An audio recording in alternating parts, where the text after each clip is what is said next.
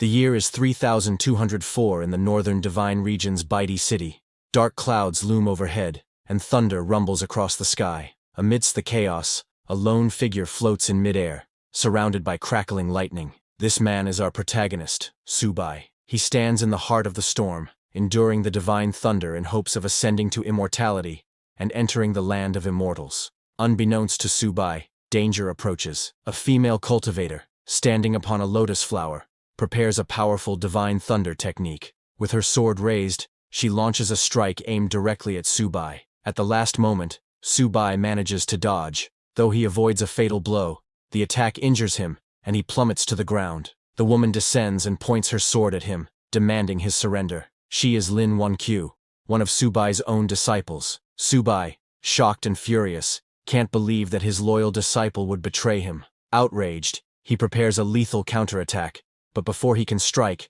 another disciple, Bai Yuyu, launches a sneak attack from behind, piercing a hole through Subai's chest. Bai Yuyu then turns to Lin Wankyu and insists that, despite their master's many sins, they should at least let him die with some dignity. Subai, gravely wounded, can only laugh at the betrayal. He had never treated his disciples unfairly. How could they do this to him? Enraged, he vows that he will not die alone. If he goes down, he will take them with him. Just as he is about to unleash another technique, a third disciple named Xuer activates the falling treasure copper coin, slamming Subai into the ground. He lies there, immobilized, stunned that even Xuer would side against him. Two other disciples, the eldest and the fifth, are missing, and Subai wonders about their absence. Xuer commands her master not to resist, blaming him for countless crimes that cannot be forgiven, and warning him not to blame anyone else for his fate. Hearing this, Subai only laughs and asks if they truly believe the false charges against him.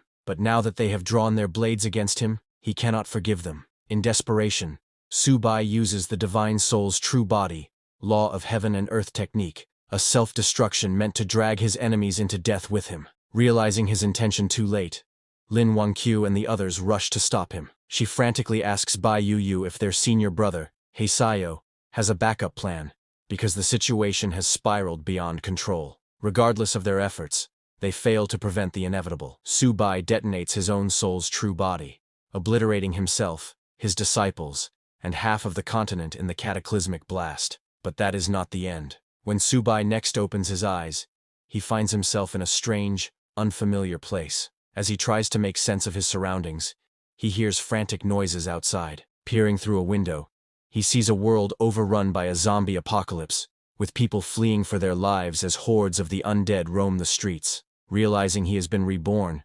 Subai's thoughts turn back to his traitorous disciples. Why would they betray him? What did they stand to gain? For now, those questions must wait. His priority is to train this new body to its peak, return to the world of immortal cultivation, and make his former disciples pay for what they did. He attempts to gather spiritual energy as he once did. His cultivation had been close to the immortal realm, so if he can just sense the ambient spirit power, he should be able to progress swiftly. Yet to his shock, he feels nothing. Thinking his body might be too weak, he looks outside again and realizes the truth. This world has no spiritual power at all. Furious, he could hardly believe it. How is this possible? Without spiritual power, there was no way for him to cultivate in this world. In fact, merely surviving here would already be extremely difficult. Just then, a man and a woman burst into the house, having barely escaped from the zombies outside. They looked terrified, as though they had nearly died. The yellow-haired boy immediately grabbed the woman. Another person, possibly named Vertical,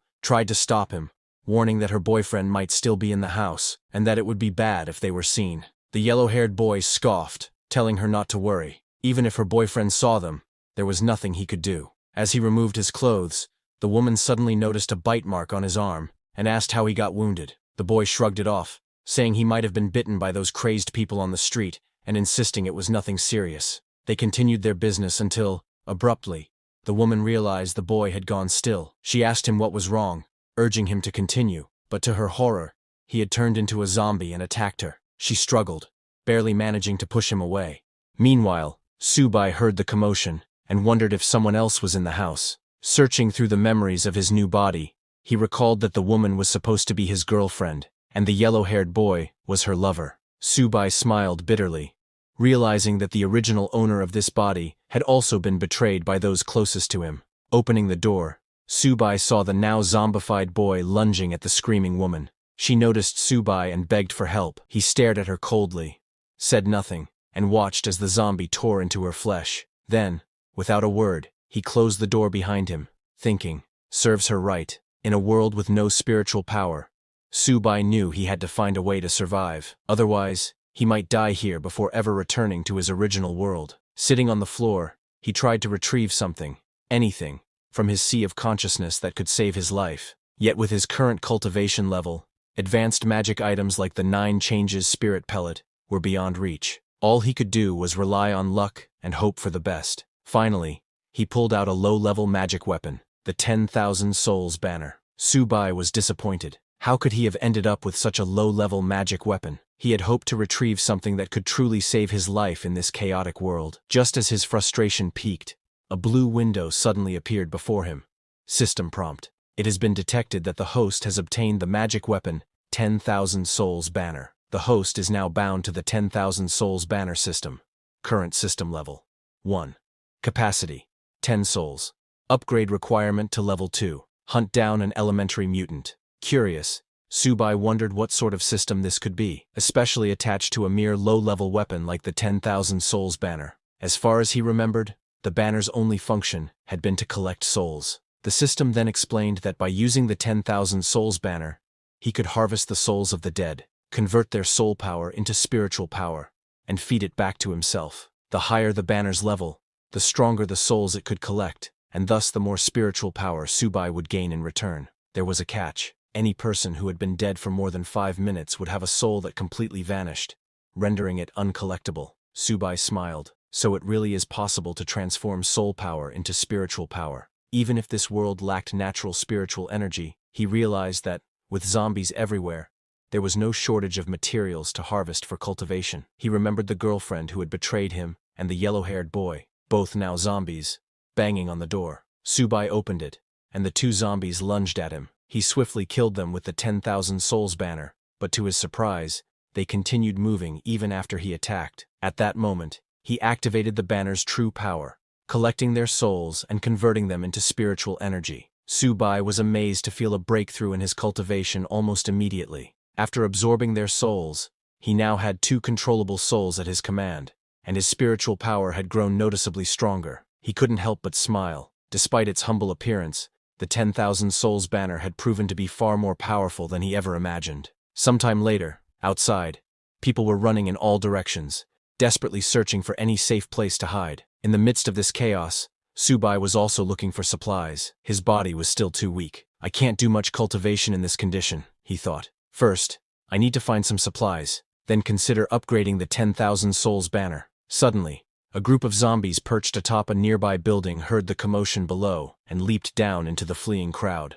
Among them was a plump, blonde-haired woman who panicked upon seeing the zombies heading toward her. In a desperate attempt to save herself, she grabbed another woman from the crowd and threw her at the zombies, using the poor victim as a human shield. Subai happened to witness this horrifying act, and was shocked to recognize that the woman who'd been thrown to the zombies looked exactly like Lin Wangqiu, one of his disciples who had once betrayed him. Furious and confused about her presence here, he quickly summoned the 10,000 Souls banner and killed the zombies attacking her. Lin Wangqiu gasped with relief, grateful to be rescued. How did you end up here? Subai demanded, glaring at her. Not long ago you used the Divine Thunder technique on me, forcing me into a wretched state. Now you can't even protect yourself from a handful of low-level monsters. He could scarcely believe that his former disciple, who had once caused him so much trouble, was now so weak. Yet Lin Wangqiu only stared at him in bewilderment. She had no idea who he was or what he was talking about, and she couldn't understand how he already knew her name when, to her knowledge, they had never met. Standing up, she thanked Subai for saving her life and asked if they had met before. Incensed, Subai pointed his spear at her. Don't pretend to be crazy. You won't get away by feigning ignorance. Startled, Lin Wangqiu tried to calm him. This isn't the time for wild accusations. There are more monsters nearby. We should leave and find somewhere safe. Hearing her words, Subai hesitated. Did I get the wrong person? He wondered. Or is she simply not the Lin Wangqiu I once knew?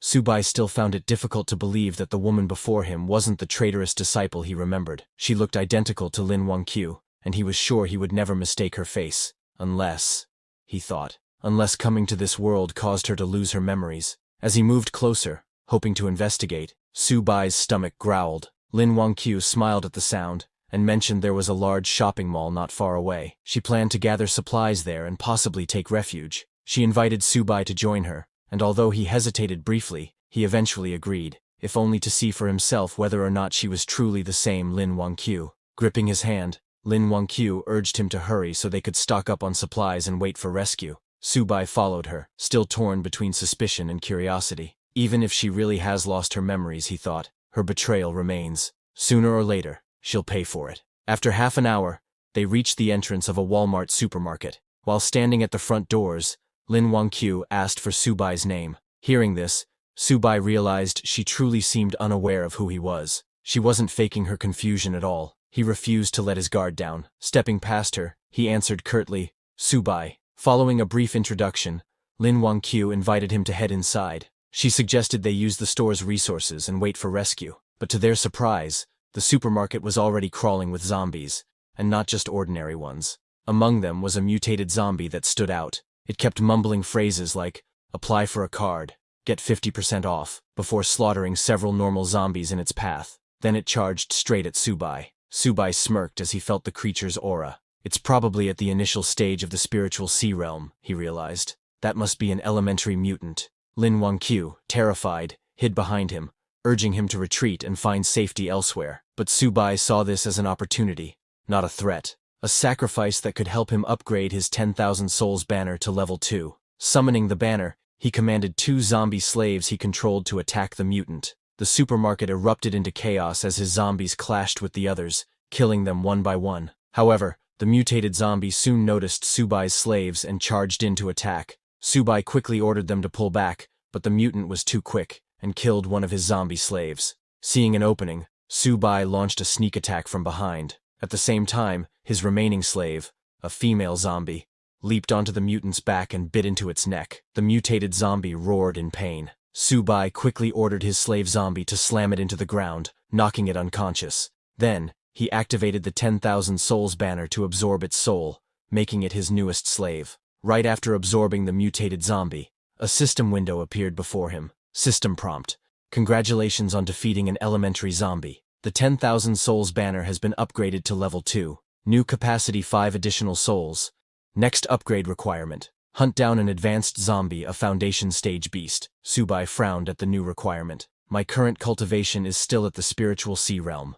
To defeat a foundation stage beast, I'll need to absorb more spiritual power first." Meanwhile, Lin Wangqiu was awestruck by Su-bai's display of strength. She had originally dismissed him as some crazed individual, never imagining he was this powerful. Watching her childish admiration, Su-bai found it hard to believe she could be the same disciple who had once betrayed him and nearly ended his life. With the mutated zombie defeated, the survivors who had been hiding in the supermarket cautiously emerged. Relieved that the threat was gone, they began redistributing supplies and preparing to wait for rescue in relative safety. There seemed to be enough resources to sustain them for a while. Lin Wangqiu turned to Su-bai, pointing out how large the stockpile of supplies was. "If we use this wisely, we can stay hidden in a safe place until the rescue team arrives," she suggested. However, the other survivors were not so welcoming. One man stepped forward, glaring at Lin Wangqiu and Su-bai. "This is our territory," he declared. "You can't just help yourselves to our supplies without our permission." Several others quickly agreed with him, insisting that they had risked their lives to gather everything during the chaos. They weren't about to let newcomers take advantage of their hard work. Lin Wangqiu bristled at their accusations and shouted back, "If Mr. Su-bai hadn't killed that mutated zombie, all of you would have been sitting ducks, waiting to die. Now you want to claim these supplies for yourselves and ignore the fact that he saved your lives." However, they didn't believe him. They said he was as thin as a bamboo pole. How could someone like that kill a monster? In their opinion, the monsters must have killed each other. Lin Wangqiu shouted, unable to believe how shameless those people were. Before she could say anything more, Su-bai stopped her and warned her not to argue with mindless people, reminding her that words alone wouldn't change anything. Lin Wangqiu looked at Su-bai and insisted that he was the one who had obviously defeated those monsters. She couldn't let anyone else take advantage of his hard work. Su-bai simply smiled and said, "Only the weak use such petty tricks. The strong are always right." He cast a cold gaze over the crowd and announced that he needed supplies, asking who was in favor and who was against it. They all opposed him, telling Subai there were many of them, and only one of him, so he couldn't win. They advised him to leave peacefully, hinting that if he angered them, they wouldn't be responsible for what might happen. Subai only smiled and said that if he couldn't get supplies peacefully, he would have no choice but to kill them. Once they were dead, all the supplies would be his. He summoned his mutated zombies and ordered them to attack.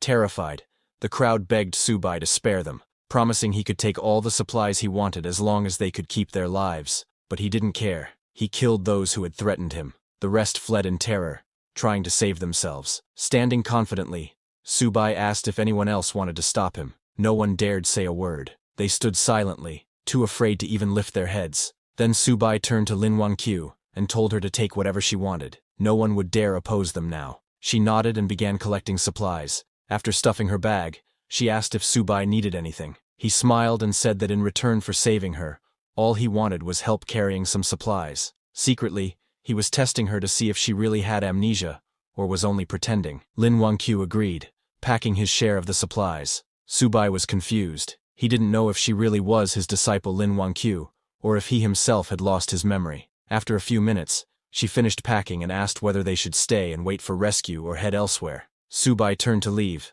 saying he planned to look for stronger zombies to hunt. All she needed to do was follow him with the supplies. Lin Wangqiu nodded and followed him. Once they were gone, everyone else breathed a sigh of relief. Even so, they couldn't believe Subai had dared to kill people so casually. They agreed to report him to the authorities if rescue ever came, insisting that someone like him should be brought to justice. But now that he was gone, they gathered around what remained of the supplies, dividing them up as quickly as possible before any other danger appeared. In the midst of their squabbling, oblivious to the threat looming behind them, Subai's 2 zombie servants crept up, ready to attack. Just then, one man in the crowd noticed the zombies and freaked out, running as fast as he could to save himself. Unfortunately, it was already too late. The zombies charged forward and took down everyone one by one. A blonde, overweight woman remained alive for a moment, terrified and pleading for help, but the zombies spotted her and crushed her head underfoot. Once the massacre ended, Subai gathered their souls and converted them into spiritual power. He knew leaving survivors would only cause him trouble in the future. Now that he could control 3 undead, Subai felt a bit safer. He was well aware that if he ever had to face more than 10 zombies at once,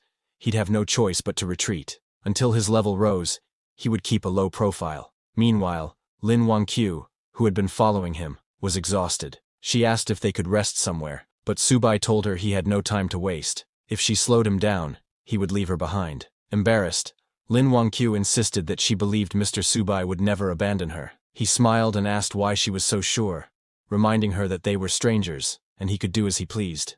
Lin Wangqiu confidently replied that she knew the location of the powerful zombie he was looking for. Intrigued, Subai asked how she knew. Lin Wangqiu explained that, back at her university, she fled the campus after spotting a strange creature near the lake. It gave off an unusual scent, and she was certain it was dangerous. Nervously, she admitted she wasn't sure it was the advanced zombie Subai sought, but it certainly seemed formidable. Hearing this, Subai reasoned that if it was anything like the mutant beast in the supermarket, it was worth investigating. He told Lin Wangqiu to lead the way. Pleased that he believed her, Lin Wangqiu happily guided him toward the campus. Sometime later, the two of them finally reached their destination, but the campus was overrun with zombies. Lin Wangqiu stopped, scanning the surroundings anxiously. Seeing her hesitate, Subai asked why she had stopped yet again. Lin Wangqiu whispered for him to lower his voice. So many people at the school had turned into those creatures, and if they accidentally drew attention, they'd be in huge trouble. Subai told her not to worry, declaring he would handle the situation. He summoned his zombie servants and ordered them to clear a path.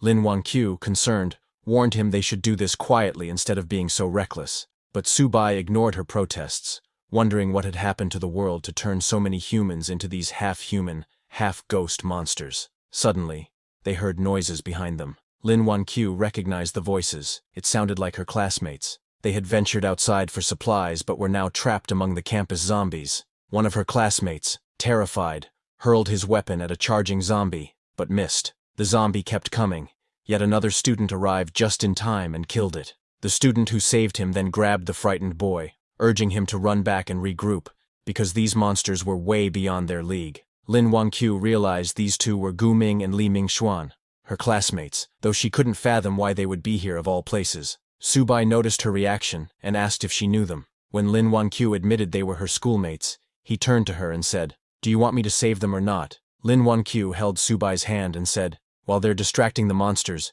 we can escape quickly. If the monsters spot us, we won't be able to leave." Subai then asked her, "Don't you want to save them? They're your classmates, aren't they?" Lin Wanqiu replied, "If I could help them, I would. But right now, I can't risk your life." Upon hearing this, Subai realized that if she had been the treacherous disciple from his past, she would never have said such a thing. She truly seemed to be just an ordinary girl. However, before they could leave, the very thing Lin Wanqiu feared happened. Her classmates noticed her and called out for help. Lin Wanqiu became furious. She couldn't believe that Li Mingxuan, one of her classmates, was desperately shouting amid so many zombies, potentially dragging them all down with him. All the noise quickly drew the zombies' attention. Panicking, Lin Wanqiu burst into tears and apologized to Subai for getting him involved. In response, Subai summoned his enslaved zombies to fight. Boasting that he had once slain the 9th demon lord of the underworld, he declared that these lowly undead were not worthy opponents. Although his summoned zombies managed to kill many of them,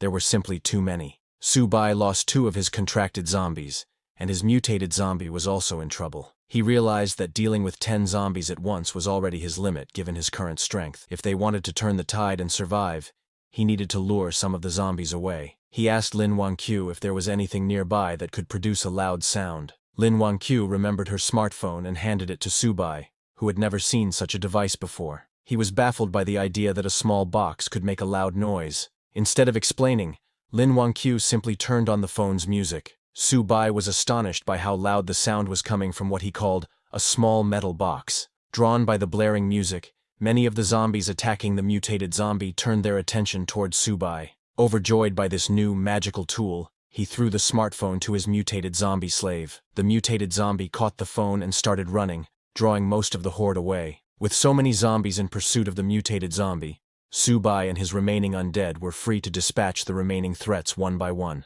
Lin Wanqiu was amazed that such a simple trick had worked. However, Subai grabbed her hand and reminded her they had no time to celebrate. They needed to leave before more zombies arrived. Moments later, both of them managed to escape safely to the classroom building. Once they were out of danger, Lin Wanqiu thanked Subai again for saving her life. She admitted that without him, she would never have made it this far. Subai replied that it was no big deal. She had helped him locate an advanced zombie, and in return, he had saved her. Both of them benefited. Not long after, Lin Wanqiu's classmates also managed to escape safely, thanks to Subai's zombies having distracted and slain most of the undead. However, they quickly noticed that Lin Wanqiu was carrying a large bag of supplies. They were thrilled to see Lin Wanqiu return with so many supplies. With that amount, they believed they could wait for a rescue team to arrive. However, Lin Wanqiu scoffed and reminded everyone that these supplies were obtained by Mr. Subai, and she had no right to distribute them on his behalf. Li Mingxuan was furious. He told Lin Wanqiu that there was no point in distinguishing yours and his in a crisis like this. Other students also needed these supplies to survive. Another one of Lin Wanqiu's classmates, sensing the tense atmosphere, stepped in and suggested they all stop arguing and return to the classroom first. They could decide how to distribute the supplies once they were somewhere safer. Turning to Subai, he also invited him to join them, saying they should all stick together in times like these. Subai and Lin Wanqiu followed them back to the classroom. On the way, Lin Wanqiu apologized to Subai for the trouble, but assured him that she would not let anyone touch his share of the supplies. Subai told her not to worry. His only goal was to find the advanced zombie. Still, he asked how she could be certain these people would listen to her. She replied that there were many teachers among the survivors, so nobody would dare do anything extreme. Subai simply smiled and said they had better behave, or he couldn't guarantee their safety. Meanwhile, the bold student whispered to Li Mingxuan that he had seen the bag was full of food. With so many supplies, they could sustain themselves for at least a month until rescue arrived. Li Mingxuan nodded, but worried that Lin Wanqiu wouldn't agree. And then there was also the matter of Subai. Another student chimed in, saying that now they were back on their territory, Lin Wanqiu and Subai couldn't simply refuse. If they cooperated, they might receive something in return. If not, they would have to deal with them the hard way. Moments later, they arrived at the classroom door. Li Mingxuan called out to the teacher to open up, announcing they had brought supplies. The teacher, relieved to see them safe, invited everyone inside and asked for the supplies to be handed out. As Subai entered, he noticed that many survivors were present. They had managed to avoid the zombies so far, perhaps because the undead hadn't swarmed this area yet. The same bold student pressed Lin Wangqiu to distribute the supplies right away, complaining that they hadn't eaten anything for 3 days. Gritting her teeth in frustration, Lin Wangqiu said she would only give out half. Mr. Su Bai owned the other half, and they had no right to touch it. Li Mingxuan scoffed and asked why a single person needed so much food. He offered to buy Su Bai's share at 10 times the market price. Looking at Su Bai, he asked if he minded selling. Su Bai smiled and agreed. In that moment, Li Mingxuan tried to claim all of Lin Wangqiu's supplies, forgetting that Su Bai was no pushover. Su Bai promptly summoned his mutated zombie slave, ready to attack Li Mingxuan. Seeing the monster appear inside the classroom, everyone panicked and scrambled for safety. Only then did they realize the zombie seemed to be under Su Bai's control. Su Bai grabbed Li Mingxuan by the collar and snarled that, because of Li Mingxuan's earlier actions, he had lost 2 undead minions. Yet Li Mingxuan still dared to demand Su Bai's supplies. Li Mingxuan apologized profusely and begged for his life. Su Bai asked, "Should I kill you? Or should I take your soul to make up for my losses?" Terrified, Li Mingxuan pleaded with his classmates Zhang Hao and Gu Ming to intercede, since they were the ones who had come up with the plan in the first place. Zhang Hao and Gu Ming quickly denied any involvement, insisting it was all Li Mingxuan's idea, and that he alone should bear the blame. Li Mingxuan was shocked at the betrayal, cursing them for abandoning him. He turned to Lin Wangqiu, begging her to ask Su Bai to spare him. He promised he would never try to steal supplies again. Su Bai was curious how Lin Wangqiu would react. Surprisingly, she apologized on Li Mingxuan's behalf and asked Su Bai to forgive him just this once for everyone's sake. She said they could take her share of the supplies, but no one was to touch Su Bai's. Watching her selfless behavior, Su Bai realized that she truly might not be the treacherous disciple he once knew, despite her resemblance. Deciding he no longer needed to keep her close, he told Lin Wangqiu that, now that she had found her companions, it was time for him to leave and continue searching for the advanced zombie. But Lin Wangqiu stopped him, claiming that she knew where the creature he was seeking might be. When Su Bai asked if she had actually seen it, she said no, but she could sense a terrifying presence somewhere in the school. This startled Su Bai. Her ability to sense spiritual power suggested an innate spiritual physique. He was astonished because, to his knowledge, no one else in the world had such a physique except his lost disciple. Could she truly be that woman, suffering from memory loss, or was there some other explanation? In the original cultivation realm, before Su Bai was betrayed by his disciples, Lin Wangqiu approached him, requesting to become his disciple. In response, Su Bai told her that he would only accept her if she found something for him first. Lin Wangqiu successfully found what Su Bai had asked for, and returned, requesting again to be accepted as his disciple. When Su Bai asked how she managed to locate it, Lin Wangqiu respectfully bowed before him and replied, "I was born with the ability to track and trace. If you accept me as your disciple, I will be the sword in your hand. I will never let you down." Seeing her determination, Su Bai accepted her as his second disciple. With her innate spiritual physique, her future achievements would not fall short of his own. However, Lin Wangqiu humbly told him, "My life was saved by you. I would never dream of surpassing you. I only wish to serve by your side and ease your burdens." Su Bai walked up to her and said, "Stop calling me senior. Now that you're my disciple, you should call me master." That was the moment Su Bai learned that Lin Wangqiu possessed the innate spiritual physique. Although he wasn't sure how she had lost her past memories, for him, it didn't matter. He was still planning to kill her. He extended his hand to capture her soul and make her his servant, dooming her to eternal soul refinement. But suddenly, Lin Wangqiu grabbed Su Bai's hand and urgently warned, "That thing I've been sensing, it's really coming this way. We must leave now before it's too late." Hearing this, Su Bai fell silent. Then, in the next moment, he burst into laughter like a madman, shocking everyone in the room. He thought to himself, "I nearly killed her just now. But this is an innate spiritual physique, a one-of-a-kind rare body. Killing her outright would be such a waste. Rather than that, I'll treat her as a chess piece. Once she outlives her usefulness, I won't shortchange her. She'll have her own place inside the Soul Banner." Meanwhile, the mutated monster Lin Wangqiu had warned about approached the building. It had sensed Su Bai's spiritual energy and followed it here, to where Su Bai and the others were gathered. This mutated creature was intelligent, and it had recently been lucky enough to absorb a trace of spiritual energy to recharge its core. If not for that, it too would have eventually turned into one of those half-human, half-ghost abominations. When it detected the presence of spiritual energy in this barren world, it was thrilled. Finally, a chance to break through to the next realm. Standing in front of the university building, the mutated beast looked up, then leaped straight through the upper floor, crashing into the room where Subai and the others were. Seeing the creature, Subai thought, is this the powerful entity Lin Wanqiu mentioned?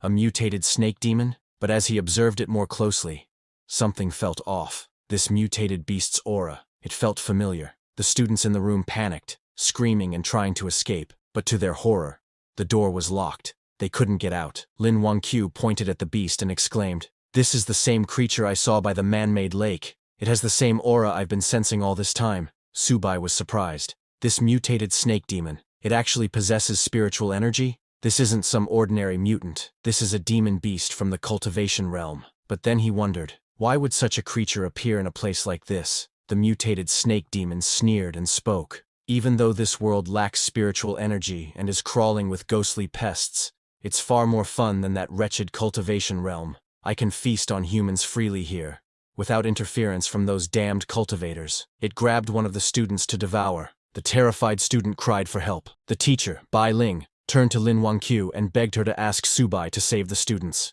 If he can protect them, she will do anything he asks. Subai glanced at her coldly and said, "Whether I can or not is beside the point. What do their lives have to do with me?" Still desperate, the teacher pleaded, "I'll pay you a lot of money. Just save them." But Subai rejected her offer. "I'm not interested in money. Don't worry. Once you're all dead, I'll collect your souls." As the snake demon devoured the student, Subai ordered his mutated zombie to attack. The zombie leapt into the air and struck from behind, knocking the mutated snake demon to the ground. As the beast lay unconscious, the zombie jumped on top of it to finish it off. But suddenly, the snake demon's eyes flew open. It extended its tongue, wrapping it tightly around Subai's zombie. Staring at Subai, it said, "I knew it. My nose wasn't wrong. There really is spiritual energy here. Unbelievable. A cultivator in this world? Their strength may be weak, but it's enough." Just as it grew excited, Subai's zombie kicked its mouth, freeing itself from the demon's tongue grip. Subai smirked. "So the mutated snake demon is coming for me after sensing my spiritual energy? Doesn't matter. I'll just take it down." A monster in the foundation stage. In the past, this kind of trash wouldn't have been worthy of Subai's attention. But now, when his cultivation is only at the spiritual sea realm, he had to be more cautious. These people, killing them and refining their souls might just be enough for him to break through. Turning to them, he coldly announced, "Unfortunately, in my current condition, I can't handle that thing. You're all on your own. If you're willing to join my 10,000 souls banner and help me break through, there may be a sliver of hope." He smirked, saying, "Of course you can refuse. But if you do, I'll leave, and no one can stop me. What happens after that won't be my responsibility." Everyone sat frozen in silence, terrified. No one dared to speak. Seeing that no one was willing to sacrifice themselves, Subai turned to leave. Lin Wanqiu tried to stop him, but before she could, her teacher, Li, stepped forward and said, "I'll sacrifice myself. In exchange, please take my students to safety." At that moment, Subai noticed a glowing purple crystal hanging around teacher Li's neck. His eyes narrowed, realizing that, a spiritual stone. He grabbed the crystal and asked coldly, "Where did you get this?" Teacher Li hesitated for a second before replying that her father found it by chance, many years ago. Seeing Subai's obvious interest, Teacher Li handed him the stone and begged to, "Please, just protect her students." Inspecting it closely, Subai confirmed, "This is indeed a product of the immortal realm. The quality isn't low either. The spiritual power inside, it's on par with a top-grade spiritual stone." But what puzzled him was, how did something like this end up in this world? Could it be that his and Lin Wanqiu's rebirth here wasn't a coincidence? If that's true, then maybe his other disciples are here too. Just then, the system detected the spiritual stone and prompted, "Would you like to use this item to enhance the 10,000 souls banner? Doing so will increase your control level over undead by 1 tier." Subai was stunned. He didn't expect that this spiritual stones can directly upgrade the banner. He made a mental note that he need to collect more of these in the future. He accepted the item and agreed to Teacher Li's request, telling her to wait here and don't run. Meanwhile, the mutated snake demon, enraged after being attacked by Subai's mutated zombie, roared, "How dare you steal from me!" It charged straight at Subai, intending to kill and refine him to boost its own cultivation. But Subai had already begun absorbing the spiritual stone's energy. He commanded his zombie to block it and don't let it get close. The zombie charged in, but the mutated snake demon dodged easily. Grabbing the zombie, it slammed him into a nearby wall. Then it noticed something. Subai's aura. It was rapidly growing stronger. He was breaking through. The snake demon growled in panic. "If I don't stop him now, it'll be a problem later. But before that, I need to squash this bug. It punched Subai's zombie, sending him flying out of the building. Now, rid of the distraction, the demon laughed and charged toward Subai. But just as it approached, its entire body froze. A primal fear surged up, warning it. Danger, Subai smiled, his body glowing with spiritual light. My 10,000 souls banner needs a foundation beast for sacrifice, he said calmly. And that's you. The mutated snake demon was stunned. Ask what is happening. Suddenly, Subai's mutated zombie, now evolved from ordinary class to evolutionary class, returned. Towering over the snake demon, it grabbed the creature by the neck. Subai gave the command it to kill him. The zombie stabbed its sharp claws into the demon's chest, piercing clean through. Then it lifted the demon into the air and hurled it across the building. But just before falling, the mutated demon clung to the edge and caught itself. Breathing heavily, it realized that it underestimated Subai. It didn't expect him to break through mid-battle. Still, it wasn't ready to give up. He roared that, "It's not enough to defeat me."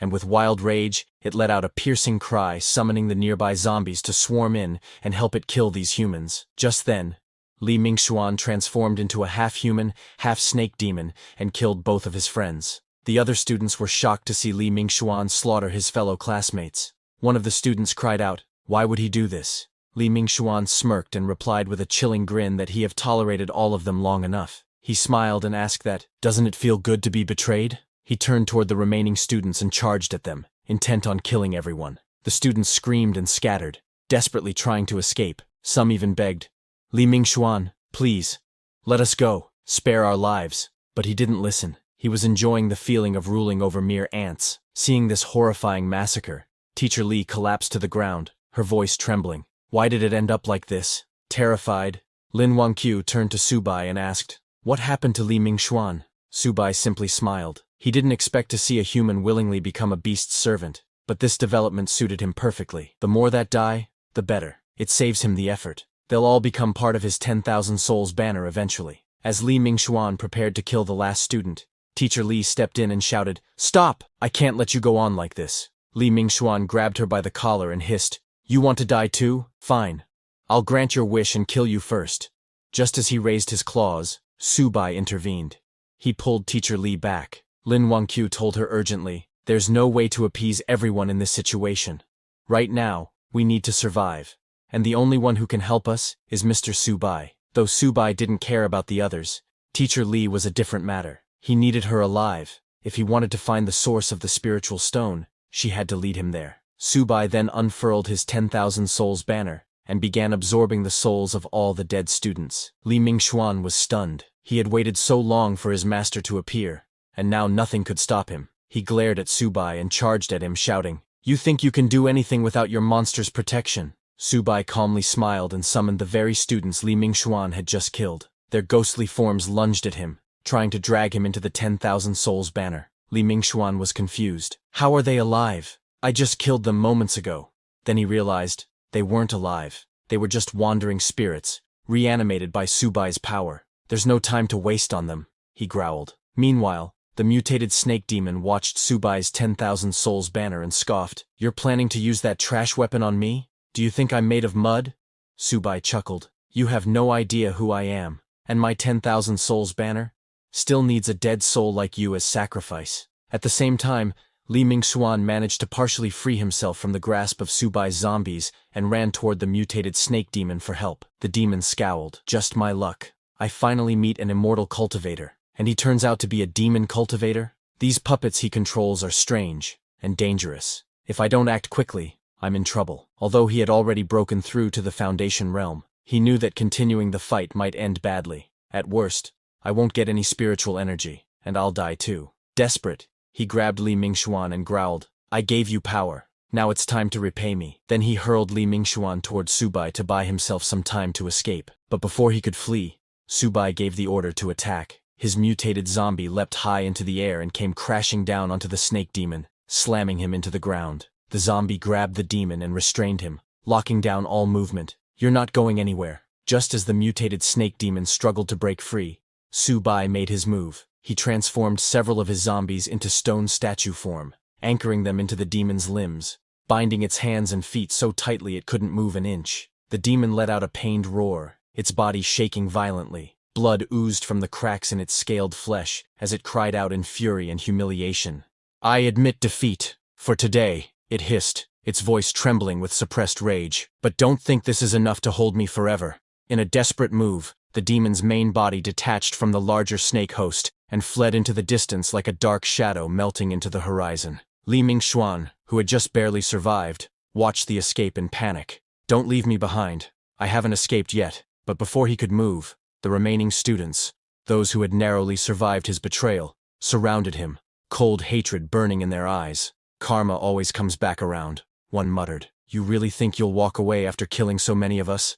Fear flooded Li Mingxuan's eyes as he stumbled back. "Stay away. I'll kill you if you come any closer. I swear." But the crowd no longer feared him. They descended on him without mercy, fists and feet replacing words. Li Mingxuan died the same way he lived, violently and utterly alone. Nearby, Lin Wangqiu turned toward Subai, her voice filled with disbelief. "That monster. We're really just letting it go." Subai only smirked. "It's just a lowly snake demon. Does it really believe it can escape my spiritual sense?" Far away, the mutated snake demon, now free from its bindings, let out a long breath. It had narrowly escaped death, but one question clawed at his mind. Where did that demonic cultivator come from? Then a chilling realization crossed his thoughts. Could he too have been pulled into this world through the chaotic spatial rift? "Just like me," he scoffed. "Doesn't matter. I'm free now. A Foundation establishment cultivator like him, he'll never find me." But he was wrong. Before he could take another step,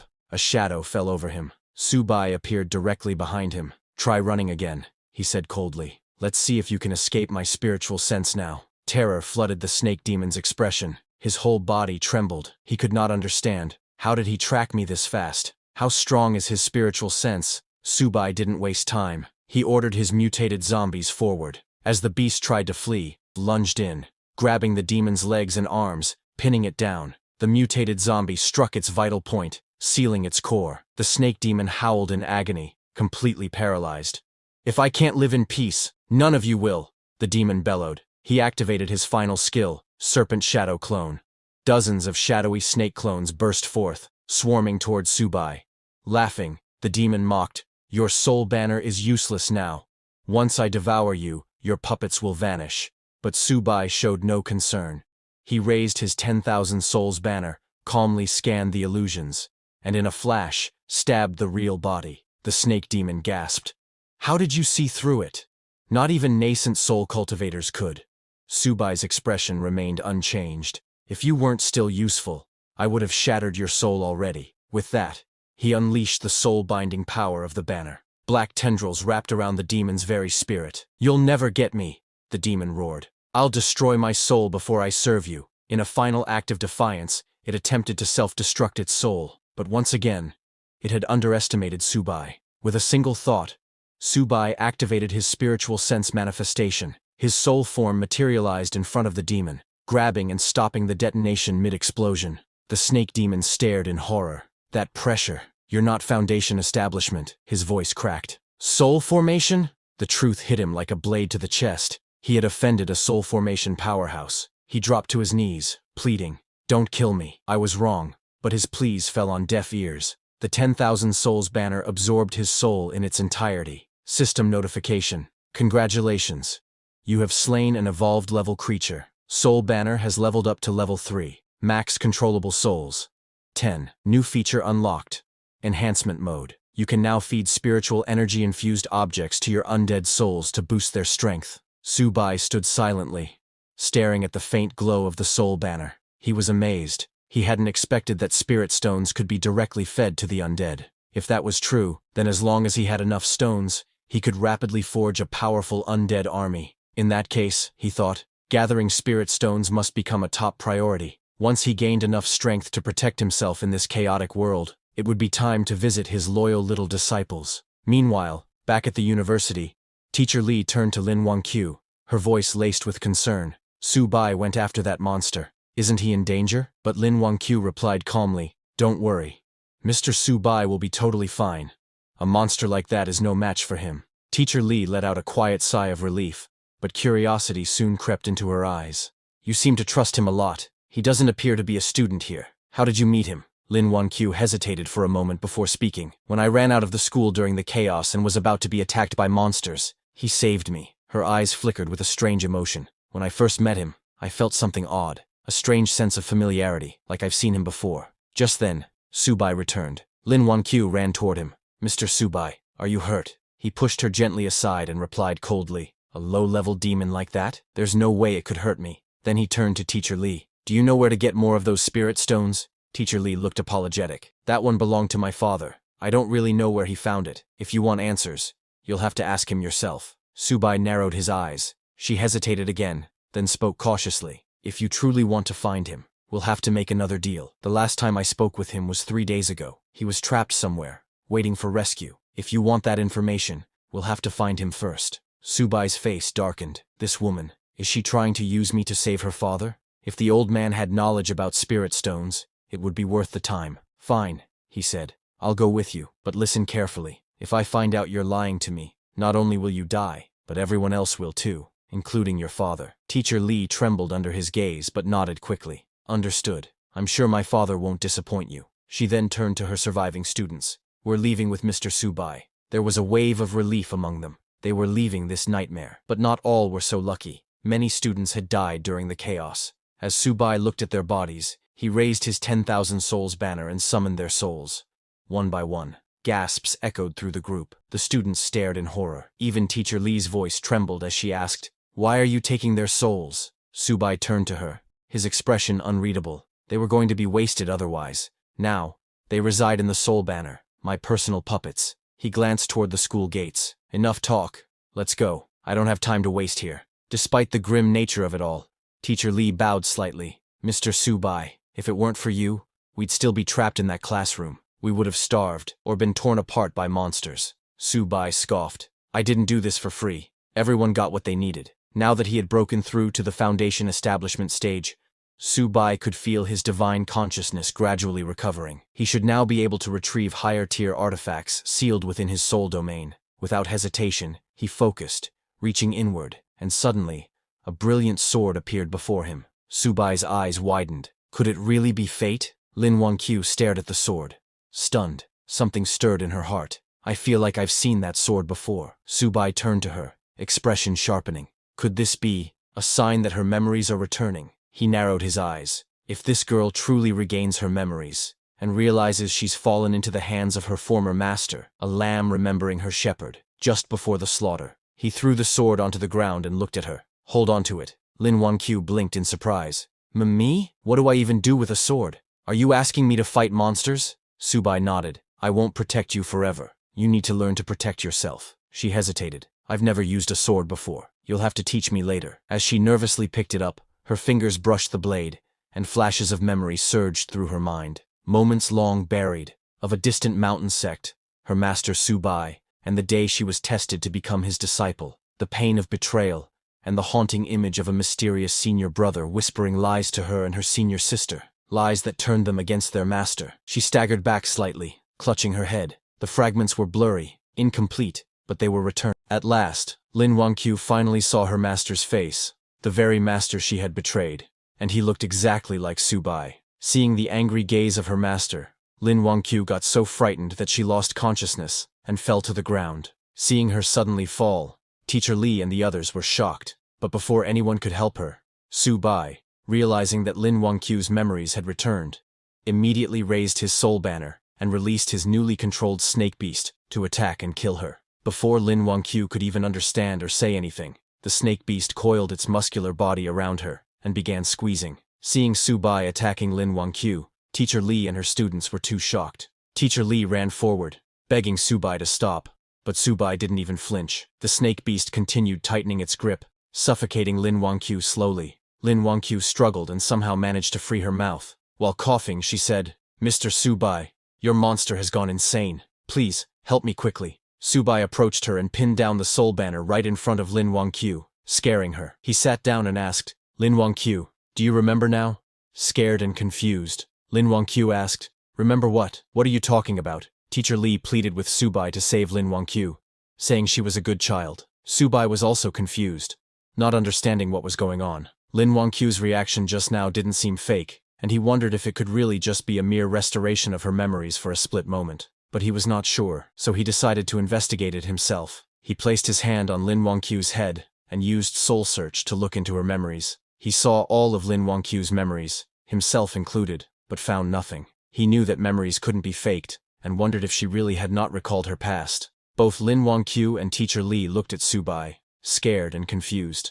After confirming for himself, Subai decided to let her live for now. He stood up, called back the snake beast, which released Lin Wangqiu and returned to the soul banner. Subai then walked away as if nothing had happened, telling Lin Wangqiu, "Maybe this sword doesn't fit you that well." He took back the sword and told everyone, "Don't waste time." Teacher Li then turned to her students and told them, "It's okay, hurry up and follow." But Lin Wangqiu felt something odd. She couldn't understand why she suddenly called Subai master, and what this sense of familiarity toward him was. Not just her, even Subai was very confused.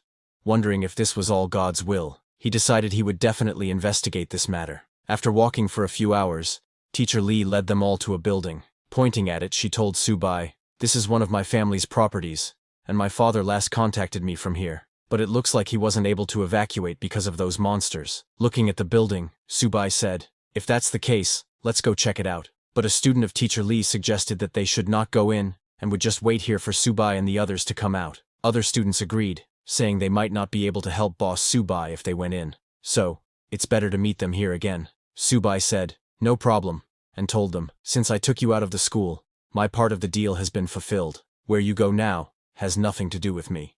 Teacher Li looked at her 3 students who were scared, standing there. She told them, "Stay here and don't run around. When they come out, we will take you to the official shelter. It's safe there." The students told her not to worry, saying they would definitely stay put. After Teacher Li left with Subai and Lin Wangqiu, those students sighed with relief, saying, "We are free." A girl told the others that she didn't dare breathe deeply for fear that Subai would kill them if displeased.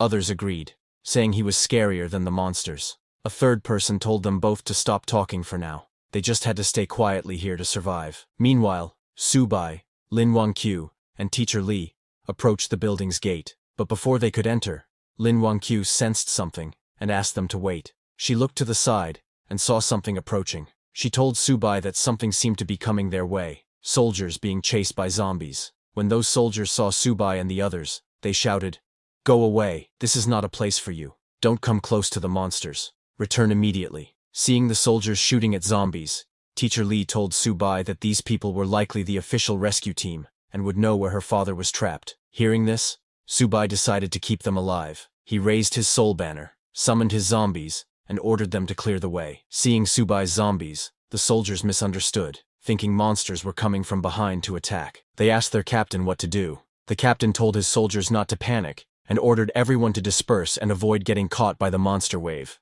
All the soldiers hid in the cracks between the buildings. After the soldiers got out of the way, Subai's zombies attacked the zombies coming from the front. The mutated zombie swung its sharp claws, slicing hundreds of zombies in one strike. The snake beast wasn't far behind. It opened its huge mouth and devoured the zombies. Seeing Subai's zombies attack the other zombies, the soldiers became confused. One soldier asked his captain why these monsters were fighting each other. Another said he had never seen such a strange thing during missions. Even their captain was confused, asking, "What's going on? What kind of fight is this?" Subai's monsters continued killing the zombies, making a path for Subai. Soldiers hiding behind walls were very confused. Their captain told them not to be careless, and to evacuate now before the monsters noticed them, saying they would only be safe when the awakened were sent in. Hearing that, a soldier said, "I heard those people in the bureau praise them for being amazing, but are they really that great? We're all the same in the end. How can they be superior?" The captain told that soldier he said that because he hadn't seen their power. He said he once saw an S-level awakened, just one person, fighting against thousands of troops. Hearing about one man fighting thousands of troops, a soldier said, "That's too exaggerated. Are they superhumans?" Suddenly, a soldier saw Subai and the others walking toward the zombies. Confused, he asked, "Aren't those the survivors from before? Why aren't the monsters attacking them? It even looks like the monsters are escorting them." Seeing this unusual phenomenon, the soldiers immediately pointed their swords at Subai. The soldiers warned Subai to stand still and answer. Otherwise, they would open fire. But Subai didn't even look at them and continued walking ahead. Seeing this, the soldiers asked their captain if they should open fire. But after seeing Subai controlling the monsters, their captain lowered his gun and told his soldiers to forget it, because this person was not someone they could handle. The captain came out of hiding and asked Subai to wait. He introduced himself as Xiao Changqing, the captain of the 3rd Search and Rescue Team of Z City, and asked Subai if they were the awakened sent by the higher-ups to assist them. Hearing that, Subai finally stopped and looked back, asking the captain what he meant by awakened. The captain replied that Subai was not the one he was referring to, and then tried to ask if Subai was the awakened. But before finishing his sentence, he stopped, thinking that since Subai was not a registered awakened from the bureau, could he be a lone wolf? That would be bad news. Then Teacher Li stepped forward and told the captain that they were here to find someone, her father, Li Zhenghao. Hearing the name, the captain told Teacher Li that Li Zhenghao was on their rescue list. They had been informed that he had important information, so the higher-ups required this person to be rescued. Hearing that, Subai asked the captain if he knew where Li Zhenghao was. The captain said yes, but told Subai that the place was in the heart of the region, and given the current situation, it would be hard for them to rush in there. Just as the captain said this, the walls on their side broke, and more zombies poured out. Because of this new zombie wave, they all got surrounded. Immediately, the soldiers started shooting at the zombies, but it was still not enough. Panicked, the captain turned to Subai, telling him that even if he was not affiliated with the government, they hoped he could lend them a helping hand. He added that it didn't matter if they all died, as long as they could send one person out to pass on the news from here, it would be fine. Subai agreed without hesitation, saying he would get them out of here, but they needed to lead him to the target in exchange. The captain agreed. Subai immediately called his monsters to attack the zombies. The mutated monster and snake monster jumped on the zombies, crushing them to the ground. Subai's mutated monster sliced off hundreds of zombies in one strike, while the snake monster shot fire from its mouth, burning thousands of zombies. The soldiers were shocked to see how strong Subai's monsters were. One soldier asked his captain if this was some kind of superpower, adding, "Isn't this too extreme?" Another asked if all awakened were like this, and if any one of them could destroy everything like this. He added that compared to Subai, what they had in their hands was just a fire stick. With a serious expression, the captain told his soldiers that not all awakened were that strong.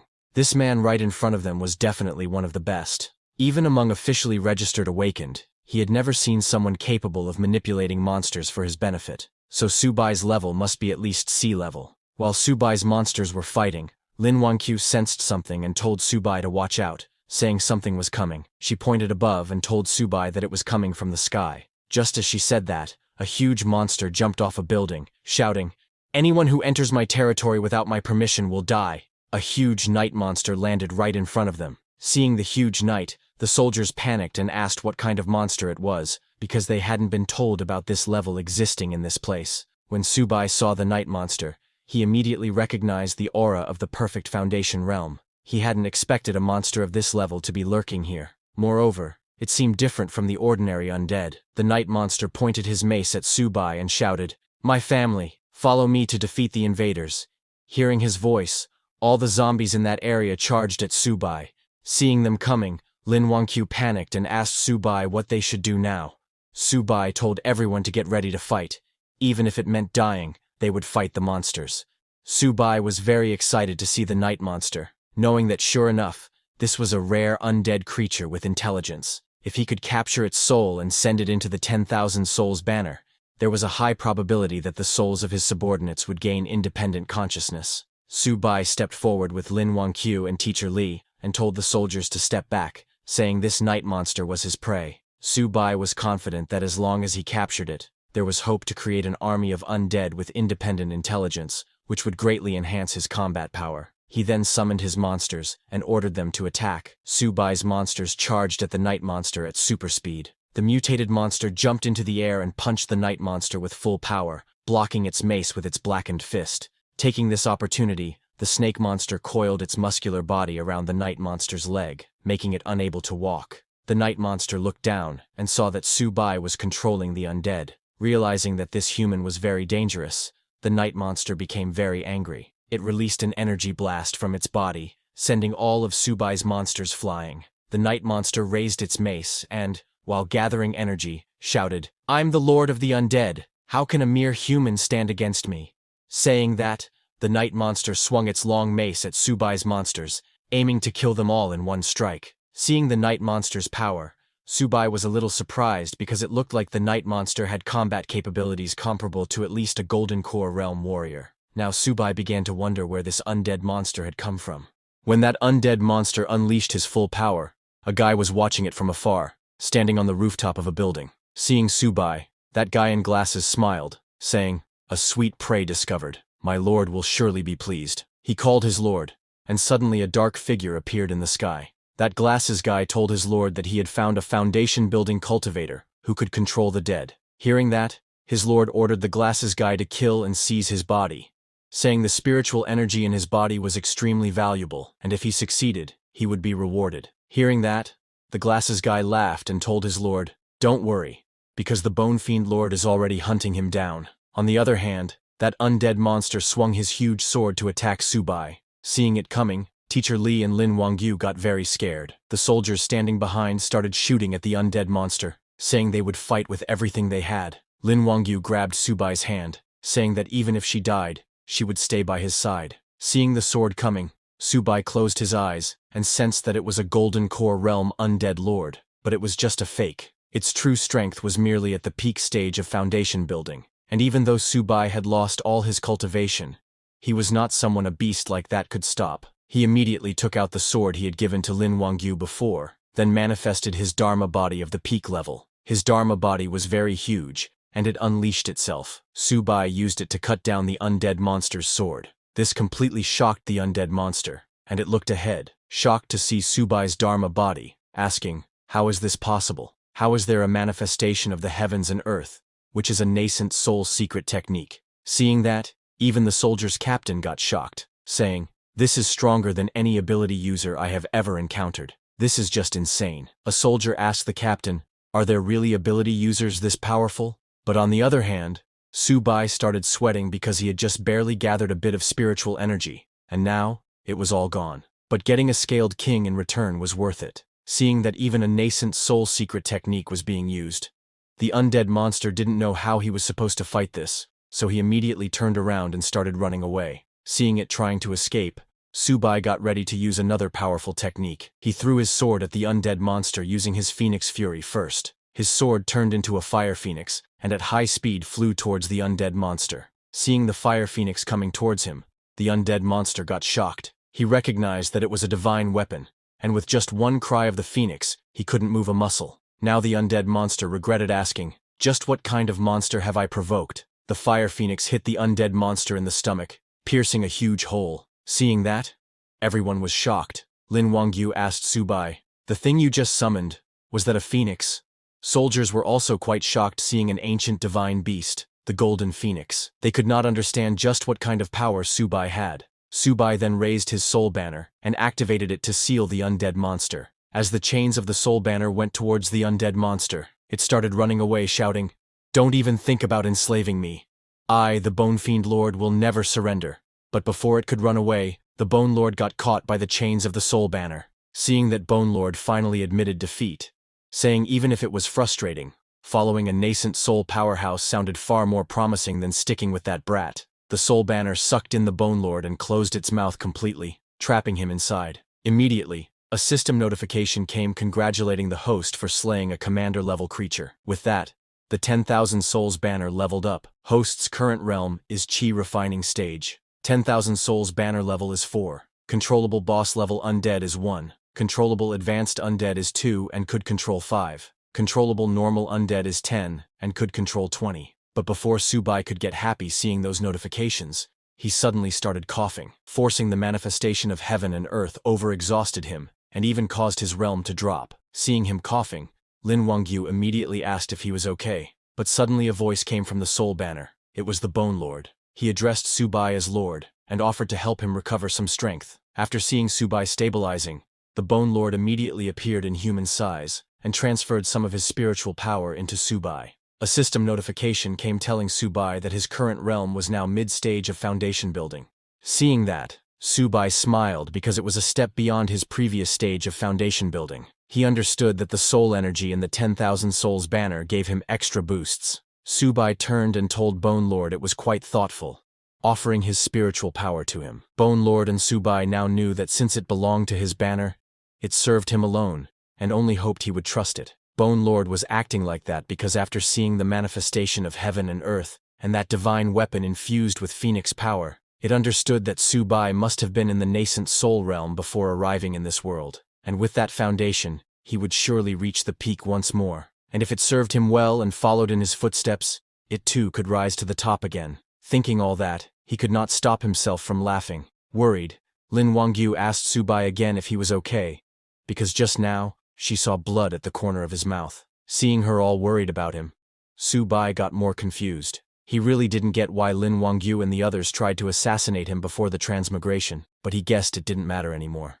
The attempt already happened. The reason didn't matter. What mattered now was figuring out this world and getting more spirit stones. He then turned to the soldier's captain and asked him to take them to see Li Zhenghao. The captain said yes, also addressing him as Lord Su-bai, but when they turned to leave, they saw that hundreds of zombies had surrendered to them. Seeing that, Su-bai got annoyed, saying, "These zombies just keep coming." Just then, Bone Lord came out of the soul banner in its spirit form and shouted at the zombies, "Blind beasts, don't you kneel when you see our lord." Hearing Bone Lord's words, those zombies slowly backed off and created a path for Su-bai and his team to go. Seeing that, a soldier got too shocked and told his friend that Captain Xiao just said Su-bai could take on 100 by himself, and he didn't believe it. But this wasn't fighting 100. These zombies were kneeling and showing submission. The soldier said, "This Su-bai is terrifying. Ability users are like gods." Even Teacher Li was amazed, thinking, "This young man is remarkable. That golden phoenix from earlier, and the ability to harvest and command souls. In this chaotic post-apocalyptic world, could he become the new hero?" Meanwhile, in a faraway house, it was the house of that glasses guy's master. He reported to his master that the Bone Fiend Lord was killed. Hearing that, his master got shocked, saying it's impossible. The glasses guy sent some pictures, telling his master it's the truth. He wouldn't dare make false reports. These were some images captured from the scene. When that glasses guy's master saw the techniques Su-bai used, he immediately recognized that it was the manifestation of heaven and earth and Phoenix Fury Sword, because he was none other than Su-bai's disciple, who provoked his other disciples who killed Su-bai. He immediately recognized that it was his master Su-bai. He was very angry seeing that his master had arrived in this world too, and his master's progress was faster than his. He knew that he must hurry and find the junior sisters. He told the glasses guy that he recognized this Su-bai, and ordered the glasses guy to mobilize all his forces and kill him as soon as he stepped into the prison land. He also told the glasses guy that if he failed, then he should kill everyone inside the prison lands. The glasses guy told his master he understood. On the other hand, Su-bai, along with his team, arrived at the place where Teacher Li's father, Li Zhenghao, was trapped with other survivors. When those survivors saw that there was a group of skeleton zombies outside, they got scared and asked Li Zhenghao what they should do. Li Zhenghao told them not to worry. He had information about the spirit cave, and that they all needed it. It was the prison land that the glasses guy was talking about. They had kidnapped Li Zhenghao and his team to get information about the spirit cave. But suddenly, a guy from Li Zhenghao's team saw Su-bai and others. He got very excited and asked others to look. Someone was coming to rescue them. He also recognized Teacher Li, and told Li Zhenghao that his daughter was here too. Everyone looked out the window and saw that it was an ability user so powerful that even the zombies were kneeling before him. But as Su-bai and others were going towards that building, suddenly Lin Wangyu saw something coming towards them and called Su-bai. It looked like a huge shuriken blade moving very fast.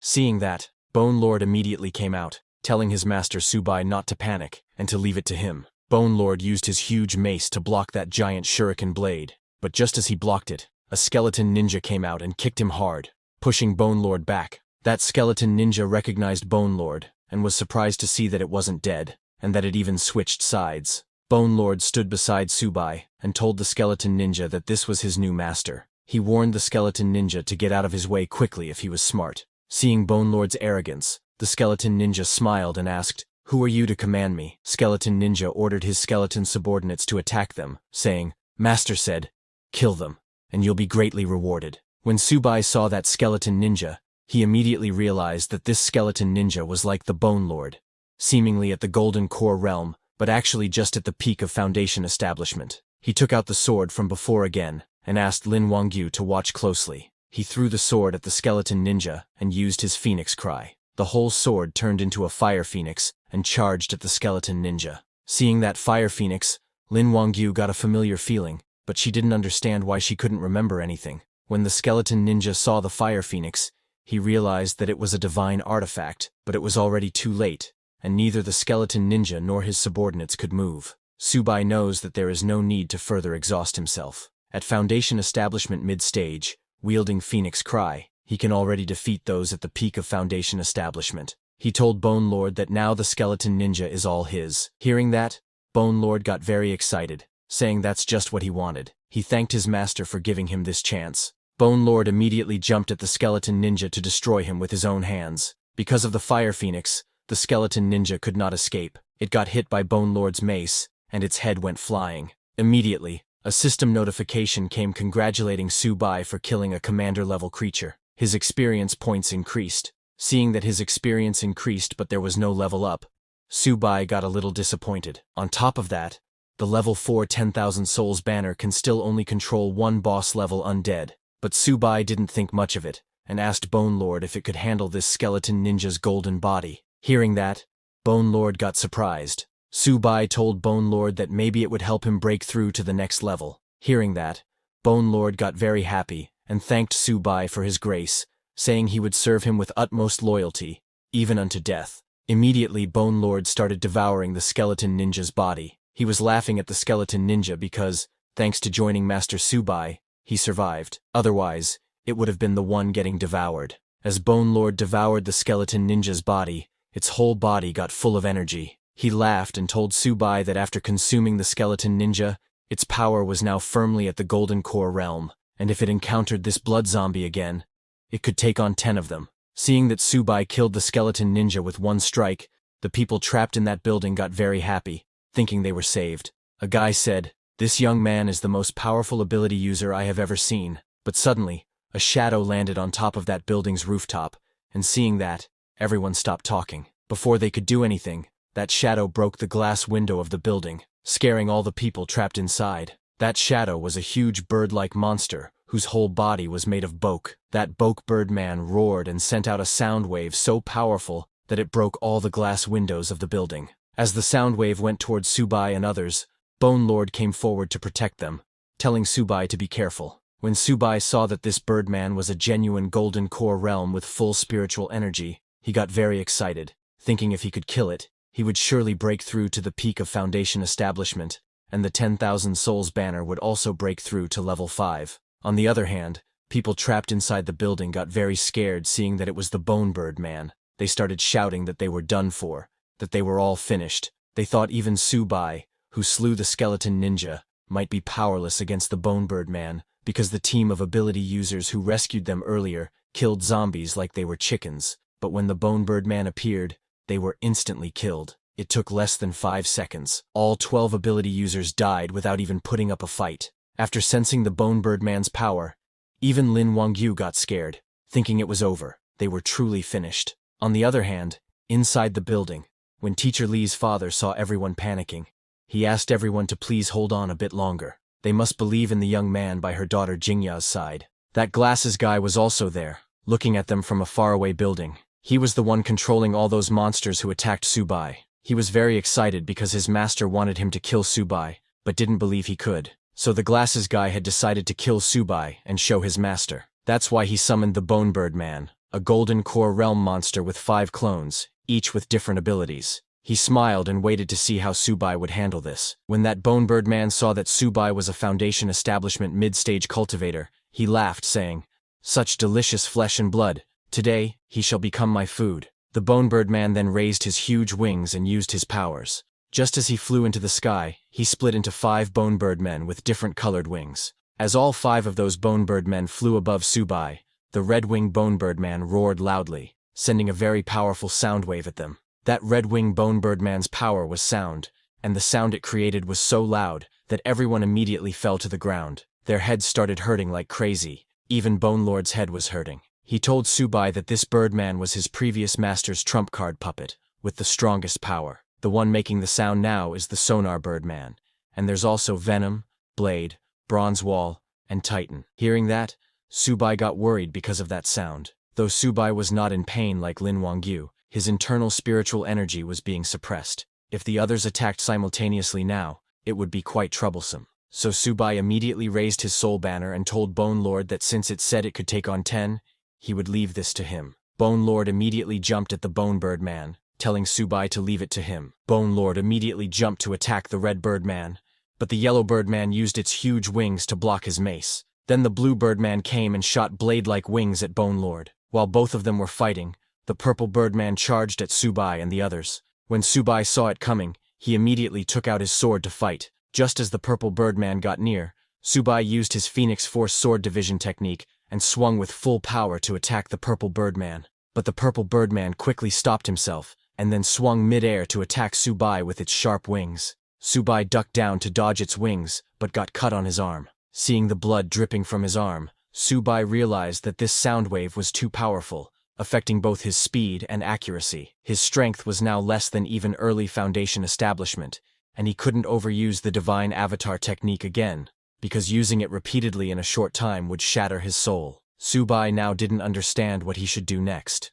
But Subai is the mighty emperor, and has slain demon kings before. He knows that this mere Birdman is just a matter of time. Once he breaks through the Sonar's influence and regains his strength, with the Phoenix Cry Sword, he will have a chance. He raised the Soul Banner and released all his zombies and slaves, ordering them to charge. Subai's zombies and the giant snake charged towards the Birdman, but even all of them were no match for the Birdman and his clones, who were flying into the air and using 5 different powers. As Subai was struggling, suddenly one attacked him from behind, injuring his back. As Subai fell to the ground, that Birdman laughed at him for trying to stop the sonar power, saying it was impossible. Seeing them laughing at his master, the Bone Lord got furious and challenged the Birdman, saying, "Aren't you Su Haoji's trump card? Is this all you've got?" Hearing that, the green Birdman attacked the Bone Lord, mocking him that his strength was spent.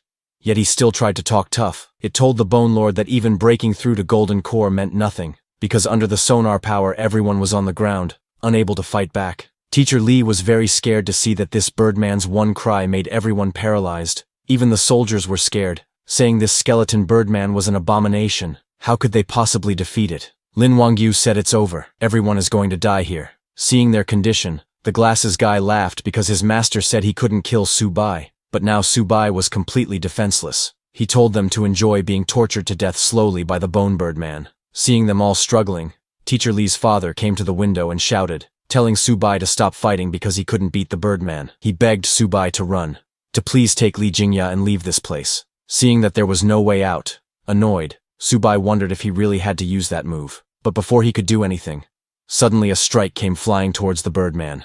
It hit the red Birdman, making it stop using the sonar power. Just as it stopped, a yellow-haired lady jumped into the air saying, "They are all too noisy." Then she used another stick to strike the red Birdman on the head with full power, destroying its whole skeleton head. As it died, the sonar power ended, and everyone's headache stopped. Teacher Lee said it's great. Her head didn't hurt anymore. Lin Wangyu turned to ask if it was Subai who stopped it, but a soldier told her it wasn't Subai but a woman. Hearing that, they all looked at the yellow-haired woman. Teacher Lee was amazed to see her dashing figure. Lin Wangyu commented that she had a cold and beautiful face. Even the soldiers were shocked by the powerful aura that yellow-haired woman was releasing. Subai also stood up and thanked the yellow-haired girl, but that girl asked him to kill the enemy first, and when they were done, he should lend her the soul banner in his hand to play with. On the other hand, Subai's Bone Lord had regained his powers and immediately jumped to attack the blue Birdman, shouting, "Dog Birdman, can't make a sound anymore, can you?" And with a single strike, he killed that blue Birdman. Seeing that,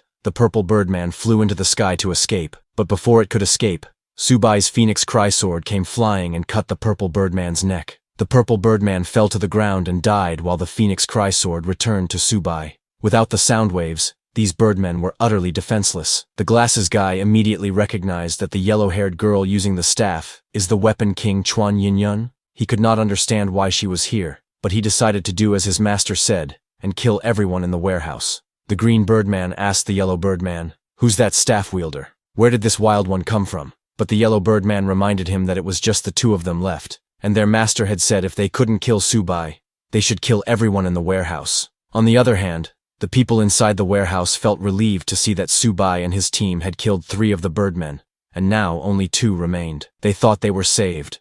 They thanked heaven and Subai. Teacher Lee's father confidently declared that now no one could stop them from surviving. But just then, the yellow and green Birdmen charged towards the warehouse at full speed. Seeing that they were targeting the warehouse, Teacher Lee shouted, asking Subai to please save her father. Knowing that Teacher Lee's father had information about the Spirit Stones, Subai ordered Bone Lord to stop those two birdmen. Bone Lord charged at them, shouting, "Birdmen, don't you dare run away!" He swung his huge mace and struck the yellow birdman with full power, destroying its whole body. But the green birdman used the opportunity and reached the warehouse. It smashed through the window and entered. Seeing that, everyone inside panicked and ran, but there was no place to escape. Immediately, the green birdman opened its mouth and released a green fog. Everyone who inhaled that green poison immediately fell to the ground. The green birdman laughed, telling them to taste the flavor of absolute poison. Teacher Lee's father also breathed in that poisonous gas, and while calling his daughter's name,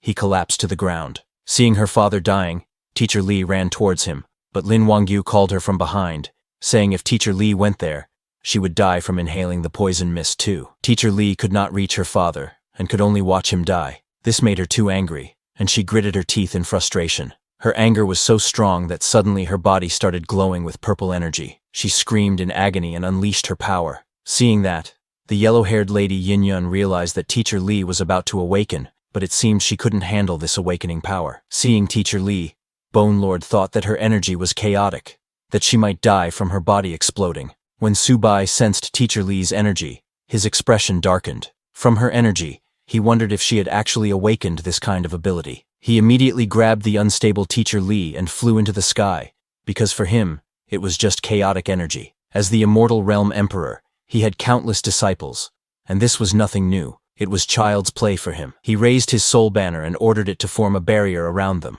As the barrier formed, Subai immediately started channeling his energy into Teacher Lee's body, knowing that with proper guidance, it often yields twice the result with half the effort. When Lin Wangyu saw Subai and Teacher Lee like that, she felt that this scene was too familiar to her. She saw a vision in her mind where she was standing in front, and Subai was behind her, channeling energy into her. Seeing that vision, a word came into her mind: Master. She could not understand why she felt a bit sour seeing Subai and Teacher Lee together. After a few minutes, Teacher Lee came down to the ground.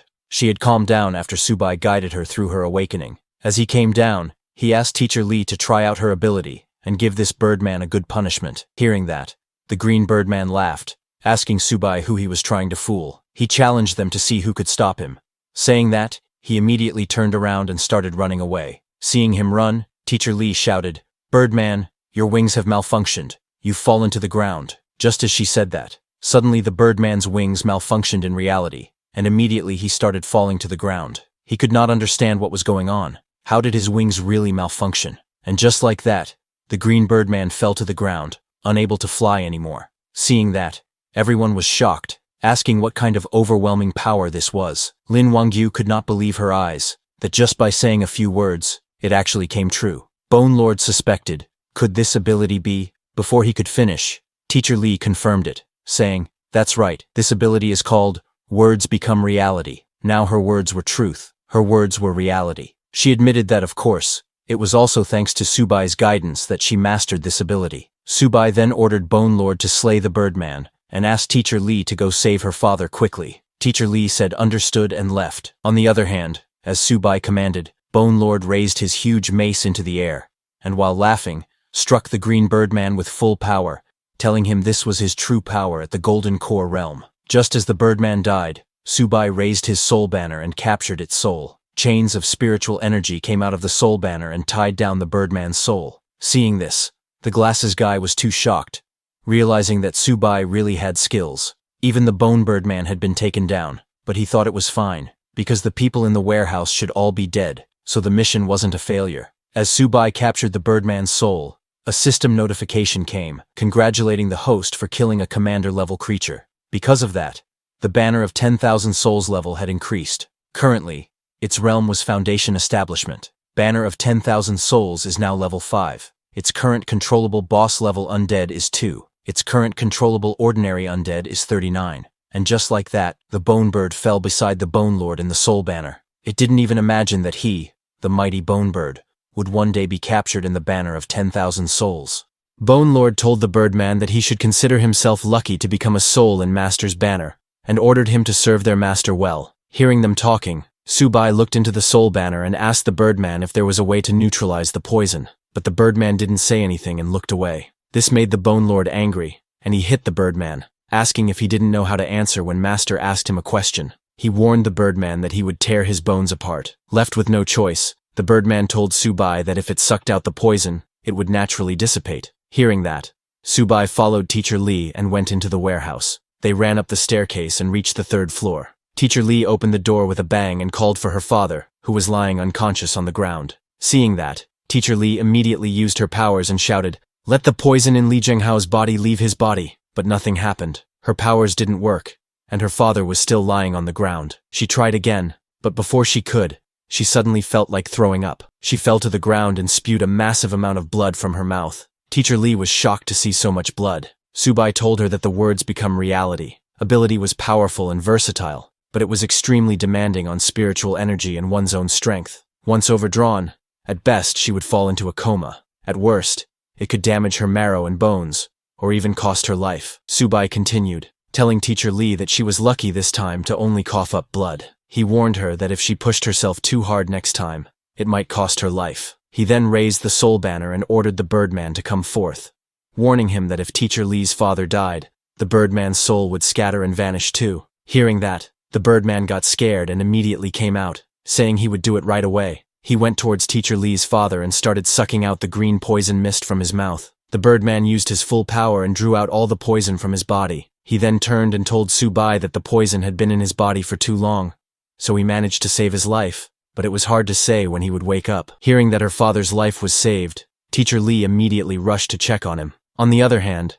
Subai felt a little disappointed hearing that her father wouldn't wake up, because he still didn't know the whereabouts of the spirit stones, and didn't know what to do next. Seeing Subai worried, Lin Wangyu came forward, and mistakenly called him master, but quickly corrected herself and said, "Mr. Subai, I can sense that there is an energy body in Mr. Lee's possession." Lin Wangyu found it strange. Why did she keep blurting out master recently? She wondered what exactly her relationship with Subai was. On the other hand, Subai went to check Teacher Lee's father, and to his surprise, her father really had a spiritual crystal in his possession, and it was a high-grade crystal. Seeing that, Subai was shocked, because in a world without spiritual energy, there existed high-grade spirit stones. He took that crystal and asked Lin Wangyu to hold on to it and see if she could sense anything. Lin Wangyu took the crystal and started sensing its energy nearby. After a few seconds, she opened her eyes in shock. She pointed in a direction and told Subai she could sense something. This stone originated from that direction, probably about 20 to 30 kilometers away. Hearing that,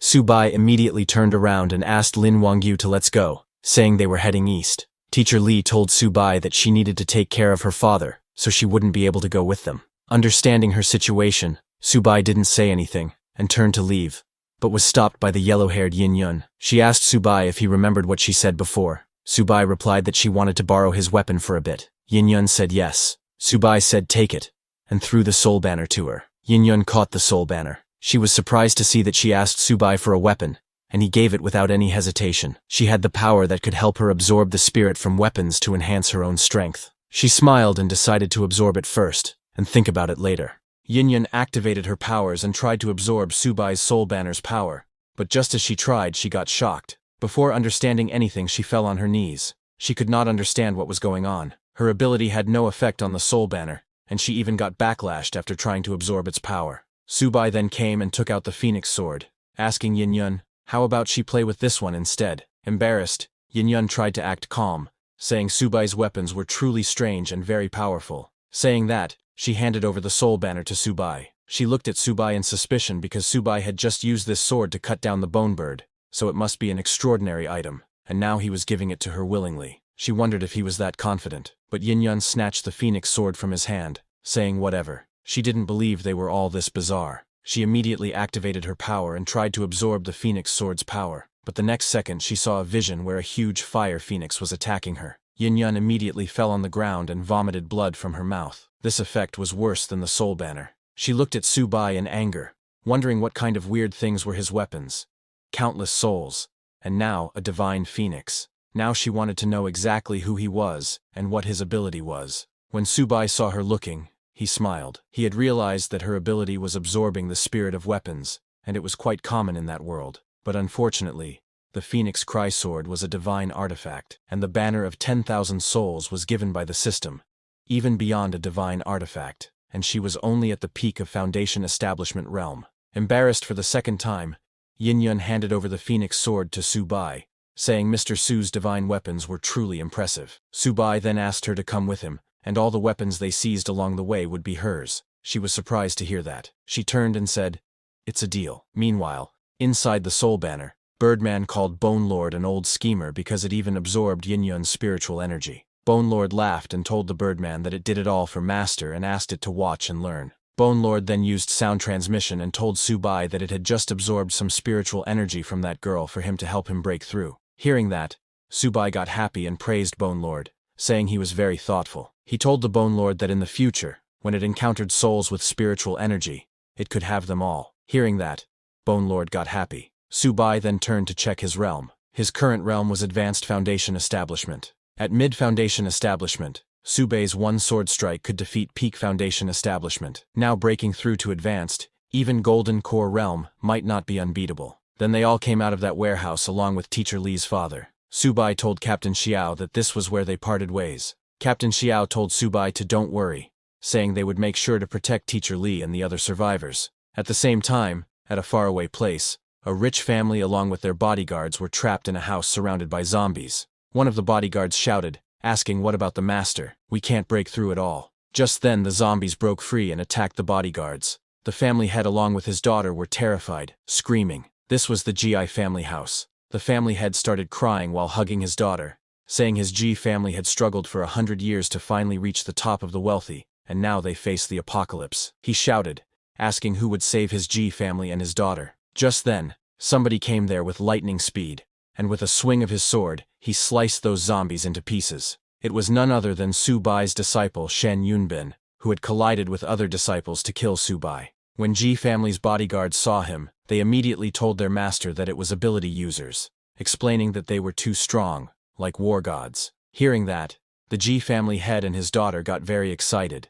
thinking they were saved. Yunbin looked at the G family daughter, calling her fake Shui, saying long time no see. Hearing that, the G family head got shocked and turned to his daughter, asking if they knew each other. His daughter immediately declined, saying no, but admitted that she felt like they had met before. Yunbin got close and patted fake Shui's head and called her Little Snow, explaining to her that she was his dear junior sister. Hearing him call her junior sister, Little Snow immediately remembered everything about her senior brothers and sisters and her master. When Subai's face snapped in front of her eyes, she opened her eyes in shock. She called Yunbin's senior brother and told him that she seemed to remember everything now. Saying that, she laughed and activated her power. Many coins started floating around her immediately. Yunbin congratulated Little Snow as her memory and ability had been restored, and told her that now it was time to deal with more important matters. Little Snow said yes. She turned and threw some coins in the air. Those coins spread around the GI family house and created a golden barrier, pushing all the zombies out of it. Little Snow told her father that this was farewell. She was leaving with her senior brother on important business,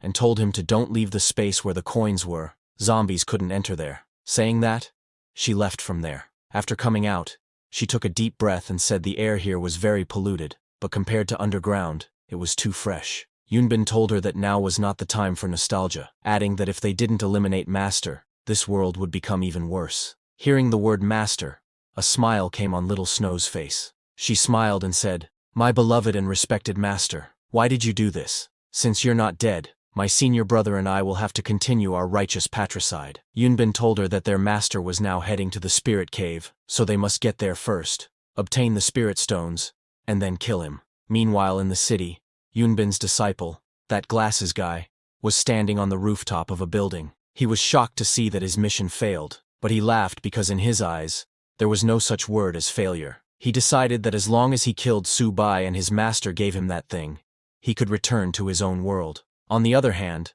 while Subai, Lin Wangyu, and Yin Yun were going, some people who were getting attacked by zombies asked for their help, saying, "Ability users, save me." But Subai just walked past them. Seeing those people, Lin Wangyu asked Subai if they were really not going to save them. Hearing that, Yin Yun called her naive, explaining that they couldn't save everyone. In the apocalypse, improving their own strength was key. Then, after they left the city, Lin Wangyu pointed in a direction and told Subai that from here 10 miles ahead was the source of those stones. Hearing that, Subai asked them to speed up to avoid any trouble. But just then, Lin Wangyu saw something shocking and told Subai that a large mass of spiritual energy was approaching. When they looked ahead, they saw the glasses guy coming towards them on a bone horse, and behind him was an undead army. Glasses Guy stopped his bone horse right before Subai. He looked at Subai and said, "Mr. Subai, you killed 3 of my generals and are just leaving like this. That's not very polite, you know." Hearing that, Subai got serious,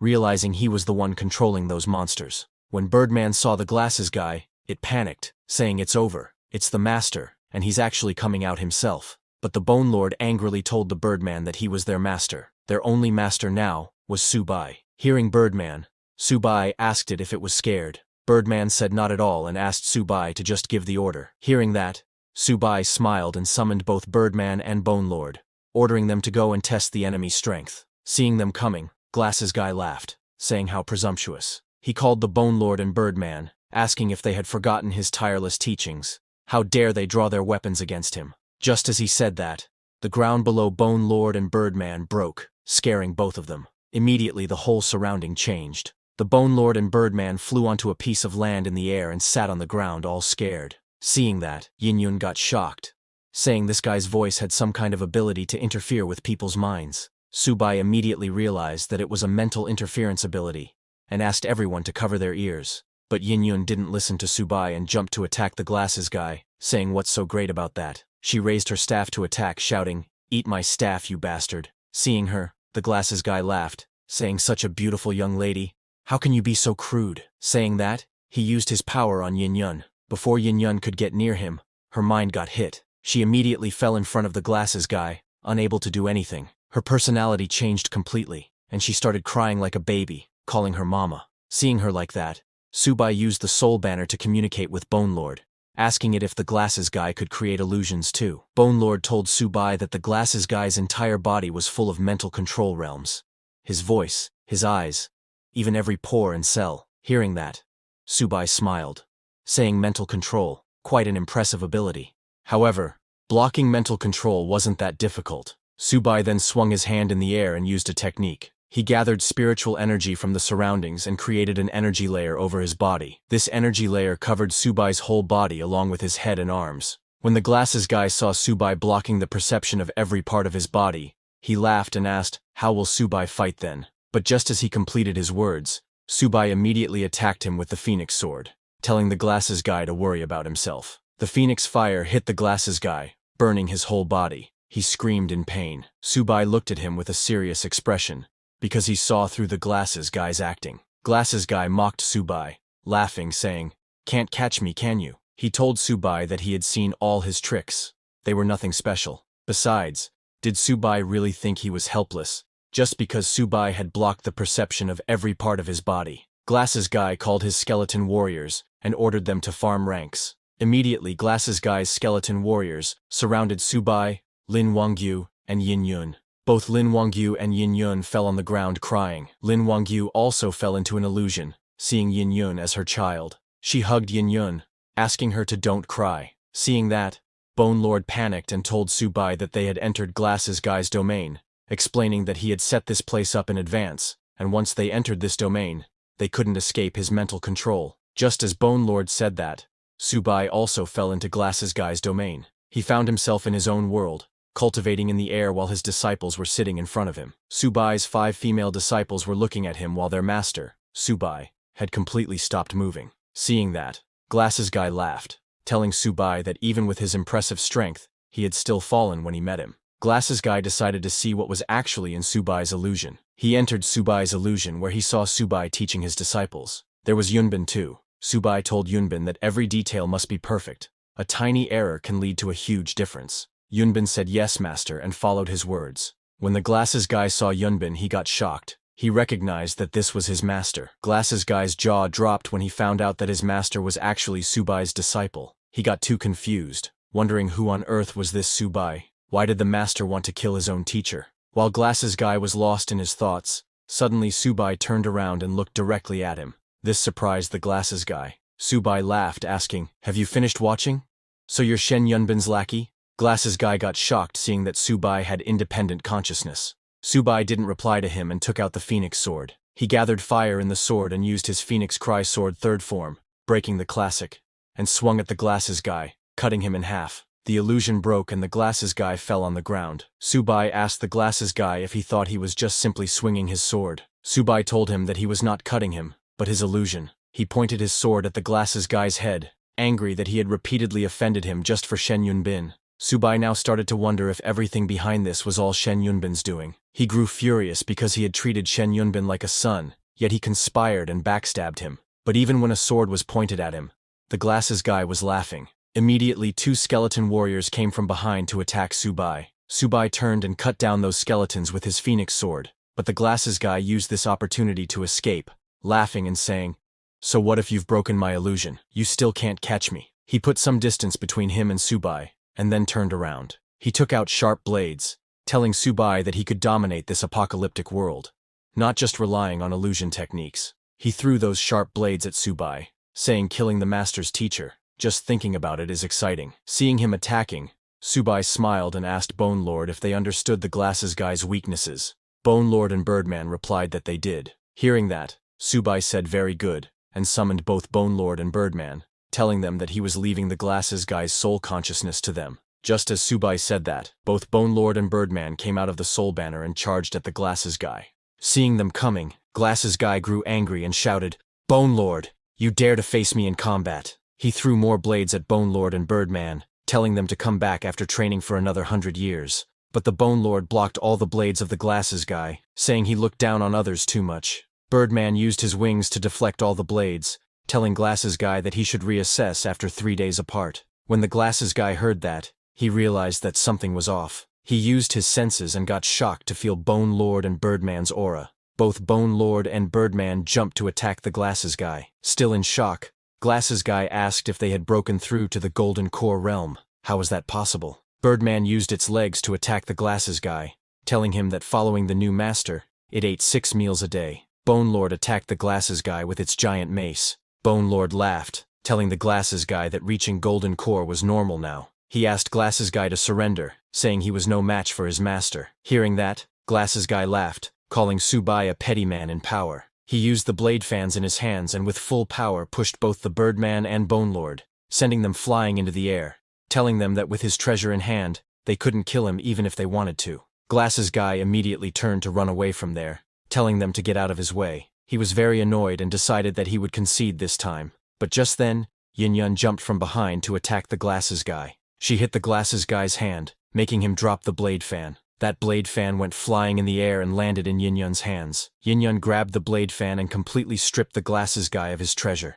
She then used her power and absorbed that blade fan's spirit into herself. That spirit power was too sweet for her, making her feel very good. She then threw the blade fan on the ground right in front of the glasses guy. When the glasses guy saw that, he immediately picked up the blade fan, but when he tried to use it, he got shocked. He could not understand why it wasn't responding at all. But before he could understand anything, Yin Yun kicked him in the face, sending him flying away. Her kick broke the glasses guy's glasses. After defeating the glasses guy, Yin Yun turned and thanked Subai for the treasured fan, saying it smells good. After the glasses guy was defeated, both the Bone Lord and Birdman came running to him. Both Bone Lord and Birdman used their giant mace and kicks to finish off the glasses guy. Bone Lord grabbed the glasses guy's corpse, laughing, saying, "Old master, I'm going to eat your soul now." But before he did, the Birdman attacked the Bone Lord, asking to let him eat because he hadn't eaten before. Bone Lord pushed the Birdman saying, "Go away, you are new here. Why are you butting in?" Hearing that,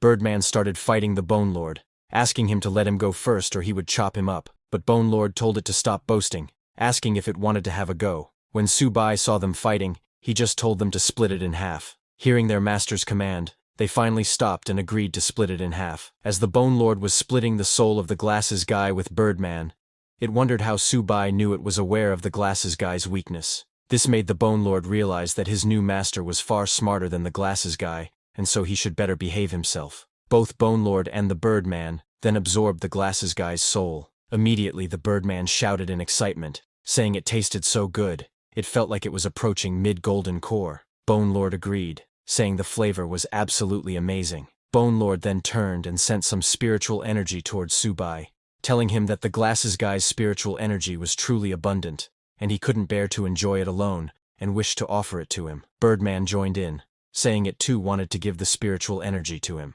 Subai absorbed that spiritual energy, and thanked them. Subai then checked his status window. Subai's current realm was Peak Foundation Establishment, and the banner of 10,000 souls was at level 5. Its current controllable boss level undead was 2, and current controllable common undead was 30. Subai was shocked to see that the banner's level didn't increase, but his realm improved quite a bit. Subai realized that as long as he found the spirit cave, breaking through to Golden Core was within reach. Now that Subai had reached peak foundation establishment, he could explore his sea of consciousness again. Subai then tried to touch his consciousness, and got shocked. He could actually touch it. It was too wonderful. Meanwhile, 10 miles away from there in a rocky area, on a huge mountain's backside, there was a huge cave, and Yunbin and Little Snow were standing at the entrance of the cave. Looking at that cave, Little Snow asked her senior brother if this was the place, adding that she could feel the spiritual energy was very dense inside. Yunbin asked her to let's go in quickly, or they might miss their chance.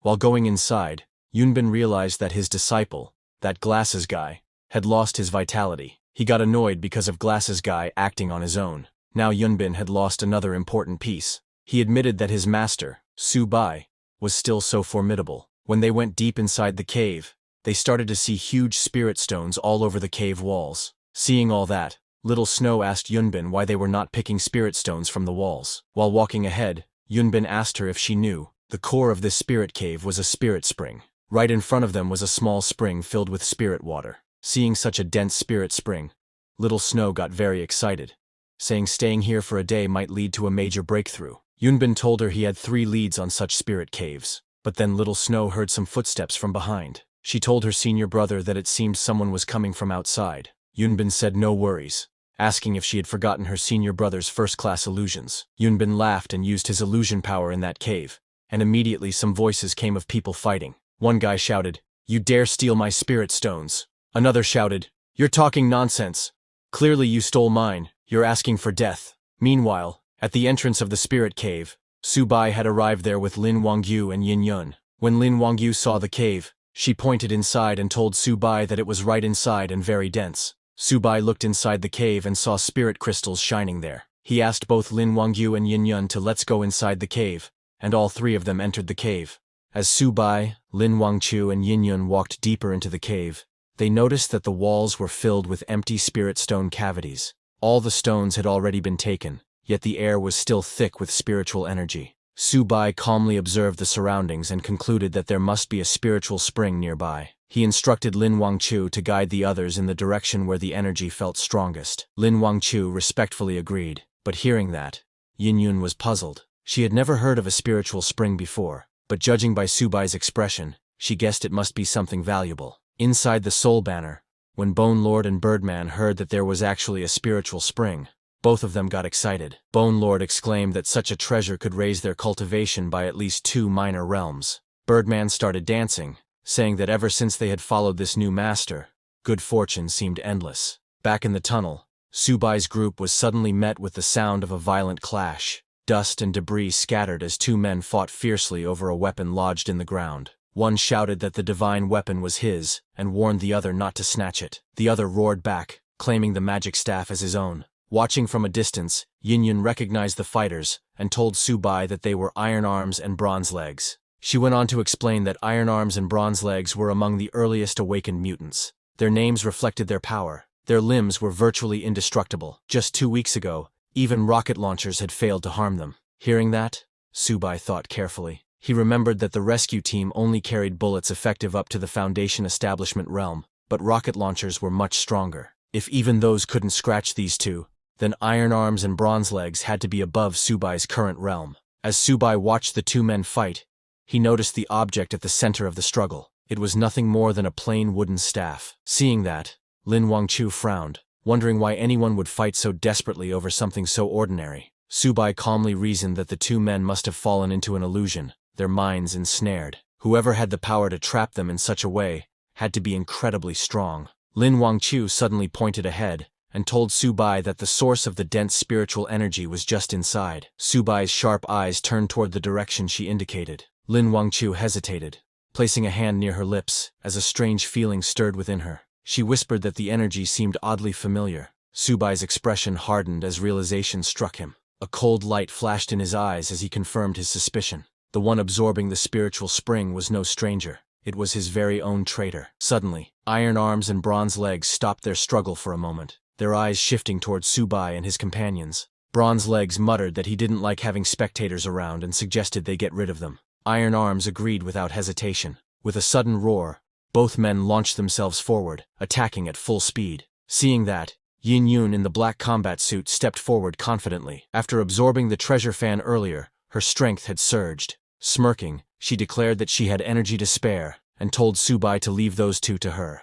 She leapt into the fray, moving swiftly. She clashed head-on with the two mutants, her strikes sharp and precise. The cavern echoed with the sounds of their fierce battle. But suddenly, Iron Arms grabbed hold of her wooden staff, his iron-like grip making the wood splinter and crack. A dangerous glint appeared in his eyes as he studied her. With a mocking smile, he admitted that the woman had impressive skills. Bronze Legs speculated that the staff wielder they were dealing with might be none other than the artifact king himself. A twisted smile spread across Iron Arm's face. He charged forward, sneering that mere skills would never be enough to save her, smashing through her defense and shattering the wooden staff in her hands. Yin Yun fought back fiercely, but before she could regain her footing, Bronze Legs moved like lightning. His kick struck her directly, sending her crashing back with a scream. Pain shot through her body as she realized in shock that her meridians had been severed with a single kick. She couldn't understand how they had grown stronger so quickly, outpacing her despite her efforts. As she fell, her strength fading, Subai caught her in his arms, steadying her before she hit the ground. With a calm voice, he raised his soul banner and released the Bone Lord and Birdman, saying he would heal her, and leaving them to fight Iron Arms and Bronze Legs. Bone Lord and Birdman surged forward, clashing against the enemies with overwhelming force. Both of them jumped high and attacked. The battlefield was filled with chaos. Bone Lord swung his massive weapon to attack while Birdman turned into 5 birdmen and used his sonar skill to scream loudly, but Iron Arms blocked Bone Lord's move. Amidst the clash, Subai rushed in, carrying a wounded Yin Yun in his arms. He threw the soul banner to form a barrier around them as he began to heal Yin Yun. Yin Yun's body was weakening because her injuries were severe. Subai looked down at her and spoke calmly, telling her that he would heal her meridians. He warned that it would hurt, but urged her to endure it. He then pressed his fingers together, forming a seal. Green spiritual energy flowed from his hands, wrapping around them both like a glowing current. His power seeped into her body, mending her broken meridians. Yin Yun gasped, sweat running down her face as the energy spread through her, pain mixed with relief, her voice trembling as she let out soft cries. Soon, her expression changed. The warmth of Subai's spiritual energy soothed her completely, easing the pain. She realized her meridians were regenerating, stronger than before. In awe, she wondered to herself, just who was Subai really? From a distance, Lin Wangqiu spotted the scene. Her face flushed.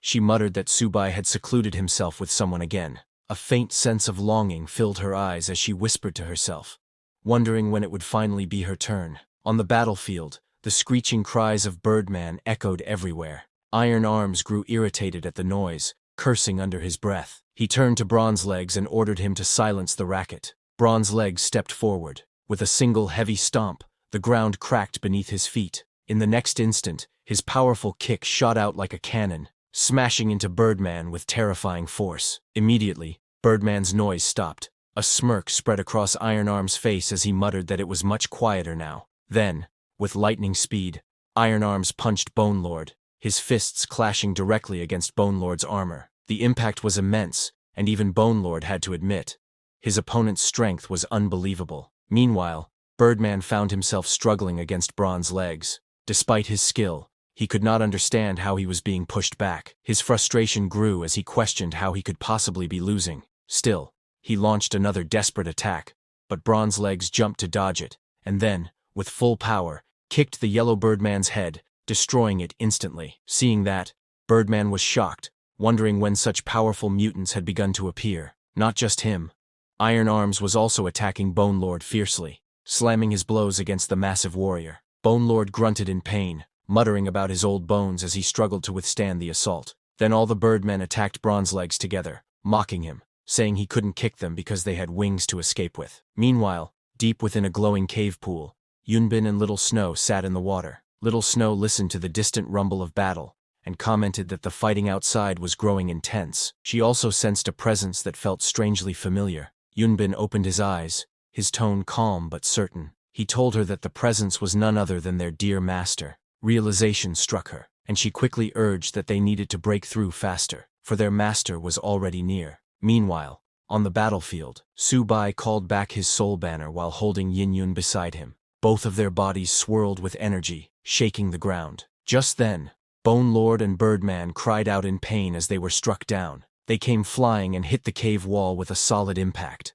Weak and desperate, Bone Lord admitted to Subai that he was powerless here. Worried, Birdman suggested that maybe they should retreat. Iron Arms mocked Yin-yun, calling her the once great artifact king who had now fallen so low. Without hesitation, Bronze Legs ordered Iron Arms to stop talking and kill them. Seeing them coming, Yin-yun urged Subai to run, warning that their power had grown dangerous and unpredictable. But Subai stood firm, gripping his sword that burned with energy. Seeing that, Bronze Legs charged forward, scoffing at the glowing sword. He boasted that a single sword could never stop him, and shouted that he would break it in half with one kick. But as his leg met the blade, the fiery sword cut straight through. Bronze Legs screamed in shock, grabbing his bleeding leg. His eyes widened in disbelief as he cried out that this couldn't be happening. Seeing that, Bone Lord and Birdman shouted with excitement. They declared that their master's sword was no ordinary weapon. It was a divine blade. Not even the strength of Iron Arms or Bronze Legs could withstand its power. With great zeal, they praised their master, chanting that all should hail the sovereign. Bronze Legs, cloaked in black, suddenly cried out that he surrendered, yet he arrogantly added that if he chose to flee, no one could possibly stop him. Hearing that, Subai only smiled calmly and took out a rope from his inventory. Without hesitation, he lashed out the rope. The strike was swift and precise, binding the fleeing Bronze Legs. Bronze Legs fell hard to the ground, groaning in pain as he was dragged back. Desperately, Bronze Legs struggled against the ropes, but no matter how much force he used, the bindings held firm. Damn it, he thought, panic filling his chest. What kind of monster is this? It's like crashing into an iron wall. Seeing that, Yin-yun was shocked, realizing that despite Bronze Legs' strength being equal to hundreds of thousands of pounds, he could not break even a single thread. Subai stood tall with the rope still in his hand, his calm expression making the struggle of his opponent seem meaningless. He then gripped the rope tightly in his hand, and Bronze Legs screamed in fear. Subai explained that the rope he held was normally used to tie up his ox, but today, it would be used to bind his opponent instead. He told him to consider it an honor. Seeing Bronze Legs tremble, Yin-yun, in shock, questioned Subai. What kind of ox would need such a rope? Unable to believe it, scared Iron Arms stammered, asking Subai if it was a joke. Hearing Subai's words, Lin Wangchu's eyes widened as memories surfaced. She recalled a heavenly savage ox, a divine beast at the Tribulation Passage realm. The realization struck her. It was the immortal binding rope, but she couldn't understand why she remembered such a thing. None of it made sense to her. Struggling on the ground, Bronze Legs glared up, demanding that Subai fight him properly without the cursed rope holding him down. But Subai didn't listen. He swung his sword. Blood splattered across the battlefield as a fierce strike landed. Subai's commanding voice called out, ordering Bone Lord and Birdman to devour the fallen enemy's soul. Immediately, Bone Lord and Birdman took Bronze Leg's soul. Bone Lord praised Subai, saying the master's sword was unstoppable, capable of cutting down even the strongest defenses. Birdman declared that following the new master was the best choice he had ever made. Bone Lord laughed darkly, savoring the soul of Bronze Legs, which was nearly at the Golden Core realm. He said it was delicious, and with their new master, they could feast 8 times a day. Watching this terrifying scene, Yin-yun's heart raced. She wondered what kind of power Subai had awakened. His strength seemed unimaginable, far beyond what she had ever expected. Even Iron Arms trembled as cold sweat ran down his face. He realized the thread was far too powerful, and even the sword in Subai's hand felt strange. Fear filled his heart. He realized that there was no way they could win. Absolutely no way. Iron Arms approached Subai from behind, each step heavy and intimidating. Unable to hold back his fear, Iron Arms fell to his knees and begged. He admitted he had been blind to such overwhelming strength and pleaded for mercy. Desperate to save himself, he offered the Divine Heaven Staff, the weapon he and Bronze Legs had once fought over. But Subai only looked down at him, unimpressed. He said he had preferred him back when he was arrogant and defiant. Confused, Iron Arms turned to pick up what he thought was the Divine Heaven Staff, but to his shock, it was only a rotten stick. His eyes widened in disbelief as he shouted, demanding to know where his real weapon had gone. Subai explained to him that he was caught in an illusion. The so-called Divine Heaven Staff had never been real. Rage and confusion twisted Iron Arms' face. He crushed the stick and roared, demanding to know who had cast such an illusion on them. Subai pointed toward the wall of the cave and revealed that the one responsible was hidden inside. With a calm but commanding voice, he ordered them to break the wall. Yunbin and Little Snow, soaking in the spring, noticed the noise in the distance. Little Snow remarked that it seemed their master had already subdued those two men. Yunbin smirked with confidence. After absorbing the energy of the spiritual spring, he had broken through to the Golden Core realm. He thought about how troublesome his master had been before, but now, with his newfound strength, he could kill them effortlessly with just a flick of his wrist. Meanwhile, the wall of the cave shattered open as iron arms struck through it, revealing the way forward. On the other side stood Yunbin in a blue robe with Little Snow. Subai pointed towards them and told Iron Arms that those two were the ones who had trapped him in an illusion. With a calm tone, he ordered him to go and kill them. Enraged, Iron Arms roared that he did not hit women, so the man in blue would die first. With fury, he charged forward. He swung his fists at Yunbin, shouting that anyone who dared to use illusions on him deserved death. But to his shock, Yunbin dodged all his punches by moving so fast that Iron Arms couldn't land a hit. Suddenly Little Snow took out golden coins that flitted in the air. Little Snow, with long red hair, raised her hand and formed a spell sign with her fingers. Golden coins burst from her, filling the space with dazzling power. The attack hit Iron Arms directly. The explosion of energy sent him staggering back, smoke rising from his body as his armor cracked and burned. He struggled to stay on his feet, groaning in pain, before crashing to the ground face first, blood spilling from his mouth. Yin-Yun watched in shock. She whispered that the power she had just seen was unbelievable. Lin Wangqiu said it was coins falling from the sky, but she couldn't understand why it felt strangely familiar. Yunbin and Little Snow stepped forward together. Yunbin called to Subai, "Master, it has been a long time." Little Snow admitted the same, but noted with regret that their reunion had begun with violence. Suddenly she noticed Lin Wangqiu standing behind Subai. Little Snow questioned Lin Wangqiu. Why was her senior sister standing behind their master instead of using her sword technique to strike his heart? Confusion spread in Lin Wangqiu's mind as the words, "senior brother" and "junior sister" echoed. Immediately Lin Wangqiu clutched her head, crying out in pain, unable to understand who these people really were. Hearing their conversation, Yin-Yun realized in shock that Subai was being called their master. She wondered what kind of strange organization could have such complicated relationships. Inside the Soul Banner, Bone Lord and Birdman recognized Yunbin too. Bone Lord exclaimed that Yunbin had been the master of their previous master. Birdman was equally shocked to hear their previous master's master call Subai master. Subai's expression grew cold as he demanded answers.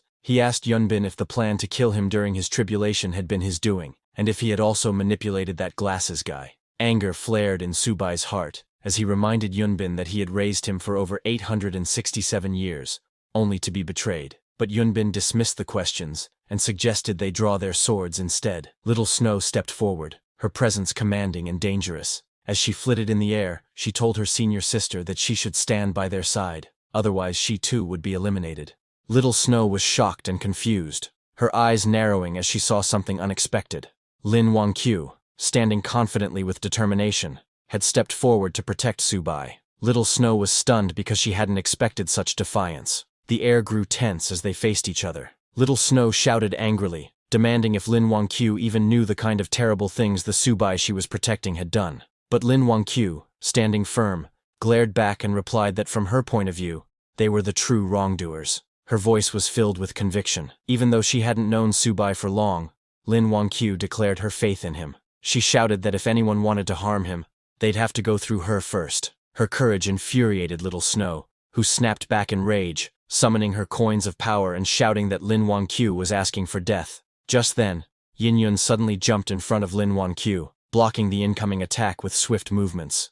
Coins spun wildly in the air after getting hit by her weapon. Yin-Yun grinned mischievously, saying she loved drama and fights. How could she miss such excitement? Then she taunted Little Snow, asking what kind of grudge she had with her own master. Hearing that, Little Snow glared ahead, holding glowing coins between her fingers. In an angry voice, she said that no one should dare pry into her affairs. As power surged from her hands, she shouted fiercely, telling Yin-Yun to ask her questions in the underworld instead. She released a storm of golden coins that shot forward with deadly force. Yin-Yun quickly raised her wooden staff and began spinning it rapidly, blocking the incoming coins. Her staff was a treasure, but she soon realized with worry that it was about to break under the intense pressure. Meanwhile, Subai stood silently nearby, watching Iron Arms lay motionless on the cracked ground. He then raised his staff high and commanded Iron Arms to come into his banner. A green light surrounded Iron Arms' body, pulling him into Subai's banner. His sudden arrival surprised Bone Lord and Birdman.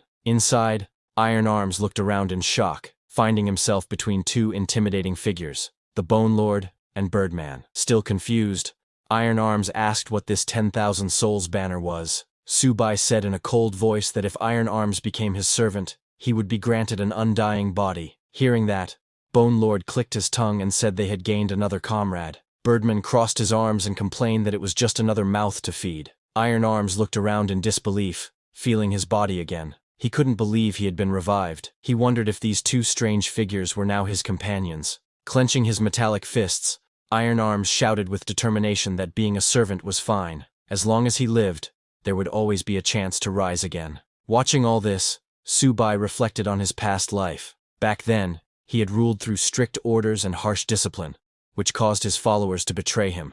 But this time, he wanted to change. He decided that true leadership was about balancing kindness and authority. He faced his new servants and spoke sincerely, telling them that even though they were bound to serve him, he also saw them as his friends. He promised fair rewards for their efforts in battle, and vowed not to mistreat those who proved capable. Hearing that, all three of them knelt together, showing their loyalty. They shouted that they would devote their bodies and souls to their sovereign. Iron Arms also nodded with a faint smile, thinking to himself that these new companions seemed trustworthy. Then, as the next fight began, Subai summoned all three of them and gave quick orders. Birdman, protect Yin. Bone Lord, deal with Little Snow. Iron Arms, come with me. We'll fight Yunbin together. They all responded at once, ready for battle. Yin swung her staff fiercely, refusing to back down. Birdman joked that she should hide behind their sovereign, but she scoffed and shouted that she needed no protection. She clashed with Little Snow, her strikes breaking through waves of spinning coins.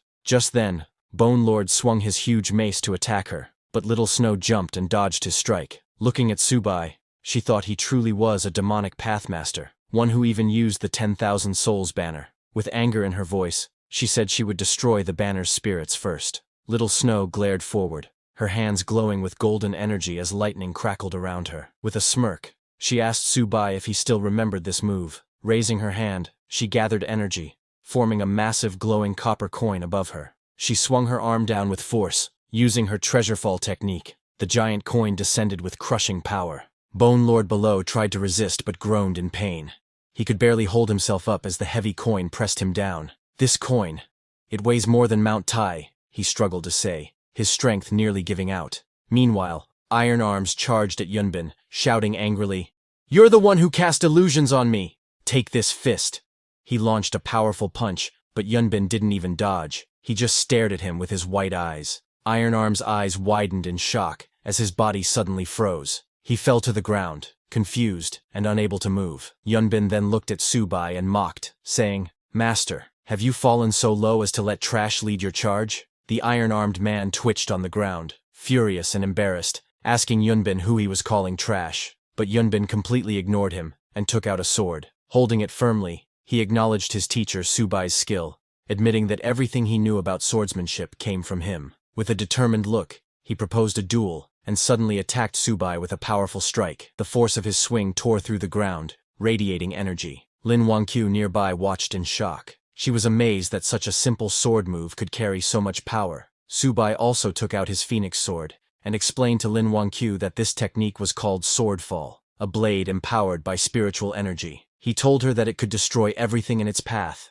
and he called it the ultimate sword. He told her that to counter it required the sword wall, where he swings his sword 360 degrees to create a formation of countless blades forming an unbreakable defense. "This," he said, "is what I call the toughest shield." The clash between Yunbin's sword and Subai's sword shield filled the air with explosive force. Seeing that, Lin Wangqiu was stunned. She whispered that both techniques, the ultimate sword and the toughest shield, were incredible. However, she was worried that her master's cultivation was weaker than his opponent's. But suddenly, she held her head in pain, feeling strange memories flooding her mind. She couldn't understand what kind of memories they were. She was too confused, and her mind began to overload. Seeing that, Yunbin realized Lin Wangqiu's memories were returning. He smiled and gathered a surge of power, lightning flashing around him as he descended with a sharp blade strike. He shouted to his master, Su Bai, eager to prove his progress. Multiple swords surrounded him like a storm, their edges glowing with red energy as he charged forward. But Su Bai's shield blocked them, yet that wasn't Yunbin's real attack. With a fierce swing, he unleashed his true strike. With full power, he attacked again, but Su Bai's blade shield formed once more, blocking his assault. Su Bai remained still, his expression calm as the swords neared him. But before reaching Su Bai, Yunbin's sword suddenly stopped. Su Bai glanced at him, and with a smile, told Yunbin that his sword was sharp, but too fragile to withstand true strength. Seeing Su Bai stop his attack, Yunbin's eyes widened in disbelief. The next second, his blade shattered, and he was sent flying, crashing into the ground with a cry of pain. Seeing that, Lin Wangqiu was stunned. She praised Su Bai's incredible skill, realizing how deep and unfathomable his strength truly was. Yin Yun joined in, saying that even the most powerful sword could not pierce Su Bai's defense. His power stood far above their imagination. Even Little Snow was stunned, her eyes fixed on Su Bai. She thought to herself that their master was, as always, full of surprises. But then, she scolded herself for such thoughts. How could she admire someone like him? No matter how powerful their master was, his wickedness could never be forgiven. He deserved death. From behind, Bone Lord, still buried under Little Snow's silver coin, let out a mocking laugh. He told her she could say whatever she wanted, but deep down, Su Bai would always remain her master. But suddenly, Yunbin, who was on the ground, grinned. He asked Su Bai, didn't he teach him that in battle, everything is fair? Saying that, Yunbin called back all the pieces of his broken sword that had fallen behind Su Bai. Su Bai was shocked by his move, and looked back, but it was already too late. Before he could fully dodge, those sword pieces struck, and a sharp cut sliced across his face, leaving a thin trail of blood. His eyes widened in surprise. He turned to Yunbin and shouted angrily, "Wretched disciple! I taught you honor. Where did you learn such underhanded tricks?" Saying that, he raised his staff to cast the banner shield. Yunbin, however, only smirked, and replied that results were all that mattered, not the methods. As his sword pieces reassembled and completed his blade, he raised it for a decisive strike. Charging forward, he declared that this blow was unavoidable. Su Bai looked up, seemingly unable to dodge. Seeing that, Lin Wangqiu screamed in fear, crying out for him not to be struck. Even Bone Lord panicked, realizing that at such close range, there was no way their master could escape. Birdman feared they would all be doomed alongside him, but Little Snow was shocked at how low her senior brother Yunbin had stooped. Yet deep down, she convinced herself it didn't matter. If it killed their master, then it was justified. Just as Yunbin's deadly strike was about to hit Su Bai, metallic arms blocked the sword. It was iron arms. Seeing him, everyone was stunned. Yin Yun was shocked, wondering how he was still standing. Even Little Snow's eyes widened as she realized that Iron Arms had broken free from her senior brother's suppression. Iron Arms struggled to block the incoming strike, gritting his teeth as sparks of lightning erupted from the clash. Sweat dripped down his face as he groaned in pain, trying to hold his ground. Yunbin stared at him in disbelief. He couldn't comprehend how a simple mutant from this world could resist his golden core-level suppression. Gathering his strength, Iron Arms clenched his fists tightly and shouted with determination. Though he resented being bound as a servant, he couldn't stand idly by, not against the one who had once killed him, and not when his current master believed in him. Summoning all his power, he roared, vowing to fight with everything he had. With his iron fist, he struck forward, declaring that his fists would never bow to anyone's commands. With a powerful blow, he sent Yunbin crashing into the ground, the impact shaking the battlefield and scattering debris everywhere. Seeing that, Bone Lord grew motivated, and his body began to heat up. Energy surged through him as he stood up. With a thunderous roar, he declared his name, saying he would break free. His glowing eyes flared with determination as he raised his arms and lifted Little Snow's silver coin.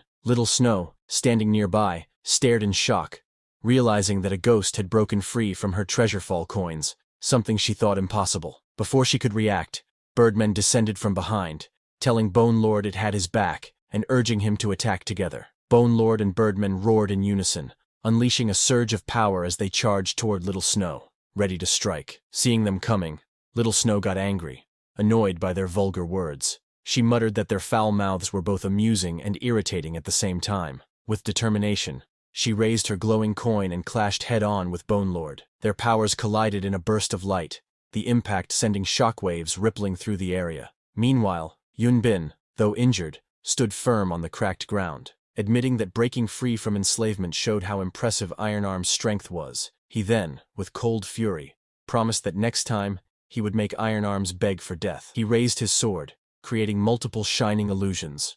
48 shadow swords in total, each one as deadly as a real blade. Iron Arms tried to block, but the overwhelming assault sent him crashing into a rock wall. He coughed in pain, unable to withstand the storm of strikes. Then, out of nowhere, a glowing rope shot through the air. Yunbin's eyes widened in shock as he recognized it. The immortal binding rope, something strong enough to restrain even sky oxen. He couldn't understand why such a powerful item was here. Before he could react, the rope wrapped tightly around his body, binding him completely. Behind him stood Subai, holding the rope firmly, ready to strike again. Seeing Yunbin restrained, Iron Arms thanked Subai respectfully before turning toward Yunbin, who was still bound tightly by the rope. Gathering power in his fist, he charged forward with determination.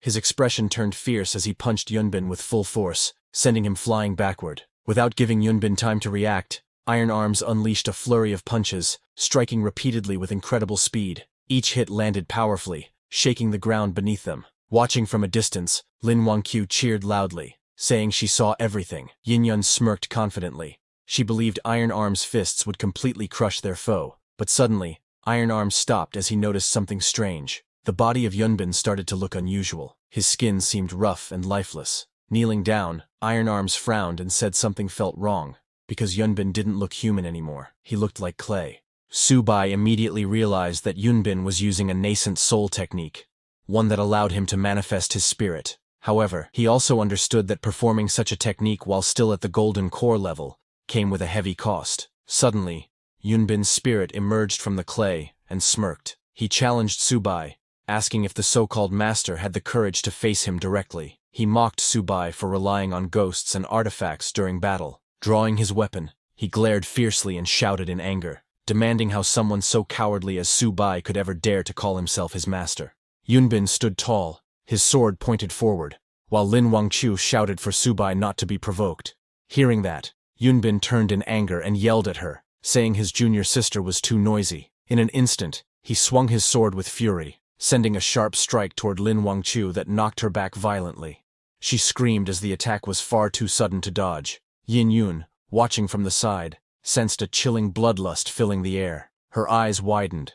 She could feel the killing intent behind that sword strike. Nearby, Bone Lord clenched his weapon tightly, realizing the power of the attack. He muttered that even he couldn't block such a sword and feared the worst, thinking the master's woman was doomed. However, before the sword could reach its target, Subai swiftly reacted and threw his sword. Seeing that, Yunbin laughed, saying the sword that was thrown couldn't possibly block his attack. Just then, a golden coin-shaped artifact flew through the air, glowing brightly. It intercepted the attack, shattering the sword's momentum and saving Lin Wangqiu just in time. Seeing that, Yunbin's expression twisted in disbelief, and he looked back. From behind, Little Snow stepped forward, reminding Yunbin that the one he attacked, Lin Wangqiu, was their junior sister. But Yunbin only glared back coldly, saying that a junior sister who protected the master was useless to him. Hearing that, Little Snow stared at him in disbelief, unable to comprehend what she had just seen. Her senior brother had actually attacked their junior sister. His actions felt foreign and unfamiliar, as if he were no longer the person she once knew. Realizing what he had done, Yunbin looked startled and quickly tried to calm himself. He admitted that he had lost control in the heat of the moment. He turned to Little Snow and thanked her for blocking the sword. He said that if not for her, he might have seriously injured their junior sister, Wangqiu, and couldn't have forgiven himself. Hearing that, Little Snow looked at him with softer eyes, thinking that he was still the senior brother she respected. As they were talking, a loud splash echoed as Subai's sword plunged into the spirit spring. Everyone watched in shock as ripples spread across the surface. Yin Yun gasped, realizing that Subai hadn't blocked the sword for Lin Wangqiu. Instead, he had thrown it into the spirit spring. Bone Lord questioned the purpose of such an act, something he had never heard of before. Even Yunbin let out a mocking laugh, facing Subai with a twisted grin. He asked if his master had gone mad, his tone filled with disbelief and ridicule. But as he stood by the spring, suddenly the water rippled strangely. His sharp gaze followed the disturbance as the surface began to tremble. Suddenly, the spirit spring's surface erupted in blinding light as a massive burst of fiery energy shot upward. From within the explosion, a majestic phoenix made of golden flames emerged, spreading its wings wide and illuminating the entire canyon. The onlookers stared in shock. Its power was overwhelming. Birdman was shocked to see a real phoenix. Bone Lord trembled, realizing it wasn't an illusion, but a real phoenix carrying an aura from ancient times. Yin Yun stared at the fiery creature, wondering if it had come from the sword. She remembered trying to absorb that very sword before, and smirked at the thought. Seeing the phoenix, Yunbin was stunned. He couldn't believe a phoenix of such scale had manifested. The spiritual energy in this world shouldn't have been enough to summon something this powerful, yet the impossible was happening before his eyes. The spirit spring glowed brightly under the wings of the fiery phoenix that soared above it. Subai stepped forward and told them that a spirit spring shouldn't exist in a world with such weak spiritual energy. But if it did exist, it must mean the spring had a guide. He continued explaining that there were only two substances capable of guiding spiritual energy: the spirit rhinoceros crystal and the guiding mist. Since the guiding mist was condensed from pure spiritual energy, something that shouldn't exist in this world, the only possibility was the spirit rhinoceros crystal. Lin Wangqiu seemed thoughtful, as Subai mentioned that the spirit rhinoceros crystal was useless to humans, but extremely valuable for nurturing divine weapons, one of the top 3 substances for that purpose. Little Snow watched her master, and couldn't help but admire him. Even though he had committed countless wrongs, his wisdom and insight still fascinated her deeply. The phoenix above them spread its wings wide, blazing with divine fire. Its golden flames filled the sky as it shot a fireball toward the ground, engulfing everything in searing light. Yunbin tried to withstand the heat, but the phoenix's fire was overwhelming. The holy flames were so intense that even coming close made one feel like melting. He called it the Flame Phoenix Holy Fire, a power so fierce that even a single touch could dissolve everything it touched. As the fiery phoenix raged across the battlefield, Yunbin realized their situation was hopeless. He shouted for Little Snow to retreat, admitting that they couldn't win against such power. They turned to flee, but before they could escape, a whip-like weapon lashed out from Subai's soul banner, binding Yunbin tightly. The immense force pulled him down, the ground shaking beneath him as he struggled to break free. The flames surrounded him, and the intense heat made it difficult to breathe. But suddenly, Yunbin's body turned into clay, and he escaped from the whip. As he ran away, his face twisted in frustration, and he muttered under his breath that his master had managed to survive yet another day. Seeing that, Yin Yun questioned why Subai didn't chase and finish them off. Lin Wangqiu agreed with her, saying that missing such a chance would make things harder in the future. Subai, still holding his sword, looked at the fading flames and calmly replied that nurturing a divine weapon didn't mean it had fully regained its true power. As the fiery phoenix's form loomed above them, he revealed the truth. The magnificent display had been nothing more than a bluff. As Subai stood calmly, holding his sword glowing with fiery energy, the golden phoenix spread its wings and entered the blade. The radiant light filled the cavern, making the air hum with divine heat. From a distance, Bone Lord watched, admiring his master's strategy. He remarked that his master's understanding of human nature was remarkable, using such a perfect bluff to scare the enemies away without even fighting. Birdman said it was a brilliant empty fort strategy, proving once again how formidable his master truly was. Then Subai turned toward Iron Fist and thanked him for his hard work. Hearing that, Iron Fist was stunned. As a servant whose life could be taken at any moment, he never expected his master to thank him sincerely. Soon after, the group approached the spirit spring. Subai dipped his feet into the glowing water, feeling its warmth ripple around him. As Subai sat inside,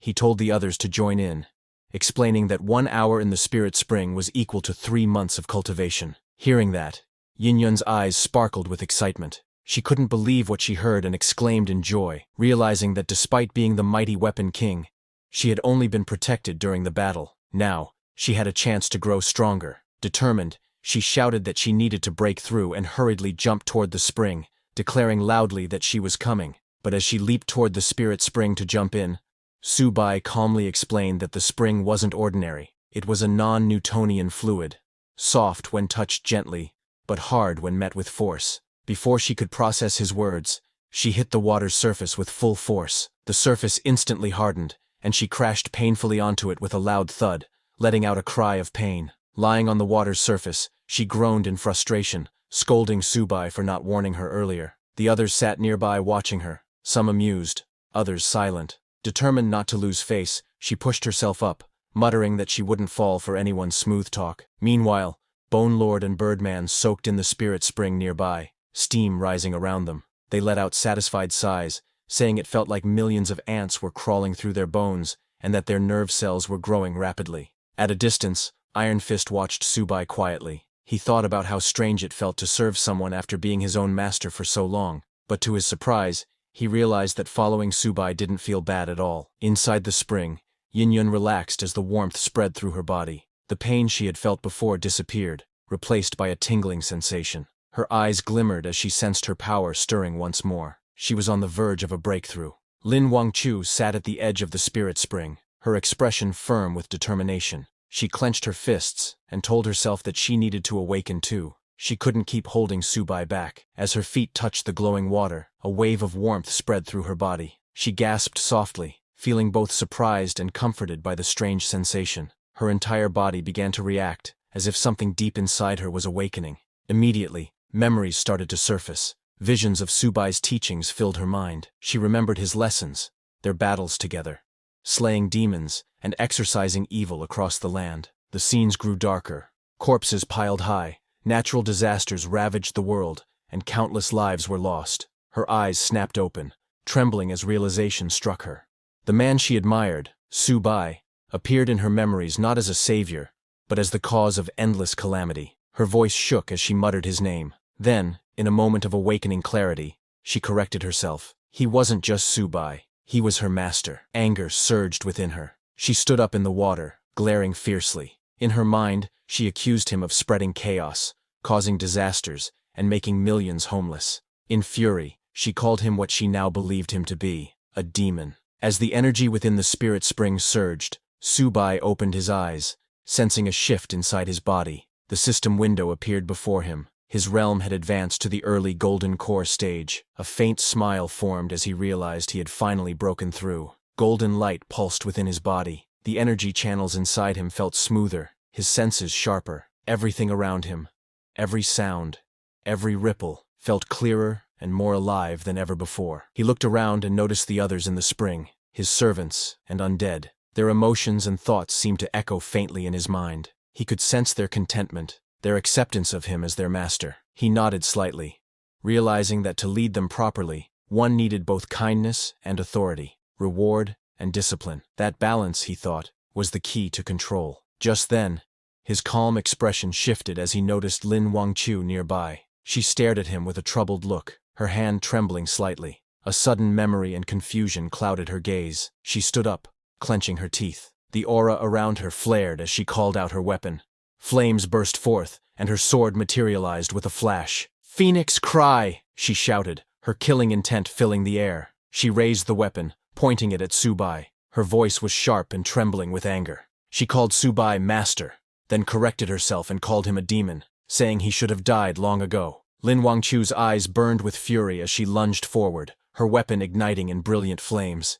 She screamed for him to give her his life, the fiery aura swirling around her like wings of destruction. Subai stood calmly in the spring, watching her approach. The heat from her attack rippled through the air, shaking the ground beneath them. Nearby, the others reacted in shock. Yin-Yun gasped, unable to believe what she was seeing. She couldn't understand what was going on. Why was little sister Lin attacking Mr. Subai? Iron Fist was equally stunned and shouted that she was just an ordinary person a moment ago. How did she suddenly become so powerful? Even the Bone Lord, usually fearless, began to panic. He turned to Birdman, saying their master might not be able to block that strike. Birdman nodded nervously, saying it was over. They were doomed again. Seeing Lin Wangchu coming, Subai analyzed the situation calmly. Lin Wangchu had just regained her past memories, and her current strength should have only reached the foundation establishment stage. However, her sword, Phoenix Cry, was her personal weapon, and it had just absorbed the spirit rhinoceros crystal, making it far more powerful than before. He realized this attack was overwhelming. The sword strike was too strong for him to block in his current state, unless he took a desperate measure. His eyes hardened with resolve. He thought that if he couldn't stop her attack any other way, he would self-destruct his golden core and rebuild it later. That was his only option. As Lin Wangchu lunged forward with blazing energy, her sword roared with fiery power. Subai got ready to face it head-on. He released his power, the entire spring erupting in a surge of light and flames. But just at the moment of impact, Lin Wangchu's strength suddenly vanished, and her body went limp, falling unconscious before she could understand what had happened. Subai stood there unharmed, the flames fading around him. In the distance, Iron Fist stared in disbelief, seeing that she had just fainted. Still tense from the battle, he sighed in relief, saying he had been ready to sacrifice himself to block her sword, only for the fight to end just like that. Subai stood calmly at the edge of the spirit spring, looking down at the unconscious Lin Wangchu floating on the water. Her weapon still rested in her hand. Turning to Bone Lord, Subai ordered him to go check what trick she was up to. Bone Lord nodded. It stepped forward, lowering its bony hand into the water to inspect her condition. After a moment, Bone Lord raised its head and spoke in a deep voice, telling Subai that her brain's neural pathways had been blocked. That's what caused her to lose consciousness. It seemed to be some kind of mental control technique. Hearing that, Subai's eyes narrowed. Mental control, he repeated quietly, piecing it together. He then remembered Shen Yunbin, the man who had mastered the dark art of manipulating others' minds. Subai thought he should thank Shen Yunbin for this, as he had perfected the evil cultivation's neural control technique. Subai reached down and grabbed Lin Wangchu's sword. His expression turned cold, and he pointed the sword toward Lin Wangchu, thinking that since her memories had returned, there was no reason to keep her around. He raised the sword, the sharp edge reflecting a dim light. But before he could act, his companion's loud cry echoed through the air, asking him to stop. Yin Yun and Iron Fist rushed forward, eyes wide in panic. They stood in front of Lin Wangchu, begging Subai to reconsider. Yin Yun pleaded while spreading her arms in front of Lin Wangchu, telling Subai that if he wanted to kill her, then he should kill her first, because she believed Lin Wangchu didn't mean to attack him. Hearing that, Subai paused, his eyes flickering slightly as he looked at her desperate expression. Subai's eyes grew cold as he let out a sharp snort. With a flick of his hand, he tossed the sword aside, the blade striking the rocks with a loud clang. He turned slightly, his voice calm,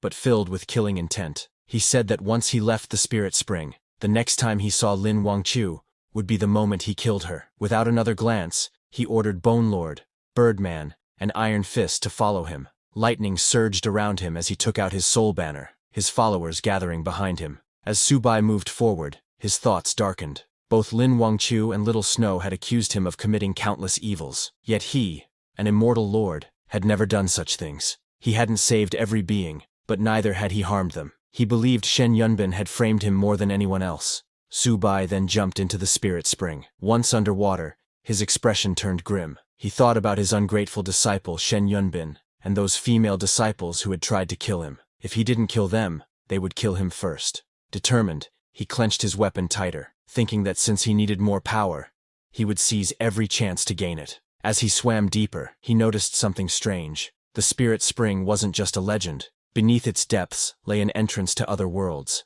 The unknown below shimmered with both danger and possibility. As he reached the ground, his eyes sharpened as glowing crystals illuminated the underwater path. He was shocked to see that place, his gaze fixed ahead as he descended into the mysterious realm. As Subai swam deeper into the glowing green depths of the spirit spring, the light of the crystals guided his way. The walls around him shimmered like jade, and ancient runes glowed faintly beneath the water. He reached out his hand and pressed it against the shining wall. The moment his palm touched it, the wall trembled and began to open, releasing waves of powerful spiritual energy. A strong current surrounded him, twisting and surging with force. The energy pulsed violently as his body endured the pressure. Subai clenched his teeth, holding firm against the storm of spiritual power. Suddenly, he felt a shock run through him and grunted in pain as light exploded around him. When the energy finally settled, he looked around in awe. The air was thick with spiritual energy, so dense it almost felt tangible. It was on the same level as the previous immortal realm. But soon, he realized something was wrong. The energy wasn't pure. It carried traces of poison. He narrowed his eyes, covering his mouth as he thought. He couldn't absorb this energy directly. Still, with his body's resistance, he could endure it for at least an hour. Just then, faint buzzing sounds echoed through the glowing mist. Subai lifted his head to see dozens of strange flying insects emerging from the energy clouds, their wings sharp, their eyes glowing red. The poisonous creatures had noticed his presence. Subai raised his soul banner and ordered Bone Lord to attack the incoming swarm. Bone Lord came out of the soul banner and roared in response, charging forward without hesitation. With his massive weapon, Bone Lord smashed through the air, shattering several flying creatures in a single swing. Each kill echoed with system notifications. As he killed advanced monsters, he gained 10,000 Souls Banner XP. The messages repeated rapidly, one after another. Subai noticed the change. Earlier, Killing corpse minions and regular monsters hadn't increased the 10,000 Souls banner's experience, but now the numbers were climbing. He realized the truth. These mosquito-like creatures were advanced-class monsters, and there were countless of them swarming around. A faint smile formed on his lips as he muttered that this smelled good. Sensing the surge of energy in the air, he raised his weapon, the 10,000 Souls banner, as ghostly wails filled the space around him. The banner spun violently, drawing in the souls of the fallen monsters. Meanwhile, Bone Lord, Birdman, and Iron Fist devoured some of those monsters' souls. Iron Fist bit down on one of the creature's souls, green liquid spilling from his mouth. He laughed, saying this was delicious, and that it felt like his strength was growing again. Bone Lord looked out in excitement, saying he saw a huge batch up ahead. Subai's eyes glinted coldly as he raised his hand and ordered them to charge and kill them all. His army roared in excitement, rushing forward as the air filled with the sound of wings breaking and the cries of the damned. The 10,000 Souls banner began to glow brightly as its level rose to 6. A system message appeared, revealing its new ability. It could now pull in 100 souls at once, forcing them to battle among themselves until only the strongest remained. The victorious soul would then stabilize and take up a regular undead slot. Subai looked at the glowing banner and smiled, saying this was interesting. With energy swirling around him, he raised the banner high and commanded, "Spirits, come forth!" The 10,000 Souls banner unleashed a powerful force. Countless glowing mosquito-like spirits were pulled into an otherworldly space, their wings buzzing violently as they began to clash. One by one, they fought fiercely, struggling to devour each other until only the most powerful remained. Meanwhile, outside the spirit spring, in the cave glowing with a reddish hue, Yin-Yun rested quietly in the spring. Steam rose softly around her as she soaked in the warm water. Beside her, Lin Wangqiu was lying on the ground, but she slowly began to wake up. As she opened her eyes, she became cautious, her expression cold and serious. As she saw Yin-Yun still in the spring, she muttered under her breath, recognizing her as Yin-Yun, one of the people connected to that villain Subai. Her grip tightened around her sword's hilt as her thoughts darkened. She decided it would be safer to eliminate Yin-Yun first, before dealing with the main threat. But as she prepared to strike, a sudden wave of killing intent filled the cave. Yin-Yun sensed it instantly, her sharp eyes flashing open. She stared toward Lin Wangqiu, her calm replaced by focused alertness. In that moment, Yin-Yun realized Lin Wangqiu had changed. She was no longer the kind or innocent girl she once knew. Yin-Yun clenched her weapon underwater, annoyed at herself for saving Lin earlier. She thought she should have left her to Subai. Still, if Lin dared to attack, she was ready to strike back and break her leg in a single blow. Lin Wangqiu raised her sword, ready to act, but hesitation filled her mind. Her thoughts wavered. A villain is a villain, but Yin-Yun is Yin-Yun, so why can't I do it? Her hands trembled slightly as reason returned to her eyes. Lowering the blade, she whispered to herself that she couldn't recklessly kill the innocent, even in a world full of enemies. As Lin Wangqiu turned to leave the cave, Yin-Yun, still in the hot spring, looked up in surprise and asked where she was going. Lin didn't answer. Her steps were unsteady, her hand pressed against her head as she muttered in pain. She remembered the time Yunbin pointed his sword at her. Her expression darkened as she realized Yunbin was determined to kill her. Thinking of her past, Lin Wangqiu's heart twisted. She whispered about her senior brother, wondering if he truly wanted to kill her just because she had chosen to stand by her master. And yet, her evil master had held back when dealing with her. Her head throbbed again, and she clutched it in pain. The more she tried to think clearly, the more confusion clouded her thoughts. Emerging from the cave into the light, she gazed at the blue sky and spoke softly to herself. She called her master a villain, someone unforgivable, and convinced herself that if he lived, the world would fall into chaos. She repeated again and again that she should trust and follow her senior brother. Just then, cold laughter echoed through the air, familiar and eerie. Lin Wangqiu froze, her eyes widened as she recognized the voice. It was her senior brother's laughter. Pain shot through her head as the laughter grew louder, echoing endlessly in her mind. She screamed, clutching her temples in agony. Dark birds flew up from the forest below, scattering into the bright sky as Lin Wangqiu fell on the mountain path, unconscious. At the same time, in the spirit spring,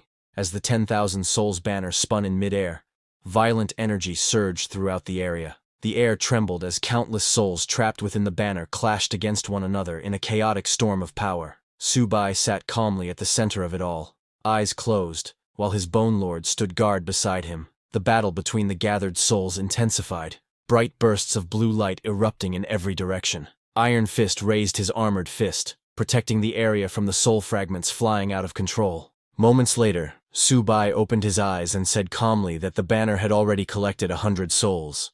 Any more would be useless, as these mosquito-like creatures no longer granted him experience. It was time to move on. He stood up, gripping the 10,000 souls banner tightly. Just then, the ground shook, and a strange sound echoed through the air. His eyes narrowed as something massive stirred in the distance. A swarm of glowing mosquitoes filled the space, parting to reveal a giant among them, a monstrous insect that radiated overwhelming pressure. Its wings buzzed like thunder, and countless lesser creatures hovered around it in perfect formation. Subai's expression hardened. Seeing that, Iron Fist shouted that it was a commanding-level beast, a creature capable of leading an entire swarm. Bone Lord could feel the creature's presence pressing down on them. He was amazed by the creature's strong aura. Immediately, the commanding-level mosquito beast charged forward, its sharp legs slicing through the air with deadly speed. Subai gripped his weapon tightly, his eyes narrowing as the massive insect lunged at him. But before it could touch Subai, Iron Fist stepped in to block the attack with his armored arms. The impact was too strong. His armored arm shattered under the force.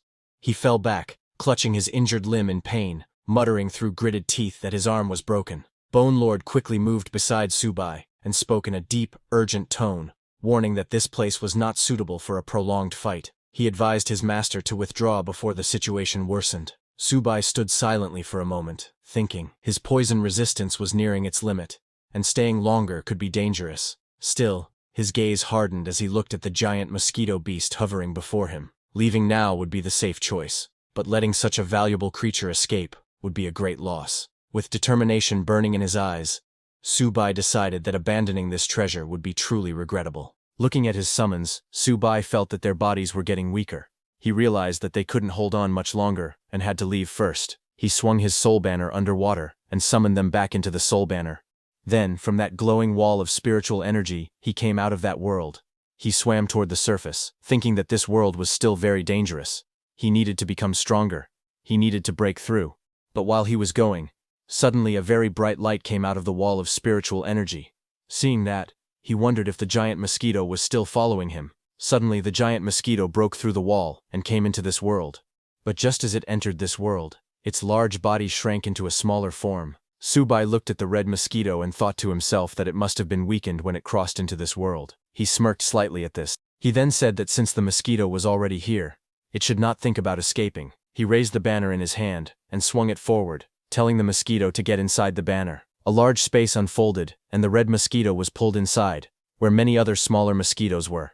Immediately, the red mosquito started attacking the other small mosquitoes. Subai watched and understood that the red mosquito was suppressed because of its bloodline. He looked at that world behind the spiritual wall and thought that there was still much he had not explored, but he decided to stop chasing other worlds for now. Instead, he wanted to find more spiritual caves so he could grow stronger. He remembered being called the villain by Lin Wangqiu and wondered why that was. He also questioned why Yunbin had betrayed him. To understand these things, he felt he needed even greater strength. While swimming upward through the water, he asked Iron Arms what commanding level meant. Iron Arms replied that he had a catalog and offered it so Subai could understand better. Subai opened the scroll and found detailed information about different factions, lone individuals, and spiritual caves. He was pleased and said that it was very useful. Later, he returned to the red water pool. Yanyun there asked where he had gone. He ignored the question and asked where Lin Wangqiu was. Yanyun replied that Lin Wangqiu had left about half an hour ago and mentioned that she had tried to kill her too earlier. Hearing that, Subai told Yinyun that once someone turns bad, they cannot return to how they were. Yinyun crossed her arms and said that it was good. Lin Wangqiu did not act, or she would have killed her first. Subai got dressed and started walking out. From behind, Yinyun asked where they were going next. As they stepped out of the cave together, Subai told her that they were going to the next spiritual cave.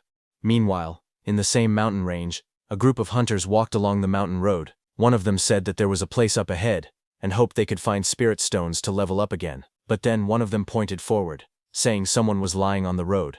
It was Lin Wangqiu. They moved closer, and saw a beautiful girl lying there in the middle of the path. Seeing that she was holding a sword, one of them said she must be a mutant. Their leader, a man in a mask, called out to the girl in white named Bai Yu. He told her that he found a mutant who had passed out and asked her to help. Bai Yu looked at Lin Wangqiu and suddenly stopped. Her eyes widened. She felt something familiar. It felt like there was some kind of fate connecting them. Bai Yushu placed her hand on Lin Wangchu's chest, and green healing energy flowed out. Yushu told her leader that this girl had suffered a mental injury and that her nerves were unstable, but she also said they were lucky because they found her in time. Suddenly, Lin Wangchu made a soft sound as she began to wake up. She slowly opened her eyes and let out a weak sound. She sat up on the ground, looking confused. She looked at the white-haired girl in front of her and called out to her, saying she was her junior sister. Yu looked surprised and asked if she was being called sister. She asked Lin Wangchu if she knew her name was Yu Yu. Hearing that, Lin Wangchu realized that Yu Yu had lost her memory too, just like her. But then she thought that forgetting things might not be such a bad thing. Yu helped Lin Wangchu stand up, explaining that she had been attacked mentally, and if they had not helped her, she might have gone insane. Then someone asked who could be so cruel as to attack her. Hearing that, Lin Wangchu suddenly remembered everything. She held her head and screamed. She shouted that her head hurt a lot. Seeing that, Yu Nu told Lin Wangchu that this mental attack was very vicious. If she had not treated her, the attack would have killed her.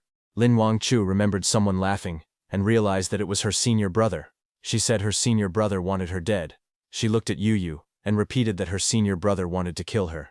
She gave a strange laugh while saying it. Hearing that, Yu asked Lin Wangchu how she knew her name. She also asked who Lin Wangchu and this senior brother she mentioned were. Hearing that, Lin Wangchu looked troubled. She asked Yu Yu what she should do. She wondered if she should trust her senior brother, or trust her master. Hearing this, Yu asked which one was good and which one was evil. Lin Wangchu looked down at the ground, and, with a deep voice, said that she didn't know anymore. Yu got confused hearing that. She told Lin Wangchu that she didn't fully understand what Lin Wangchu meant, but she knew that as mutants, their duty was to slay demons, uphold justice, and save the world. Hearing Lin Wangchu agreed. Her eyes became firm. Lightning formed around her body. She said that if she couldn't trust anyone else, then she would trust herself. She said she would fight beside Yu Yu from now on, slaying evil and saving the world. Then Yu Pai's party leader, a man with a mask, introduced himself as Wang Zongyang. He welcomed Lin Wangchu to the Qingyang team. Lin Wangchu then introduced herself. The man in the mask said they would work together to kill evil spirits and save people. Lin Wangchu nodded and agreed to go with them. Then, as the group walked through a rocky path, Lin Wangchu thought the scene felt familiar. One of the men told her that there was a spirit cave ahead, and that spirit stones were inside. They asked her to come with them to pick spirit stones. Lin Wangchu answered softly that she would go. Meanwhile, at Yangshi City, in ruins, the sky was red, and the ground was covered in broken buildings and dust. Su Bai and Yinyan arrived there. But just as Yinyan looked at the city name sign, she got shocked, saying this was wrong. Hearing her, Su Bai got confused. He said that according to the map, the spiritual cave should be ahead. But Yinyan told him the place in front of them was Yangshi City. Hearing that, Iron Arms explained that Yangshi City was the first place where a disaster happened in the eastern province. Many people died, possibly over 1 million. More than 10 teams of powerful fighters came to help, but they were all killed. With a serious face, Iron Arms told them this place had become like hell on earth. But Su Bai didn't listen to them, and entered the city. Yin followed him, asking him to wait for her. She thought quietly to herself that she had gotten stronger recently, so she should be able to protect herself. Also because Su Bai was with her, she believed there was nothing to fear. Then suddenly zombies appeared. There were thousands of them. Seeing them, Yunjin thought that although these zombies were not very strong, their number was huge. But without any hesitation, Su Bai walked into the ruined city. Yunjin was very nervous because they had just entered the city.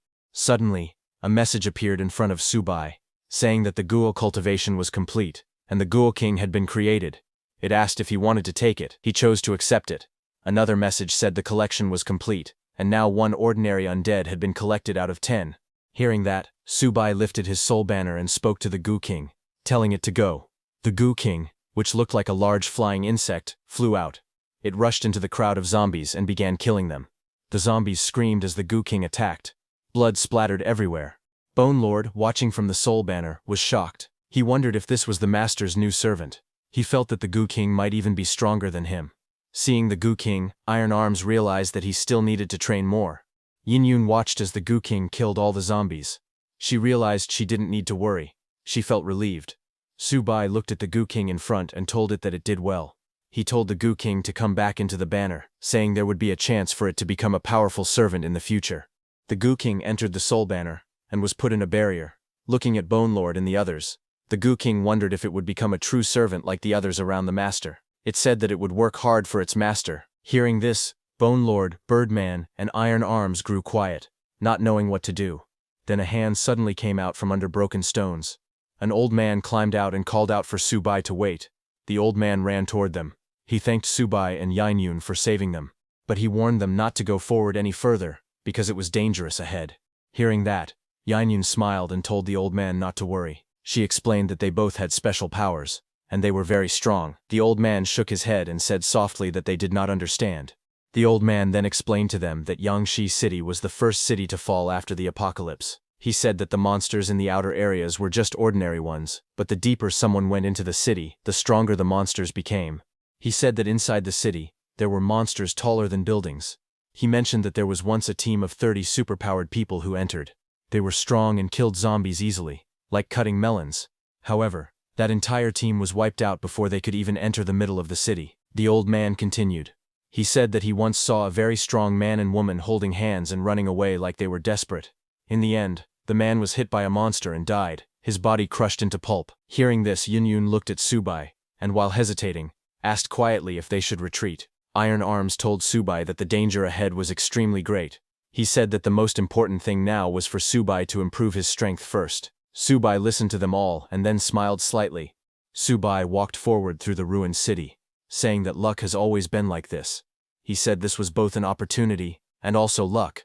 In the distance, the old man watched them. He sighed and said that it was hard to convince a ghost with kind words. A child beside him called the old man grandfather, and asked if those two were also going to face the huge monster. The old man told the child to call everyone out. He said that since the zombies were killed, they were free and could leave. Hearing that, the children cheered loudly. They shouted that everyone was saved. Hearing the child's voice, more and more people came out from hiding and began to celebrate. They laughed and said that they were finally saved. They called for others to come out too. A large group of survivors gathered in the street. They shouted that they were saved and safe now. But suddenly, a man who was hiding in a cave shouted at the boy named Xiaodong, telling him that his real grandfather was still lying in the basement. The man in front of them was not his grandfather. He told them to come back quickly. Hearing that, Xiaodong turned and looked at the old man in confusion. He called out, asking if this person was really his grandfather. The old man lowered his head and suddenly smiled strangely. Then the old man's body changed. A monster inside him came out, with long tentacles forcing their way out of his mouth. The monster spoke, saying that they had finally come out and shown themselves. The monster's tentacles spread out as it revealed its true form, shouting that it was starving. A huge mutant monster appeared. Everyone panicked. They shouted that it was a mutant and they should run. People fled in fear, trying to escape as the monster's tentacles chased and surrounded them. Because they had gotten so close, they could not escape. People were being dragged and wrapped by the monster's tentacles. They shouted in fear, asking for help. The monster made a creepy laughing sound as it looked at them.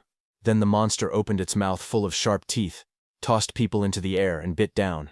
Blood splashed everywhere, as the monster, extremely hungry, ate them all. Yanjin looked around the empty street. She lifted her head toward the tall buildings and said that the place smelled strongly of monsters. Even so, she noticed that there wasn't a single monster walking on the road. Her expression showed confusion as she stood ready with her weapon. Far ahead, Subai walked calmly with his weapon resting on his shoulder. Yanjin followed behind him, but the shadows of several monsters moved quietly around them. Yanjin suggested that they should take a detour, but Subai told her to hold on because they were almost there. Yandian stepped forward with confidence. She said she was very brave and wanted to follow him even in a dangerous place like this. As she took another step, a monster hiding below grabbed her leg. Its fingers wrapped tightly around her thigh. At that moment, a monster lunged forward with its mouth wide open, showing sharp teeth inside a dark circular throat. Its body twisted in the air as it prepared to attack. Yandian looked around quickly as more monsters suddenly leaped from the buildings and the ground. Their bodies flew toward them from every direction. She realized what was happening and shouted that it was an ambush. Subai turned slightly, while Yinyun raised her weapon, surrounded by many monsters closing in fast from all sides. The air filled with swirling movement as the creatures rushed toward them. Subai immediately raised his soul banner and summoned the red mosquito, ordering it to go. The monsters rushed toward them, but Subai's summoned mosquito moved first. It shot forward and cut through the monsters in a single sweep. Bodies were thrown into the air as blood splashed across the road. A system message appeared in front of Subai, saying that killing an advanced monster gave him 10,000 points and more experience for his soul banner. He looked at the message and thought quietly. He realized every monster here was an advanced class. In other places, such monsters were treated like small bosses. But in this strange city they were no different from mosquitoes from another world. Subai smirked slightly as he understood what that meant. Since they were all advanced monsters, he simply needed to deal with them, one after another. With a firm voice, he ordered his other summons to kill again. His undead team of Bone Lord, Birdman, and Iron Fist charged forward with lightning covering their bodies. Birdman cried out loudly and flew into the sky. Its scream created a powerful sound wave that spread through the streets. The monsters below clutched their heads and screamed as the sonic attack shook the whole area. Sujai watched Birdman and smiled. He told it that its sonic power had become much stronger. The battlefield shook as the fight continued. Bone Lord rushed forward with his heavy armor and giant axe, smashing through the crowd of monsters. Above him, Birdman spread its glowing wings and released waves of spiritual sound, shaking the creature's minds. The mosquito creature moved quickly between enemies. Its movements were sharp and hard to follow, stabbing monsters from every angle. Beside it, Iron Fist blocked attacks with his metal arms and struck back with powerful punches. Their teamwork made the front line stable. Together, their cooperation looked surprisingly well balanced. The scene showed many monsters falling from their combined attacks. Not just them.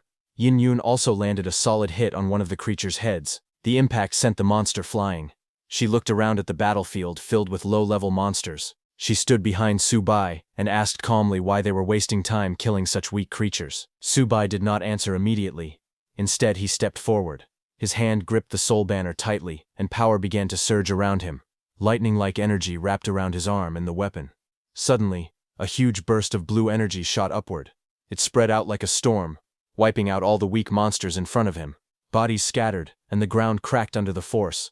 In the middle of the explosion of power, Subai stood calmly holding the spear, surrounded by the bright blue glow.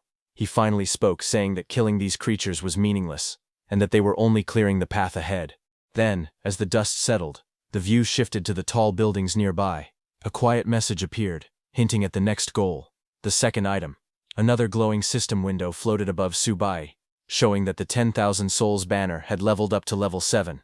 Subai looked pleased as he watched the message. He smiled lightly and thought that 1,000 monsters had been killed very quickly. Another system message appeared, explaining a new ability.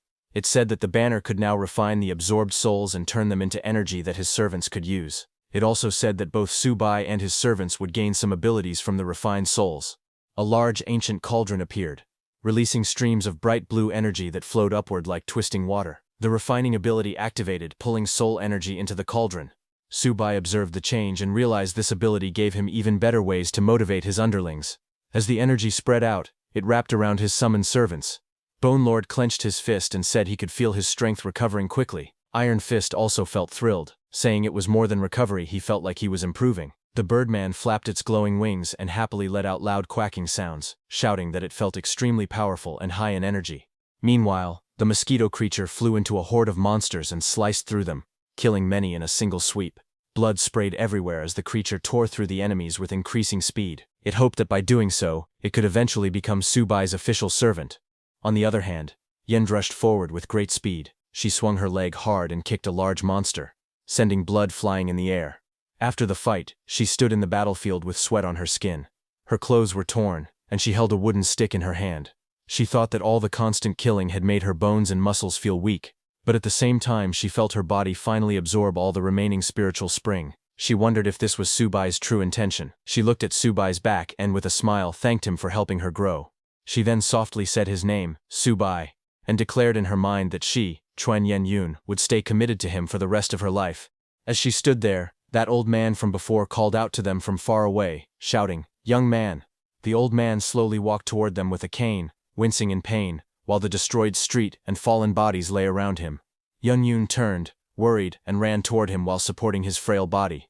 Subai looked back at them without speaking, while the old man struggled forward with a cane, groaning in pain. Yen Yun asked the old man why he had come. The old man replied that he simply couldn't leave them by themselves. With a tired smile, he told them that they were the strongest ability users he had ever met, but he warned them not to move any farther ahead. Subai listened to the old man in silence, his expression becoming serious. Then he turned away, gripping his soul banner. But his full attention was behind him on that old man. He told his summons to get ready for battle, and told the old man not to worry about them. The old man leaned heavily on his cane, his face strained with fear and exhaustion. Yin Yun stood beside him, protectively. As she tried to speak, something unexpected happened. A tentacle-like creature suddenly wrapped tightly around her upper body. Her eyes widened in shock, and she gasped. She stared at the monster restraining her, and shouted in disbelief. But before she could understand anything, she was suddenly grabbed by a thick tentacle. She let out a sharp cry as the tentacle wrapped around her waist and legs, pulling her upward. Her body twisted in the air while the creature dragged her closer. In the next moment, the huge monster opened its enormous mouth. Countless sharp teeth lined the inside of the dark hole. The tentacles pulled her closer and closer toward that gaping mouth as she struggled, biting down on one of the limbs in fear. Far below, Subai rushed forward. Blue lightning wrapped around his soul banner and crackled wildly as he prepared to attack. His body shot upward with incredible speed, surrounded by streaks of electricity. The soul banner extended forward, glowing brighter as he rose high into the sky. He struck downward with a powerful blow. His attack cut through the monster's tentacles, sending Yin flying out of its grasp. The giant creature's limbs split apart, shaking violently from the impact. Yin fell through the air, her body spinning, while Subai dived down beneath her, trying to reach out to catch her. His one knee pressed against the street as he caught her safely in his arms before hitting the ground. When Yin opened her eyes, she saw Subai standing straight beside her. She leaned against him, breathing hard after the near escape. He remained calm, holding his soul banner at his side. He proudly announced that he had reached the Golden Core stage and that his perception ability had improved. He told that tentacle monster that he could sense an aura full of death and that such a trick would not fool him. The giant monster's massive tentacles writhed in the air as its body shifted and pulsed. A thick mist spilled from its form while loud, heavy breaths echoed around the ruined street. Yin coughed weakly, her body trembling. She looked ashamed and murmured that she had been a fool. Subai held her close, glowing green energy flowing from his hands into her chest as he healed her. His gaze was calm and focused. He told her not to talk, and reminded her that she was lucky to still be alive. Even while wincing from the pain, she whispered to him not to worry about her and urged him to handle the monsters instead. Above them, the monster suddenly burst into laughter. Its enormous limbs moved apart, revealing a row of glowing eyes hidden beneath the folds of its flesh. Drool dripped from its sharp teeth as it taunted them, saying that it didn't matter if they had figured out its trick. The creature's mouth expanded into a giant circular maw full of spiraling teeth. It roared that today, Subai and his summons would become its meal.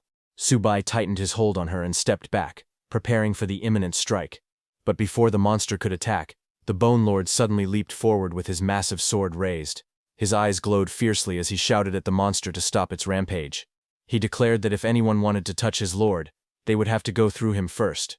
In a burst of speed, he clashed with the monster's tentacles. His blade sliced through the air again and again, while the monster's limbs whipped toward him. The street shook from the impact. Bone Lord laughed boldly, saying this was simply how he fought.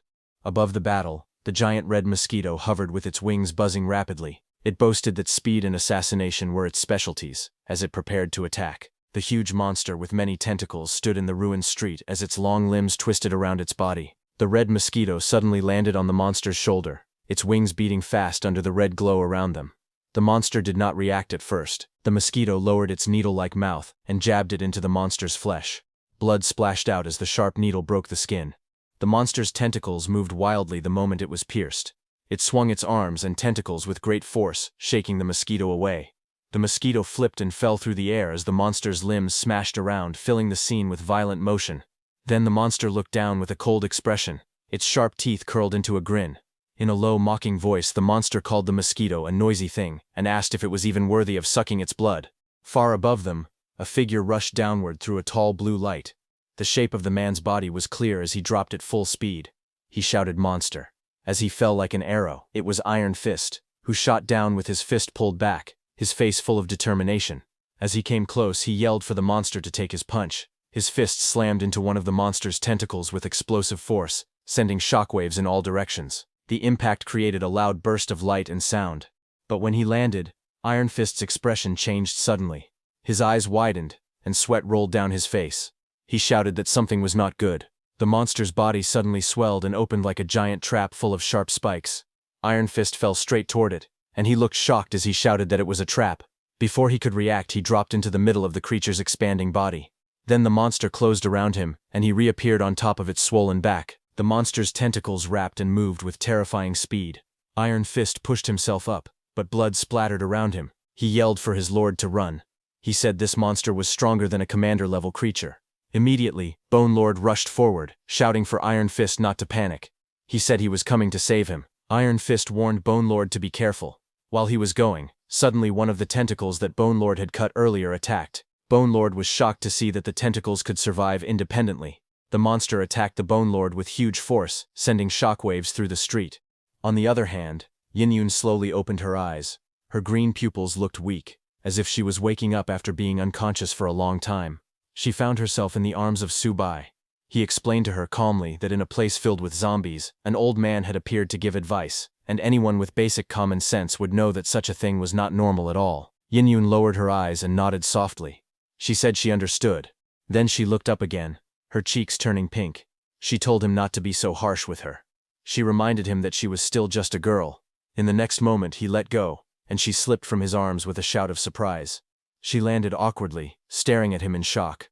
He looked down at her and replied bluntly, telling her that she did not act like a girl. She winced and warned him jokingly, saying that what he said was enough to get someone killed. She then sat on the ground in frustration, pouting with an angry expression. She muttered to herself, wishing that he, being such a straight-faced man, would remain single forever. Not far away, the massive tentacle monster towered over the destroyed city. Subai now stood facing it, holding his weapon. Yin sat behind him, watching as he prepared to confront the creature. Subai reached a calm state after forming his golden core. He realized something important. He understood that he still had not found his spirit sea. Because of that, he quietly admitted that he did not know what he was able to touch inside this inner space. He reached out his hand toward the strange glowing subspace in front of him. Light flickered, forming glitch-like colors around the surface as he got closer. As his hand neared it, he suddenly felt something change. His eyes widened slightly. The bright light washed over his face, and he gasped softly, realizing that something unexpected was happening. The next second, his hand gripped the handle of a weapon that began to reveal itself from the glowing surface. The blade slid out with a sharp motion, accompanied by bright symbols and a surge of spiritual energy. The weapon was large, heavy, and shaped like a deadly saw blade, with jagged edges and a core that glowed like a red gem. As soon as it fully appeared, it released a violent burst of power. Purple lightning wrapped around the blade and crackled through the air. Subai stood tall with one arm raised high, holding the blade as purple lightning exploded around him and stretched toward the sky. This blade in Subai's hand was the blade he used before entering the God realm. Wherever it moved, even gods would fall. The blade held a record. A single golden core realm cultivator once used it to kill a cultivator from the god wandering realm. That was why it earned its name, the Sawing God Blade. He looked at the weapon with calm familiarity. Lightning continued to dance around it as he tightened his grip. With a slight confident smile, he greeted the weapon like an old companion and said that it had been a long time since they last met. The giant octopus-like monster narrowed its glowing eyes, watching Subai from a distance. Its expression showed annoyance, and it muttered to itself that he was playing tricks. It whispered a question to itself, wondering what the God-wandering realm and the Golden Core realm even meant. But suddenly, its hesitation turned into rage. Its huge jaws opened wide, showing rows of sharp teeth glowing red, and it roared loudly, telling Subai to go and die. At the same moment, the creature's many tentacles swung forward, trying to crush him. Subai held his weapon tightly. Purple lightning crackled across the blade as he moved. His eyes were calm, and his body leaned forward as if he were ready to burst into action. In the next moment, his whole body shot upward, leaving behind streaks of purple energy. The monster raised its massive limbs to block, but Subai came down fast from the sky. Lightning wrapped around him like a storm.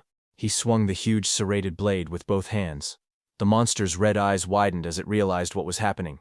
It tried to react, but it was too late. The blade sliced downward in a long bright line of purple light. A thin vertical beam appeared from the sky to the ground, cutting straight through the creature. For a brief moment the monster froze completely still. Then its huge body split apart from top to bottom. Purple lightning flashed across the cut, and an explosive wave followed. A violent blast of yellow and orange flames erupted as the monster's body exploded. Pieces of limbs flew outward, swallowed by the huge explosion. Pieces of the monster's tentacles fell everywhere. An iron fist came out of the monster's stomach and crashed to the ground. He let out a pained groan as he struggled to get up, surrounded by broken flesh. Not far away, Yenjun watched the destruction with wide shining eyes. Behind her, Bone Lord and Birdman stood proudly. Birdman stared at the scene and asked if this was truly the Lord's strength. Yenjun looked amazed. She noted how the monster was defeated so quickly, and said that Subai was incredibly strong. Just then, a faint laugh echoed from the ground. Union and Bone Lord turned their heads toward the sound. The broken pieces of the monster twitched, and a faint voice murmured, "Awesome," from somewhere inside the pile. Suddenly, what remained of the monster began to move again. Tentacles shot upward, smashing against the ground and scattering rubble. A dark voice warned them not to think they'd won. From the dust, a new shape rose. What looked like part of the creature's body reformed itself, pulling together into a massive figure. The monster muttered the words, "My body," as it rebuilt. Dust swirled around its frame as it stood tall again. The next moment, its eyes glowed fiercely, its huge mouth stretched open, filled with sharp teeth. The voice grew louder, screaming that its body was invincible. The monster looked excited, and said in a dark tone that it could be invincible, and laughed. Subai stood in front of the creature. He looked calm, and asked the monster whoever said he wanted to kill it. He explained that he only acted to save Iron Fist. Iron Fist was struggling on the ground as Subai told him to get up.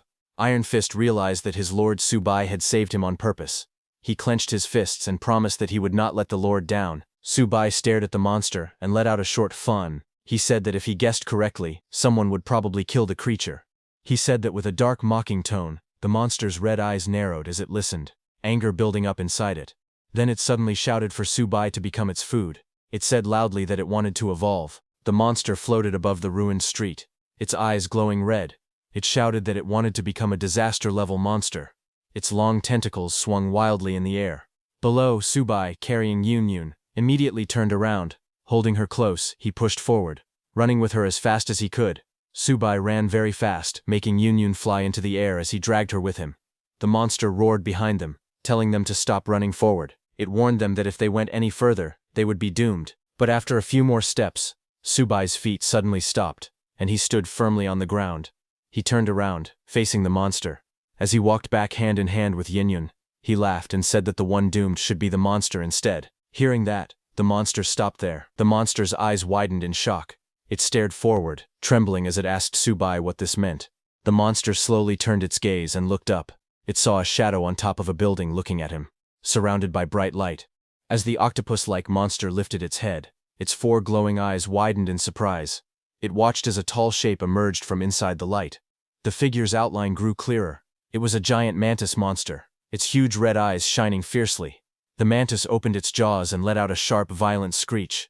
Its wings shook the air as it dropped toward the ground, smashing into the street with explosive force. Cracks burst across the floor beneath it as dust shot upward. The mantis monster jumped with lightning speed to attack the octopus monster. The mantis monster swung its long blade-like arms, slashing at the octopus creature. Its movements were fast and furious. The octopus monster recoiled, raising several tentacles to block the sudden attack. But the mantis kept pressing forward, its sharp limbs cutting through the octopus monster's tentacles again and again. The octopus monster stepped back and shouted angrily. It told the mantis monster to leave, saying its food had escaped because of him. But the mantis didn't back down. Instead, it laughed coldly and said it was ridiculous for the octopus monster to tell him to leave his own territory. The two giant monsters glared at each other under the red-tinted sky. One stood on its long insect legs, blades raised. The other crouched low behind its many tentacles, its white eyes burning brighter with rage. A fierce fight between monsters was about to begin. The octopus monster floated above the ruined street, its tentacles hanging in the air. Its glowing red eyes looked down as it spoke, saying that it did not want to be the mantis monster's enemy. But it had just drunk the blood of hundreds of humans. Below, the large mantis monster stood on a broken rooftop, staring up at the octopus. But seeing that the mantis was still not backing down, the octopus suddenly swung its huge tentacles and rushed forward. It shouted loudly that it was not afraid. Hiding between two buildings, Subai and Yunhyun stood together, looking up as the giant tentacles crashed down in front of them. The street around them shook from the impact. Yunhyun held her weapon tightly and asked Subai what that giant mantis was. Subai looked serious and told her it was the boss of this area. Subai then explained that earlier, the octopus monster had transformed into an old man to stop them from moving forward. This meant something ahead was scaring the octopus. Because of that, he decided to keep going forward. He smiled slightly and told her that this was why he said that someone was going to kill the octopus monster. Yunhyun beside him was amazed to hear that. Meanwhile, the octopus monster wrapped its tentacles tightly around the mantis's sharp claws, trying to stop it. Dark blood splashed everywhere as the tentacles shook in pain. The mantis was using his full power to reach the octopus monster's head to kill it with his sharp claws, as the octopus monster also used its full power to stop the mantis monster. The octopus monster trembled and shouted to the mantis, telling it to listen. It said they should find Subai and kill him first. The mantis leaned forward with its sharp jaws open wide. It screamed back that it would listen, and then rushed in with wild speed. The mantis swung its long blades again and again, cutting the octopus monster's tentacles from every direction, shouting that he would eat the octopus monster first. The blades sliced through the limbs, and the octopus monster cried out. Then one tentacle burst apart with a loud sound. A puff of black matter exploded from the wound. The mantis stared as the tentacle ripped open, falling on the mantis's face. The mantis monster coughed hard as thick smoke and poison surrounded him. The giant octopus monster's tentacles moved on the ground, and the air around them smelled terrible. The mantis complained that it was too stinky. The mantis looked angry. Its eyes glowed red as it glared at the octopus. It muttered that the damage to its core was serious, and warned the octopus that it was going to die soon. But the octopus monster only laughed. Its many red eyes lit up as poison dripped from its mouth. It told the mantis that his whole body was filled with poison now, and said he shouldn't even think about surviving. Then footsteps echoed as Subai walked out of the dark passage. He carried his sword in one hand, and the soul banner with red threads in the other. Pieces of flesh and poison mist lay scattered around him. He looked at the two monsters, and said they seemed very comfortable fighting each other. Subai stepped forward with a calm face, and said it was now his turn to finish them off. The octopus monster glared at the mantis again, blaming it for everything. It shouted that because of the mantis, someone else would take the final reward. The mantis only coughed again, struggling to breathe as the poison burned inside him. Then the octopus monster suddenly pulled its tentacles back and shouted that it would not play anymore. It told the others goodbye as it turned to run away. When Subai watched it fleeing through the air, he said that running would not be that easy, and the next moment the birdman swooped down with terrifying speed as Subai held onto it with one hand. Subai pointed toward the octopus and called out to Birdman. Birdman announced his master Subai's arrival as he flew toward the octopus monster. Subai raised his sword high as lightning surged inside it. He prepared to attack the octopus monster again. Seeing that, the octopus monster warned Subai not to waste time, saying it was immune to spiritual attacks. But Subai raised his weapon, and purple lightning wrapped around the blade. A blast of blue energy erupted as he swung. His attack cut through the octopus monster's body, gathering bright flames and energy around the weapon. As Subai cut down the octopus monster, he also took out the octopus monster's soul from its body with his sword. Subai stabbed the octopus monster's soul as his sword struck downward with full force. The attack rushed straight into the octopus monster's soul, and the monster's body exploded with a huge explosion of light. The octopus monster's body turned into a glowing blue soul form. It looked at itself in shock and shouted that its body was destroyed. Subai stood in front of it with his weapon. He calmly explained that after reaching the soul realm, a soul could float outside the body. He said that cultivators were not afraid of outside injuries. Subai then smiled and said this was the reason the Sol God blade was invincible. He explained that the blade's teeth could pull out a soul. Hearing that, the octopus monster screamed in disbelief, saying it was impossible. Its glowing soul form twisted wildly as its soul was being dragged out. Subai extended his soul banner and activated it, telling the octopus monster that it was full of energy before, but pulling its soul out had a cost. Now it was at the end of its strength. Then with full power, Subai raised his soul banner high into the sky as its red ribbon flew wildly. Subai shouted for the soul of the octopus monster to come to his banner. The monster screamed loudly, begging and crying as its soul was sucked toward the soul banner. The glowing skull on Subai's soul banner suddenly flashed and spun, pulling everything in.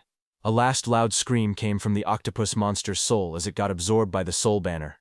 When Bone Lord, Birdman and Iron Fist saw how powerful the octopus monster was, they feared their status would drop because of this fight. In the next moment, Bone Lord, Birdman and Iron Fist looked back as the octopus monster's soul appeared inside the soul banner, but its soul was stabbed with long dark spikes to prevent it from doing anything. The octopus soul burst with bright blue light as it screamed in pain when those spikes pierced through it from every direction. After its soul was subdued, Subai stood up with his soul banner covered in red ribbons. He smiled and told his undead soldiers that they worked hard in this battle, and told them that he would turn the octopus monster's soul into energy for them to absorb. Hearing this, Bone Lord, Birdman and Iron Fist looked surprised. They couldn't believe that their lord actually did this. All three of them kneeled and thanked their lord. They said they were willing to sacrifice their lives for him. Then they immediately started eating the octopus monster's soul, and glowing blue energy flowed into their bodies. Birdman sighed in comfort. Bone Lord said it felt marvelous. Iron Arm said it smelled so good.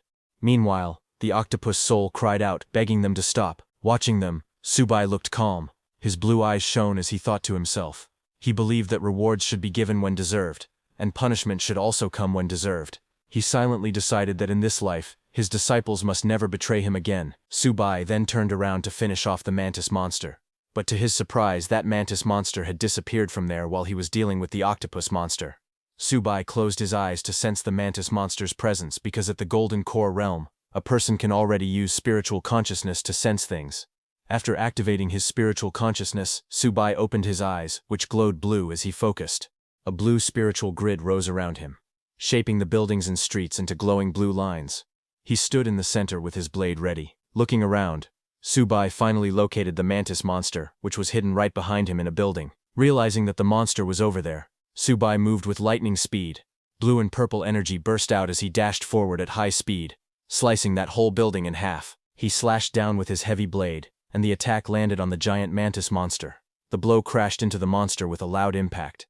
The mantis screamed loudly in pain, its sharp voice echoing through the street as it struggled from the attack. The giant mantis looked frightened.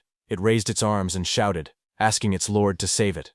Suddenly, the sky turned bright red, and lightning struck, showing that something was coming. A loud sound burst through the clouds. A powerful voice echoed from above, asking who dared to cause trouble. The voice warned that no one should come to Yangshi City and act wild. The red clouds twisted, and the ground cracked open. The figure above shouted again, saying the intruder must be tired of living. Subai looked up at the sky and felt the heavy pressure falling on him. He realized it was the soul realm, and the pressure coming down was extremely strong. Suddenly, a huge fiery hand formed in the sky, as if it had shaped itself inside the clouds. Then, tearing through the clouds, that fiery hand dropped down with burning force and smashed toward the ground. Seeing that fiery hand coming toward him, the mantis monster smiled. The mantis monster pointed at Subai and laughed, telling him that his time of death had finally come. But Subai gripped his sword tightly as the giant mantis loomed before him. He let out a cold snort, his expression unreadable. The mantis flinched back slightly, its red eyes widening as it stammered in disbelief, asking if he was still not stopping.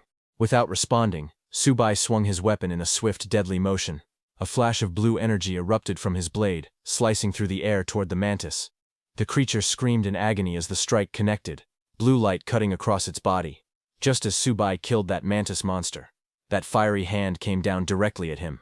Subai raised his soul banner and sucked in that mantis monster's soul. Within that blazing storm, Subai's figure was barely visible, flames overwhelming everything around him. From below, Yinyon yelled Subai's name in worry. That massive fiery hand hit Subai and smashed him into the ground with a solid impact, destroying and burning everything around. Yinyon and Subai's undead screamed for Subai as they watched that fiery hand crashing on him. The one who attacked Subai with that fiery hand was a flame-haired man, who had fierce eyes. That fiery being looked down at Subai and with a sneer declared coldly that Subai had been easily defeated. But suddenly, the flame-haired man stared ahead as his bright white eyes widened. His gaze fell to the ground as cracks spread across the broken street and blue sparks rose from inside his fiery hand. Birdman saw that and was shocked, asking if this was Subai. He was right. Inside the flames, Subai's figure slowly appeared. His body shone in bright blue light while golden flames wrapped around him. Birdman and the others watched from a distance. Birdman shouted in excitement that his lord was alive. He absorbed the octopus monster's skills. Then the blue light faded from Subai's body and the golden flames scattered like smoke. Subai stood calmly with his sword resting over his shoulder. The air twisted around him as the fire swirled in a circle. He looked normal again. Birdman was shocked to see that Subai restored to his original self. High above the ruins, the flame-haired man jumped onto a cliff. He raised his hand and golden flames gathered and stretched behind him like a giant burning wave. The flame-haired man stared down at Subai. His bright white eyes narrowed a little. He looked closely at Subai's face and thought to himself that this person looked familiar. As Subai stood with his weapon in hand, his expression calm yet sharp, the flame-haired man looked at him closely and thought to himself that this man looked like that benefactor he once met. His eyes moved down to the blade Subai held, realizing that even the knife looked similar to the one that person used. Suddenly, a memory flashed through his mind. He remembered a forest path between tall cliffs. Herds of animals were running wildly, and monkeys screamed as they fled in panic because from the mountains some huge monsters were coming out. While running from tree to tree, one monkey looked back and was terrified. He saw a huge three-headed beast charging out from the shadows of the mountain. Its glowing red eyes locked onto the fleeing creatures, and its roar shook the valley. That monster opened its mouth and sucked in all the creatures who were running away. They were pulled straight into the monster's mouth. The monster swept all the creatures off the ground as they screamed. That monkey tried to stop himself by grabbing a branch, But in front of that monster's power, the branch easily broke, lifting the monkey into the air. The monkey screamed as he was tossed helplessly through the air. Just then, with a blinding flash of light, a dark silhouette appeared through the beam. In front of the giant beast that had been attacking the forest creatures, a figure descended from the sky holding a massive sword. That shadowy warrior landed with grace, his long robe flowing in the wind. The man's silver hair shimmered under the sunlight as he raised his weapon high into the air. His sharp blue eyes glared at the beasts, and in a cold, commanding voice, he called out to the monster. Lightning streaked across the sky, and power gathered around that man's sword, surrounding it with blue arcs. With a furious roar, he leapt forward and slashed down with all his strength, yelling at the monster to die. This man was none other than Subai, in his previous life. His blade cut through the air like a thunderbolt, aimed straight at the monsters below. The creature roared as Subai came down with a bright blue slash bursting across, cutting through the creature with overwhelming force. Just as the monster was cut in two, its body exploded with a massive blast, releasing all the energy it had consumed into the surroundings. The impact threw dust and trees upward. Lightning surged as Subai's figure stood firm in the center of the explosion, his sword held tightly in his hand. That firehead man remembered that his benefactor, even while in the Golden Core realm, had defeated people from the Divine realm. But after the battle, he had fallen near death. His body lay on the ground in a desolate place. Strange-looking beasts wandered around him, but none of them dared to come close. They only watched from afar. Only one small monkey, which was that firehead guy in his past life, approached. It carried a fruit in its hands and placed it gently beside the fallen Subai. Firehead guy remembered that before leaving, the benefactor had given him a technique called the Heavenly Spirit Technique. The flame-haired man, in his monkey form, held that thick wooden scroll in his hands as Subai explained to him that with this technique, one only needed to eat fruits that absorbed the essence of heaven and earth to cultivate and grow. Firehair guy remembered Subai's last words, who told him that their fated encounter ended there, and how far the monkey could go from now on would depend on his own destiny. Now in the present, the flame-haired man looked at Subai on the ground, who reminded him of his benefactor. On the ground, Subai was also looking at the flame-haired guy, ready to fight back. The fire-haired man glared down and said that Subai below resembled his benefactor. He called that crime 1. He added that Subai's blade looked like his benefactor's blade. That's crime 2. Then he pointed out that Subai had killed his subordinates. That's crime 3. The fire-haired man raised his glowing hand and said that being able to absorb the octopus monster's abilities proved that Subai grew too fast and was a great threat. He called that crime 4. He then declared that because of all those crimes, Subai must die here today. Saying that, the flame-haired guy unleashed his attack, striking Subai and his undead with an energy slash. His attack came crashing down like a storm, its power twisting the air. The energy beam struck downward with overwhelming force. The impact wrapped around the area, the force launching Subai and his undead below into the air, slamming them through the rubble. His strike was so powerful that buildings broke apart and scattered across the ground as the energy ripped through them. A massive blue shockwave exploded across the city, tearing through buildings and lifting them into the air. The entire skyline twisted as the blast rushed outward. Amid the destruction, Subai and his summons were thrown backward. Yiniyun, an iron fist behind him, also stumbled as the ground shattered beneath their feet. Subai held his soul banner tightly and stopped himself from falling. Bone Lord behind Subai explained that the octopus and mantis monsters were already commander level, so a disaster level creature was to be expected. Birdman, who hovered in the air, asked his master Subai if they should run, offering to fly and carry him away quickly. Subai looked at the flying monster approaching from the distance. Blue energy circled around the area. He shook his head slowly and told his undeads that against a creature of this realm, escaping was impossible. He explained that they had just absorbed 2 beings beyond commander level. Now that a disaster level threat had appeared, not fighting would be too demoralizing. So a small smile formed on Subai's lips as he raised his head and declared that they should fight. Saying that, he raised his soul banner and summoned the large mosquito monster. The mosquito monster answered loudly, saying yes, and immediately charged. The giant mosquito monster rushed forward at high speed. As it moved, it shouted loudly that it wanted to make an achievement and become an official servant. Not far away, Iron Fist stood with a serious expression. He looked up at the monster and said that wherever a disaster-level monster appeared, disaster always followed. He admitted that if he were still alive as a normal human, he would definitely turn around and run away. Iron Fist then lifted his head with a sharp gaze. He said that now Master had given him life again.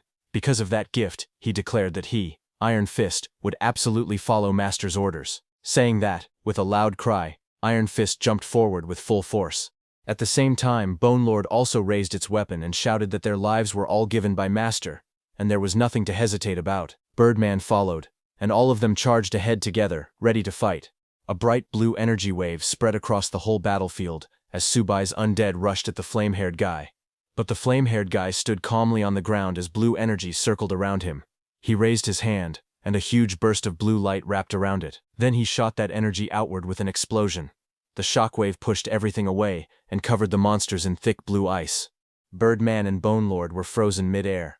Yin-Yun and Iron Fist were also trapped inside the spreading ice. The flame-haired man looked forward with a cold smile and told them to get lost. The frozen Bone Lord, Birdman, Iron Fist, and Yin-Yun were thrown back violently, falling from that tall building. Ice shattered everywhere as they hit the ground. Bone Lord let out a painful sound while falling with the others, all covered in broken ice. That flame-haired guy floated above the ruined street with lightning swirling around his body. Subai stood below him holding his weapon, while his summons struggled on the ground. Then the flame-haired guy came down on the ground with crackling blue energy running around him.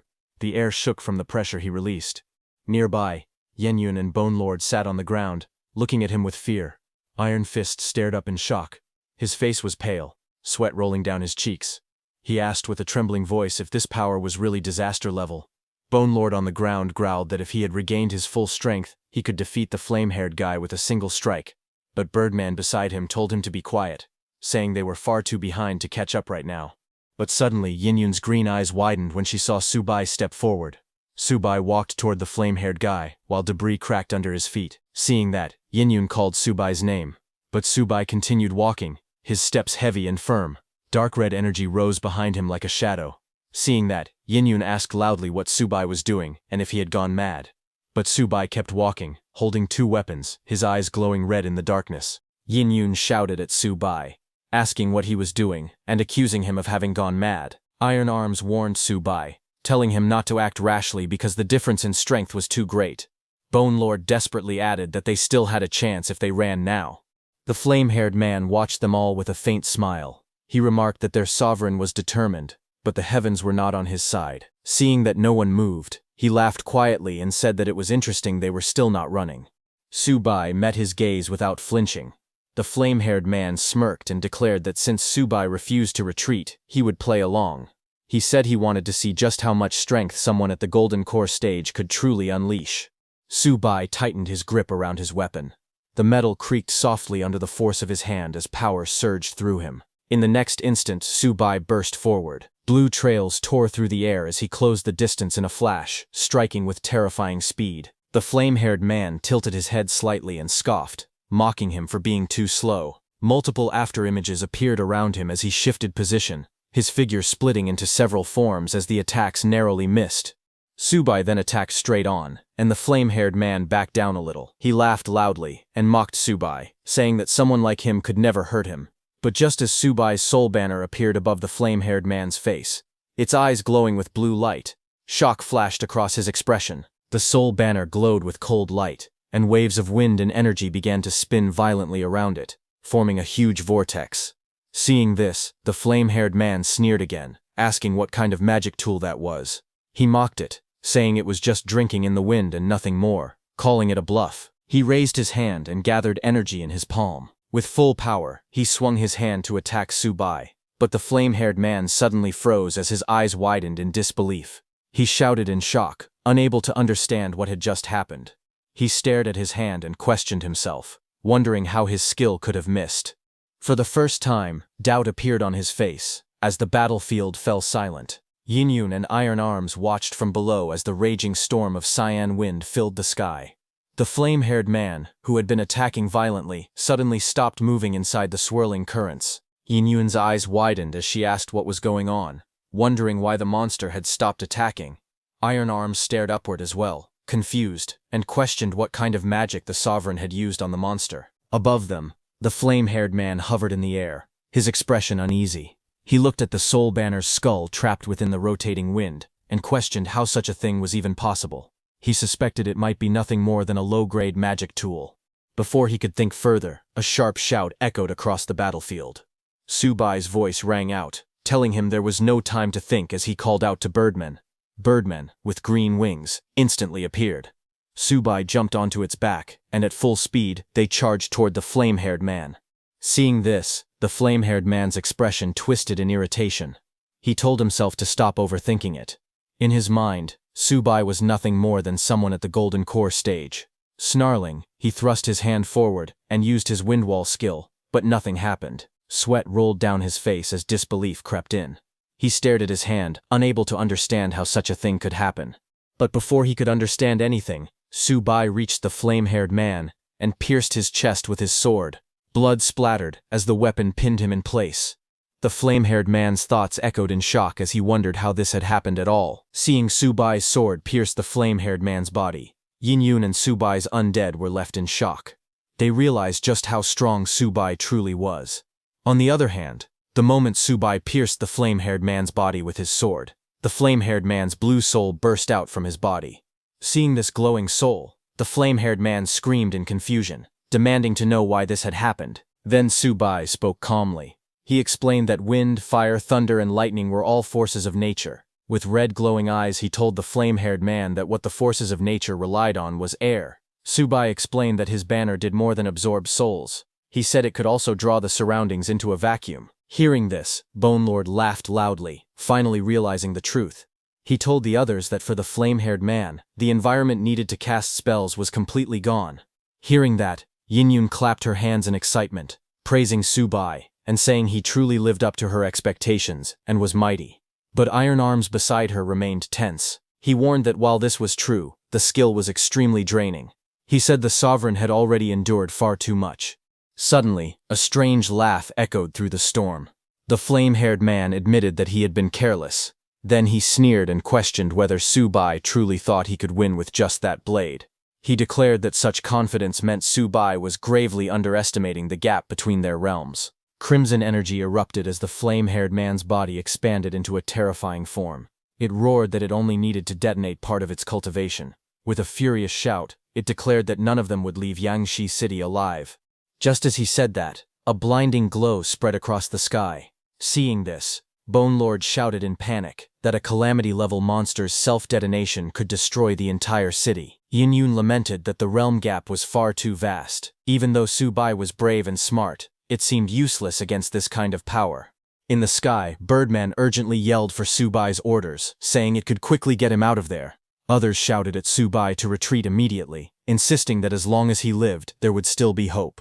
Subai, however, turned his head slightly and smiled calmly. He said that since the flame-haired man's realm was higher, he certainly could not kill him. But then he calmly asked if the flame-haired man truly intended to self-detonate. As the flame-haired man continued to swell, Subai raised his arm and spoke firmly, telling him to just hold it in. Blue wind and lightning surged around Subai as he prepared to act, his expression sharp and unwavering. The flame-haired man froze in confusion as Subai began chanting strange words. Streams of glowing blue runes suddenly poured out from Subai's sword, forming countless sealing chains in the air. The giant looked shocked and asked what this was. As those sealing chains surrounded the flame-haired man from all directions, realization soon hit him as he questioned whether Subai's sword could also seal things. He recalled that his benefactor had once used a sealing technique as well to tie down a monster. He looked at Subai, standing firm on the skeletal winged mount, and asked what his sword's name was. Hearing that, Subai lowered his head and, with a smile, said it was called the God-Sawing Blade. In the next instant, Subai's eyes glowed with red light as he shouted the command to seal. The blue runes tightened around the flame-haired man's body. The sealing light wrapped around him layer by layer, suppressing his power and stopping the detonation. The giant roared in fury as the seal fully took hold, his overwhelming strength forcibly locked in place. At that moment, he remembered that his benefactor had said his sword was called Nameless. Realizing this, he understood that the man before him was not the benefactor, and that he had been overthinking things, but it was already too late. The sealing chains tightened, and the flame-haired man's soul slowly shrank down. From a distance, the others finally relaxed.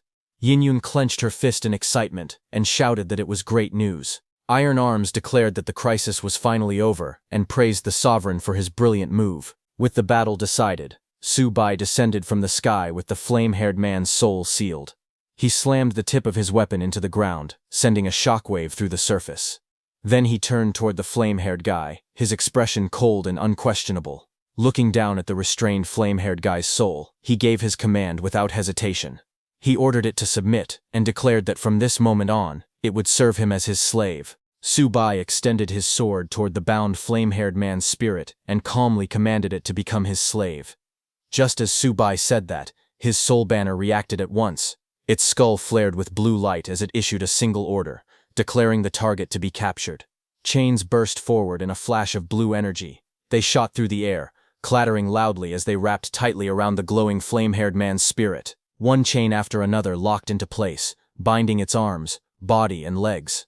The flame-haired spirit struggled, but the chains only tightened, dragging it forcefully across the ground. Seeing this, Subai's expression shifted slightly. His eyes narrowed as he saw something confusing. From above, the soul banner hovered as more chains poured out, surging like a torrent. The glowing flame-haired man's spirit was completely restrained, pinned to the ground by layers of sealing chains that radiated cold blue light.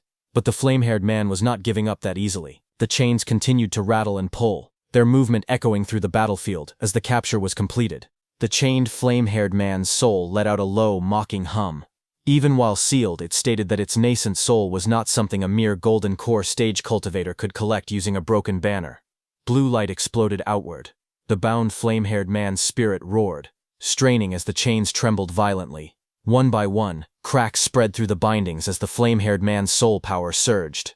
With a violent burst, the chains snapped apart and scattered through the air. The force of the backlash sent shockwaves across the battlefield. The flame-haired man's blue soul twisted free, its aura flaring like raging flames as fragments of chains fell away. Seeing this, Subai clenched his teeth. He acknowledged that the difference in realms was too great. He realized that the 10,000 souls banner truly could not subdue this being. Still, he raised his weapon and spoke coldly. He told the flame-haired man's spirit to enter his banner and promised that it would regain its freedom. He warned that otherwise, the soul would be sealed forever within the sword, spending endless years trapped like eternity in purgatory. Hearing that, the flame-haired man's blue spirit turned its head, eyes blazing. It laughed and questioned whether Subai truly believed he could collect it. The flame-haired man's spirit's expression grew sharp and resolute. It declared that ever since it cultivated a human form, it had sworn that only its true benefactor was worthy of becoming its master. The flame-haired man's blue soul glared forward, its face twisted with rage. It shouted at Subai, calling him unworthy. Subai looked up calmly. His expression did not change. His eyes were cold and steady. He raised his hand and brought out the sword sheath. Blue light wrapped around his arm and the blade as he made his decision. He said that if this was the case, then the flame-haired man's soul would spend its time inside the sword case. Saying that, Subai raised his sword. In the next moment, he threw it into the sky as the sword fell toward its case. Blue flames and energy swirled around the blade as it flew through the air. The flame-haired man's soul screamed and refused, shouting again and again that it would not accept this. Blue energy streams rushed forward, pulling at the struggling soul. The flame-haired man's soul roared in fear and desperation. It shouted that it did not want to be sealed and begged loudly as its form shook violently. But it was already too late. Subai's sword returned to its case. The sword seal trembled as its core glowed red, releasing a sharp pulse of power. Blue energy surged outward, cutting through the air as the sealing force fully activated. On the battlefield, Subai stood firm with one hand on the sword. Blue currents spiraled around him as the blade formed a complete seal. At a distance, Yinyun watched closely. Her eyes widened as the energy faded. Iron arms behind her stared in disbelief and asked if it was really done. She remained silent for a moment, then turned her head slightly. With a calm smile, she confirmed that it was finished. Subai lowered the sword and looked ahead.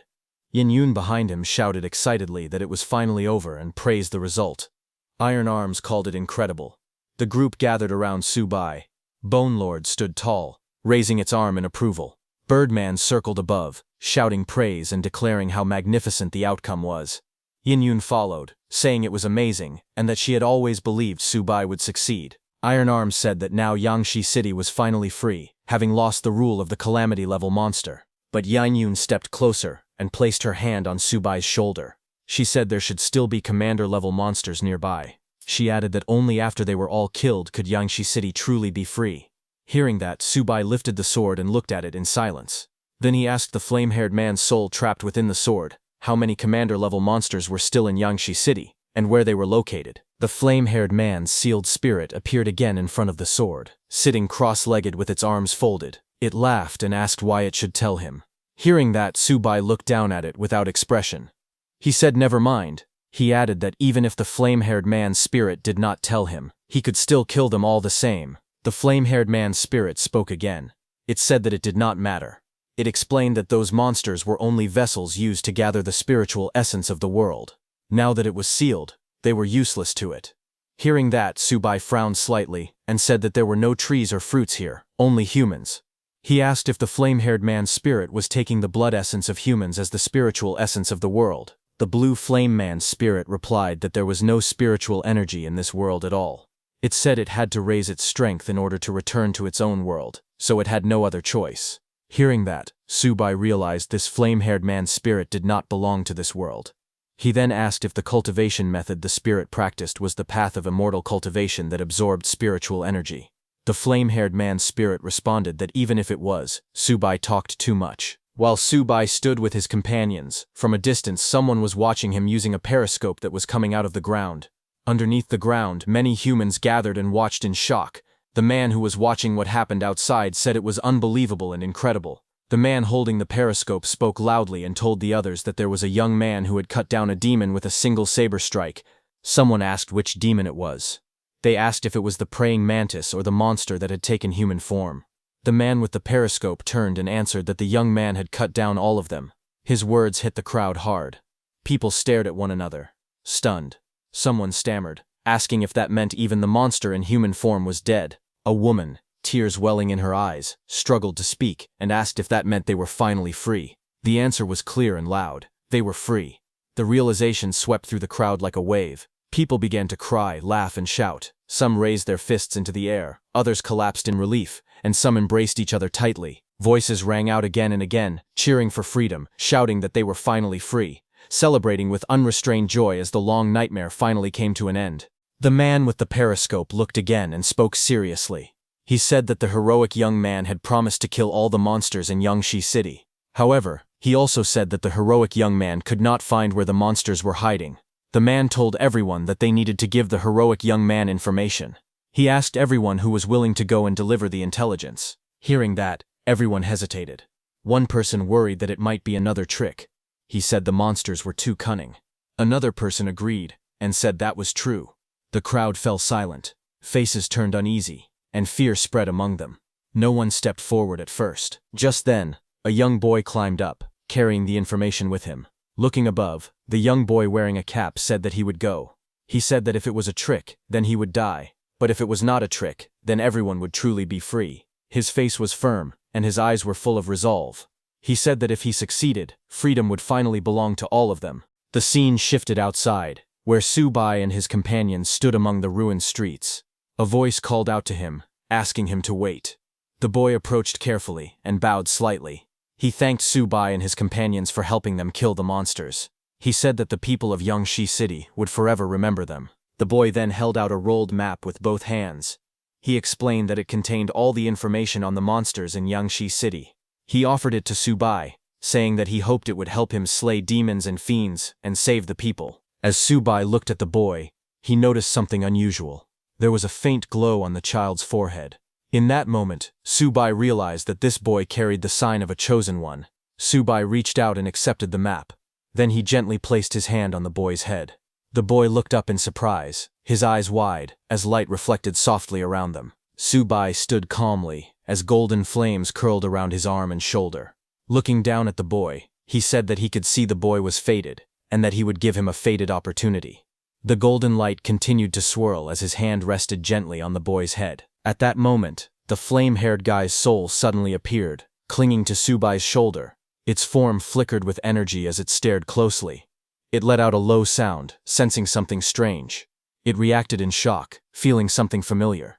It said that the sensation reminded it of the past, just like when its benefactor had taught it before. The boy looked up with wide eyes, surprised by the glowing energy close to him.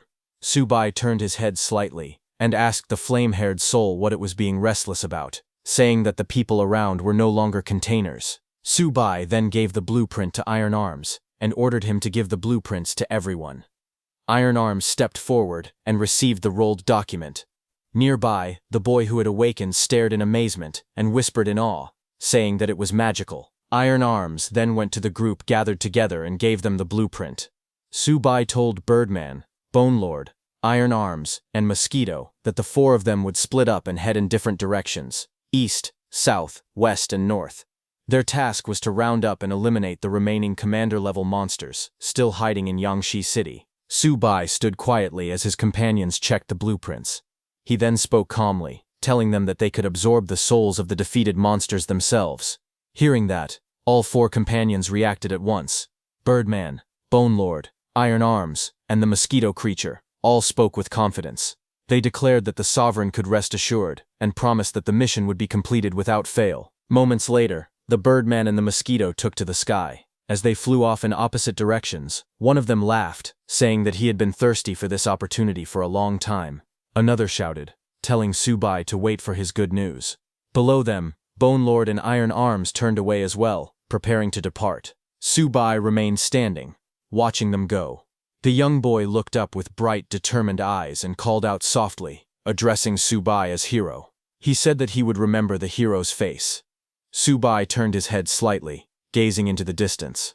His expression remained calm and steady. In response, the boy clenched his fists and spoke with resolve, declaring that one day he would become just as mighty as the hero. Meanwhile, in a distant location, Yunbin, dressed in long robes, sat alone at a stone table beneath a dark, swirling sky filled with strange markings and shadows. He paused in his movements and let out a low hum, as if he had sensed something unusual happening far away. A bead of sweat slid down his face as he sensed the change in the battlefield. He realized that a calamity-level beast had fallen. However, he could still sense that its physical body had not been completely annihilated. Yunbin let out a low breath, his lips curling into a faint smile. He muttered that his master truly made him suffer. Still, once he obtained the physical body of that calamity-level beast, that would be the moment of his master's downfall. Back on the battlefield, a massive turtle-like monster roared in fury. Its eyes glowed red as it opened its enormous mouth and lunged forward. Bone Lord did not retreat. With a heavy roar, it charged straight at the beast, its spiked weapon raised high. It slammed down with overwhelming force, the impact shaking the ground as the beast's massive body collapsed. Green, ghostly energy surged from the fallen monster. Bone Lord stood over the corpse, its mouth opening wide as it absorbed the escaping soul. The green light flowed into its body like smoke being swallowed. Bone Lord let out a satisfied laugh, saying that the old turtle's soul smelled incredibly good. Afterwards, Bone Lord took the turtle monster's shell and laughed loudly. It praised the turtle's shell, calling it excellent, and declared that it would take it first. At the same time, Iron Fist shouted, as he swung his iron arms. The strike lands cleanly, slamming into a twin-faced wolf beast and sending it crashing back with a cry. After killing that monster, Iron Arms starts absorbing the monster's soul. Red energy erupts around Iron Arms as he stands firmly on the ground. He is frenzied by the barbaric strength. He feels his strength and speed increase greatly as power surges through his body. After absorbing the soul, Iron Arms takes out the monster's claws. Looking at the glowing claws, he identifies the three-headed wolf's claw as a true treasure. He confidently states that Iron Arms will definitely not disappoint the Sovereign. Later, Iron Arms, Bone Lord, Birdman, and the Mosquito Monster gather to report to Su Bai. Birdman announces that the great earthworm in the south has been killed. Iron Arms reports that the three-headed wolf in the west has been dealt with. Bone Lord also confirms that the old turtle in the east has been struck down. Su Bai listens quietly. He is meditating with his eyes closed and responds with a calm sound of acknowledgement. Bone Lord crouches down and places the old turtle's shell with both hands. Beside him, Iron Arms drops to one knee and places the glowing red wolf claw. Bone Lord calmly tells Yunyun that this is the old turtle's shell and asks her to see if she can absorb it.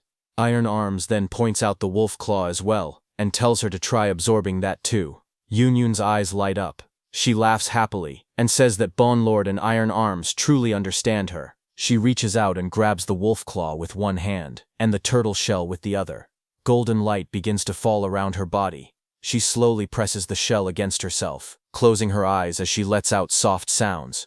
Her breathing grows unsteady as energy flows into her.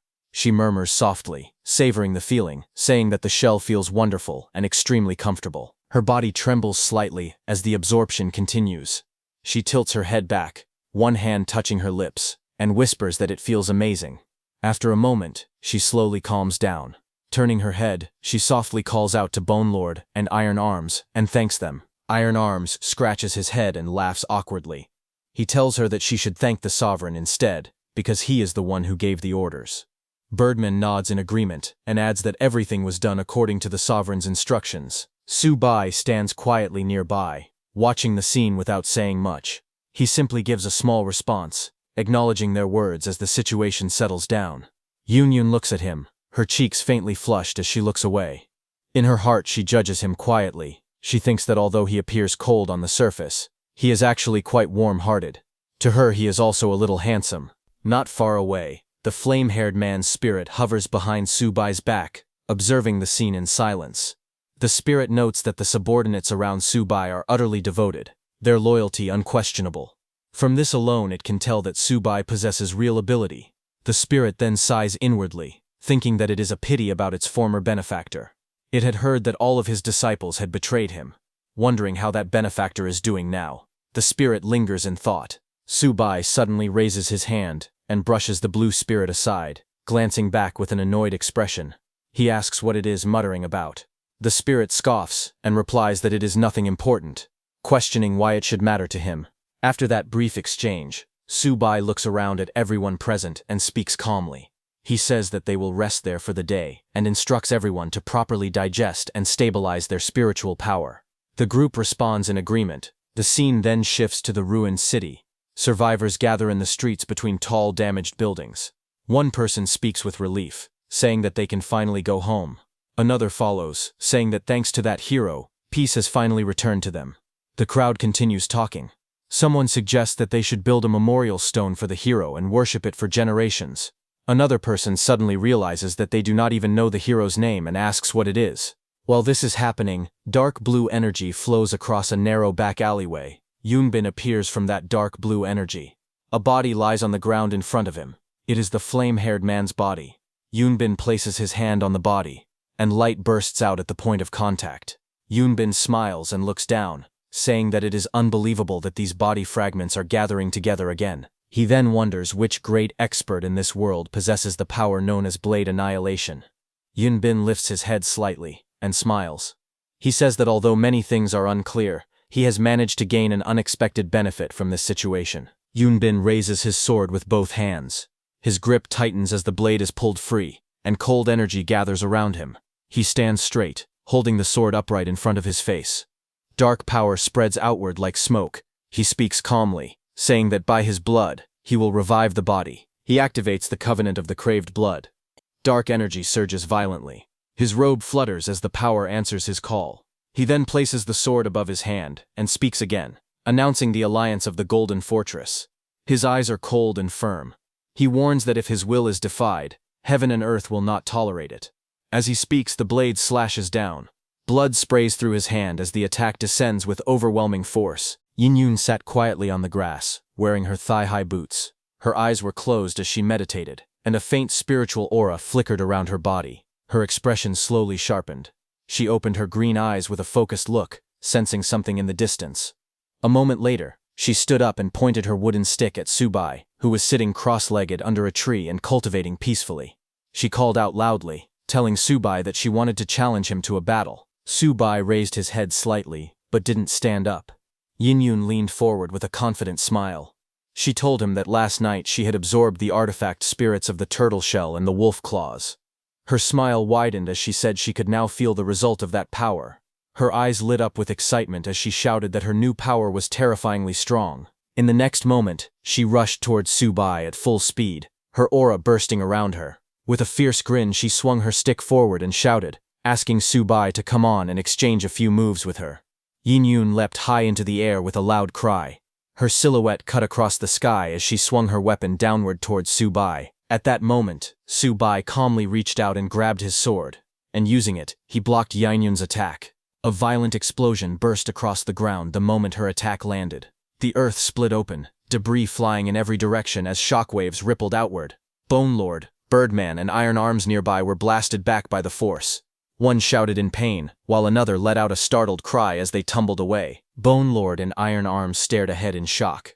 Iron Arms exclaimed that the strike was incredibly powerful, while Bone Lord wondered anxiously whether their sovereign was still all right. Standing among the settling dust, Yin froze. Her eyes widened, and a look of disbelief spread across her face as she stared ahead, stunned by what she saw. Frozen in shock, she looked down at Subai, who sat calmly with his sword raised, blocking her wooden stick. Yin shouted, "What?" in disbelief. Seeing her reaction, Subai smiled slightly, letting out a quiet, confident, "Heh."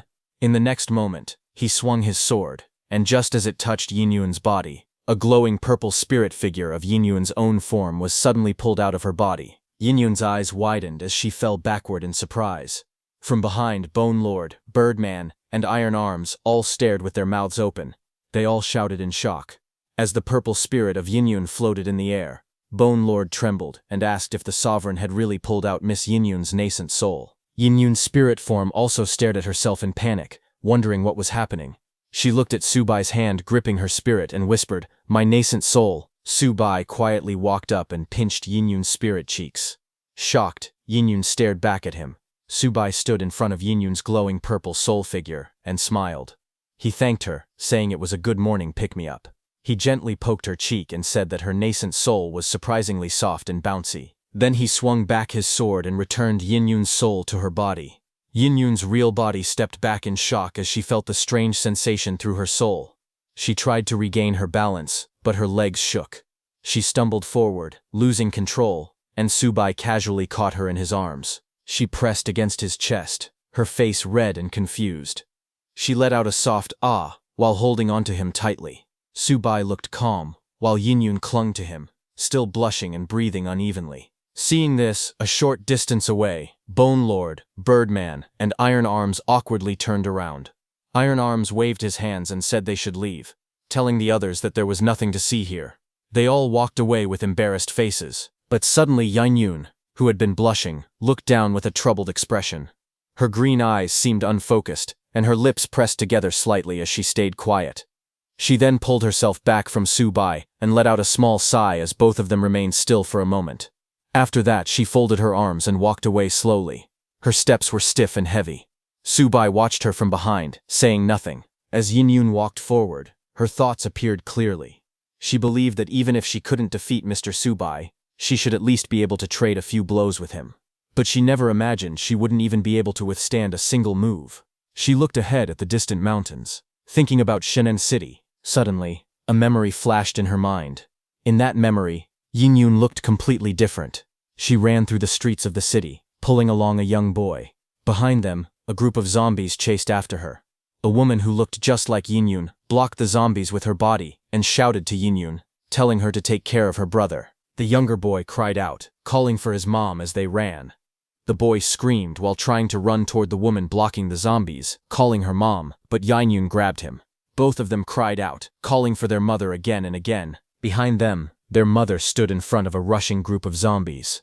Blood covered her clothes as she spread her arms wide. She shouted for them to run. She told them to run now. Yin clung to her brother while crying as she ran. Her little brother yelled for his mom not to go. Behind them, zombies rushed in from every direction. The siblings ran down the empty street. In front of them, a body lay on the ground. A sword was stabbed into the corpse. The little boy pointed at it and told his sister that there was a sword over there. Yin saw it, an abandoned sword stuck in a corpse. She rushed over and grabbed the handle tightly, but as soon as she lifted it, something strange happened. The blade began to break apart in her hand. She stared in shock, asking what was happening.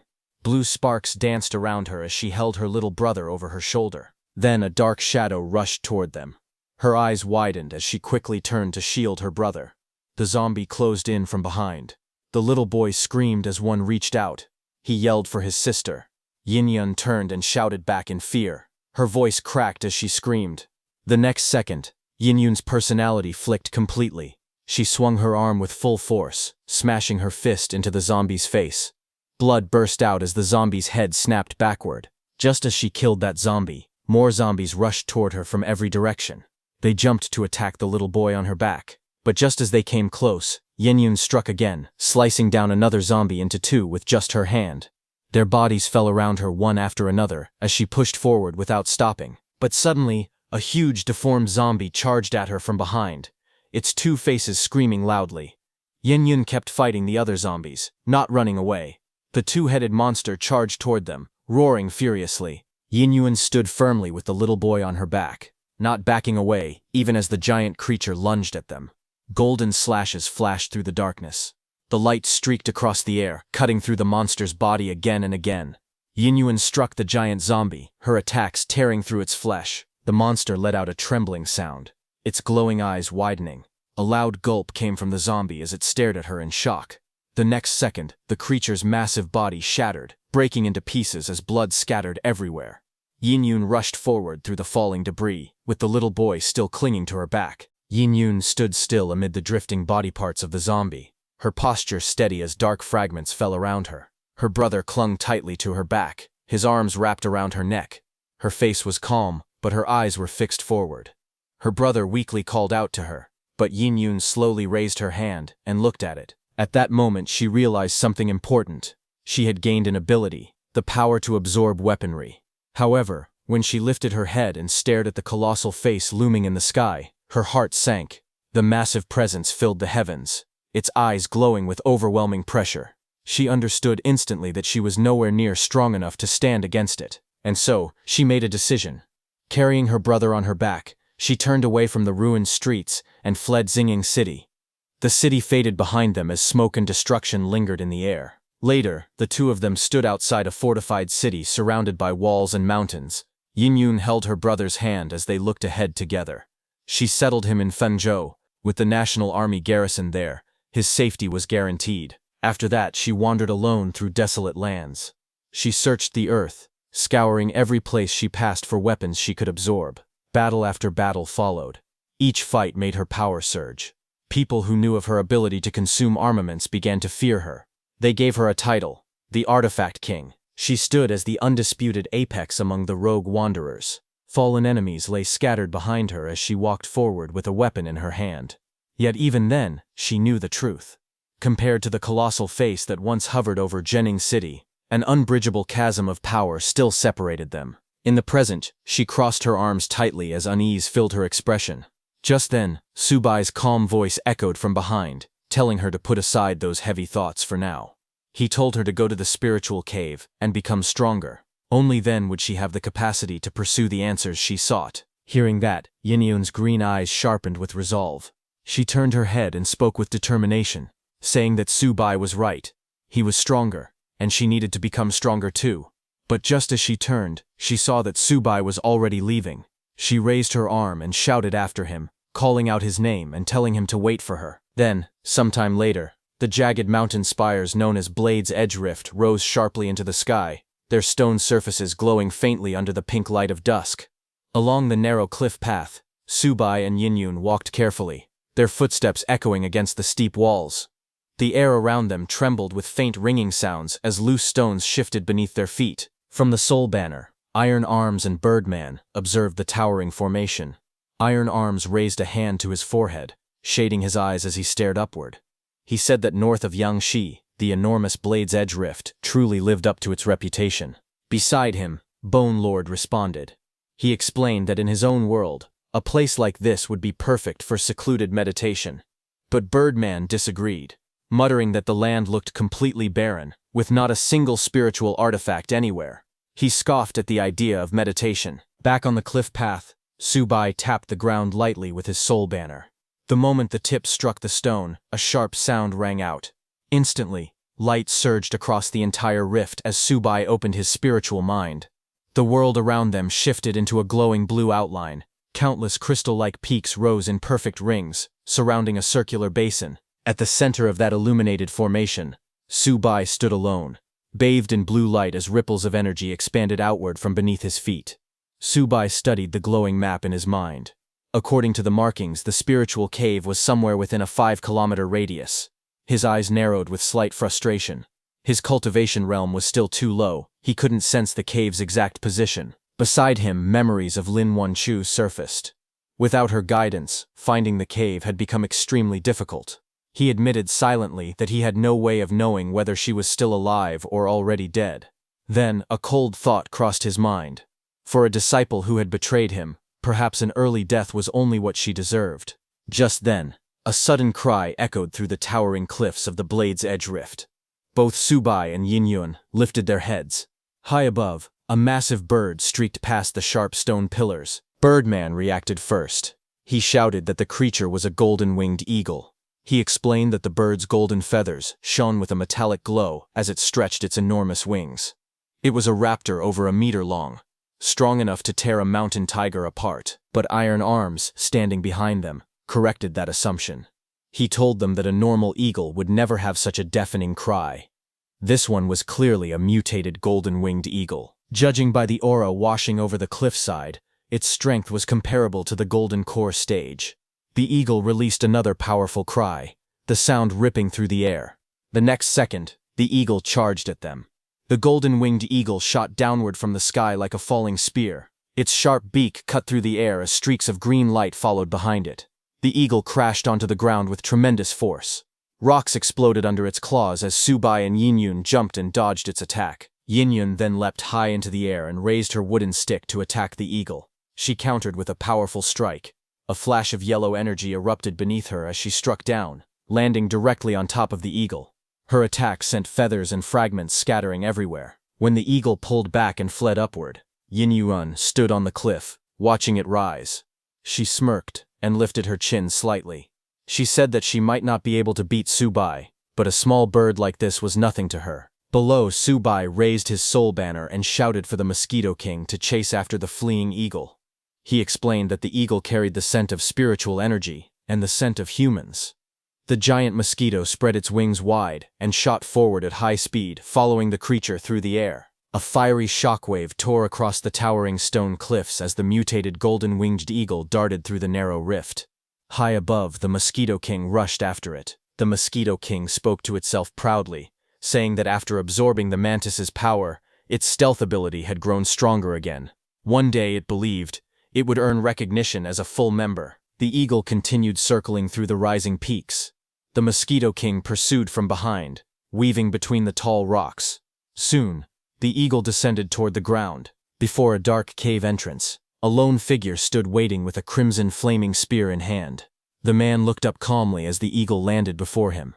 He greeted the eagle by name, Ah Deo, and commented that it had led an enemy straight to their doorstep.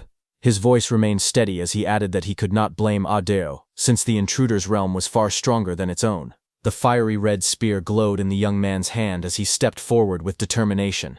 He lifted the spear over his shoulder, readying himself for battle. A sharp throw followed. The blazing spear shot across the rocky cavern like a streak of fire, rushing toward the approaching Mosquito King. The Mosquito King darted aside with incredible speed, narrowly escaping the incoming strike. It boasted loudly, claiming it had survived countless battles. It said that under its sovereign, its power had only grown stronger.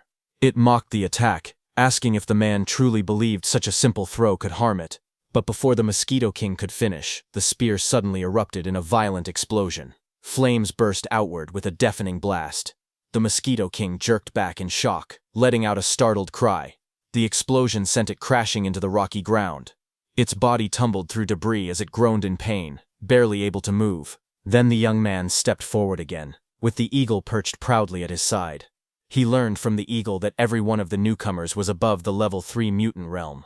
Finding the situation amusing, he smirked slightly. He then turned to the eagle and said it was time for them to make their introduction, but the young man suddenly stopped and narrowed his eyes.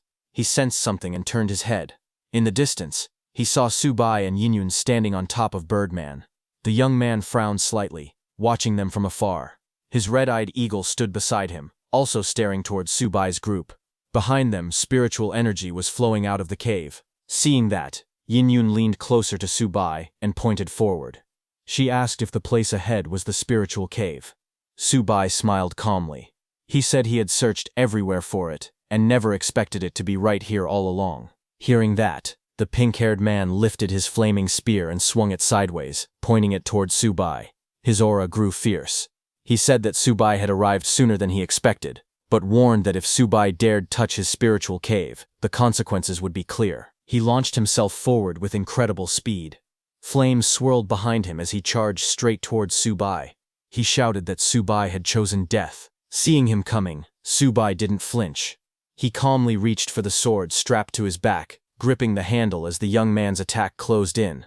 The next moment, the two weapons collided. A burst of white and red energy exploded between them. The pink-haired boy's attack was extremely powerful. but Subai blocked it with his sword.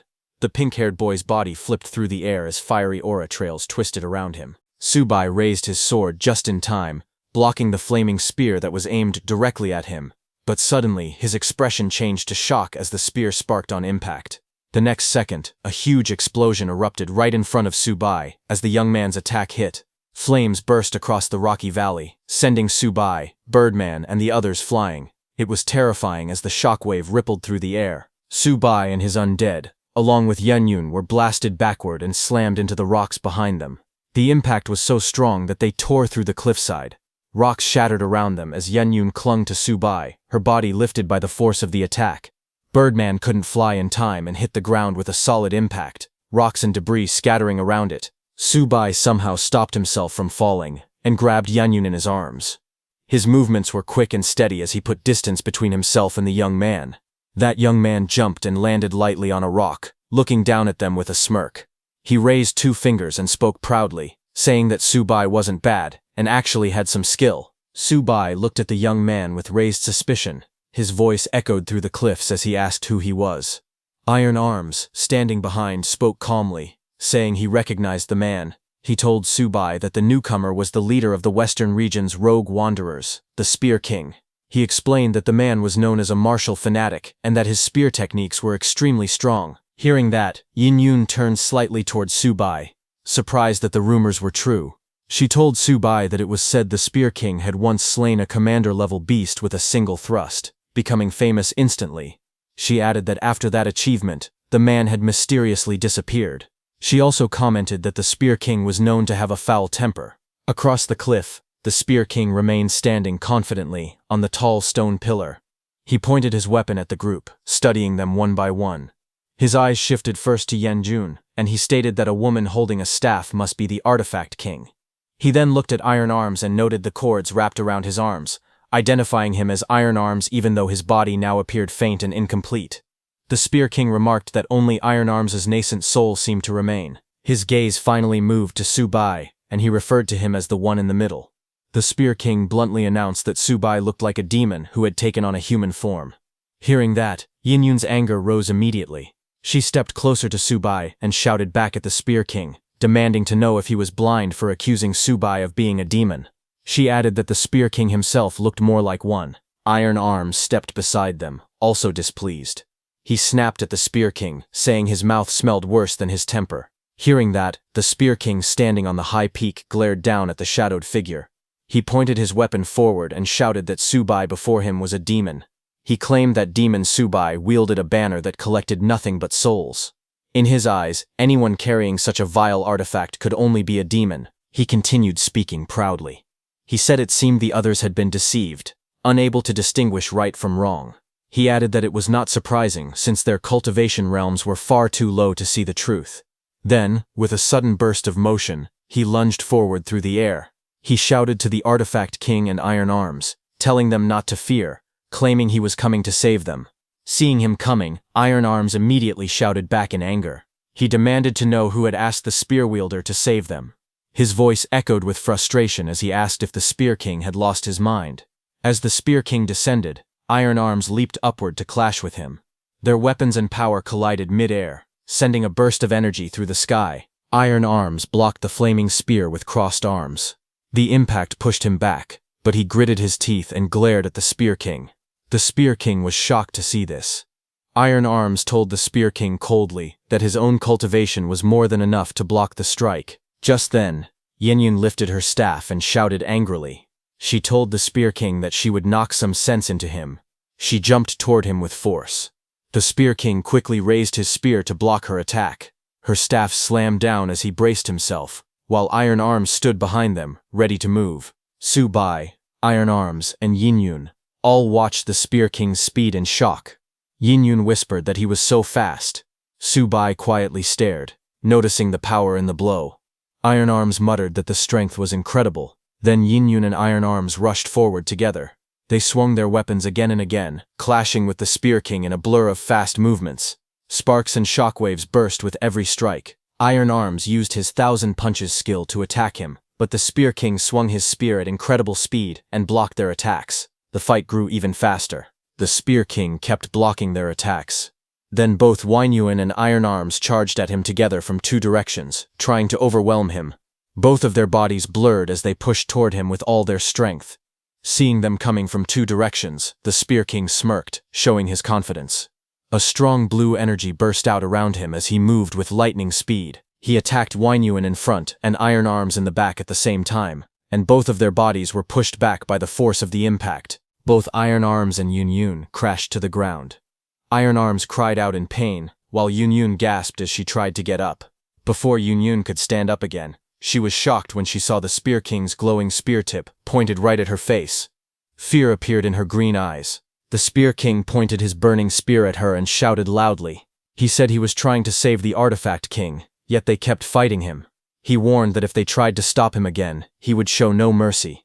Hearing that, Yun shouted back, calling him crazy. She said that Subai used a banner, yes, but that didn't make him a demon. Iron Arms agreed.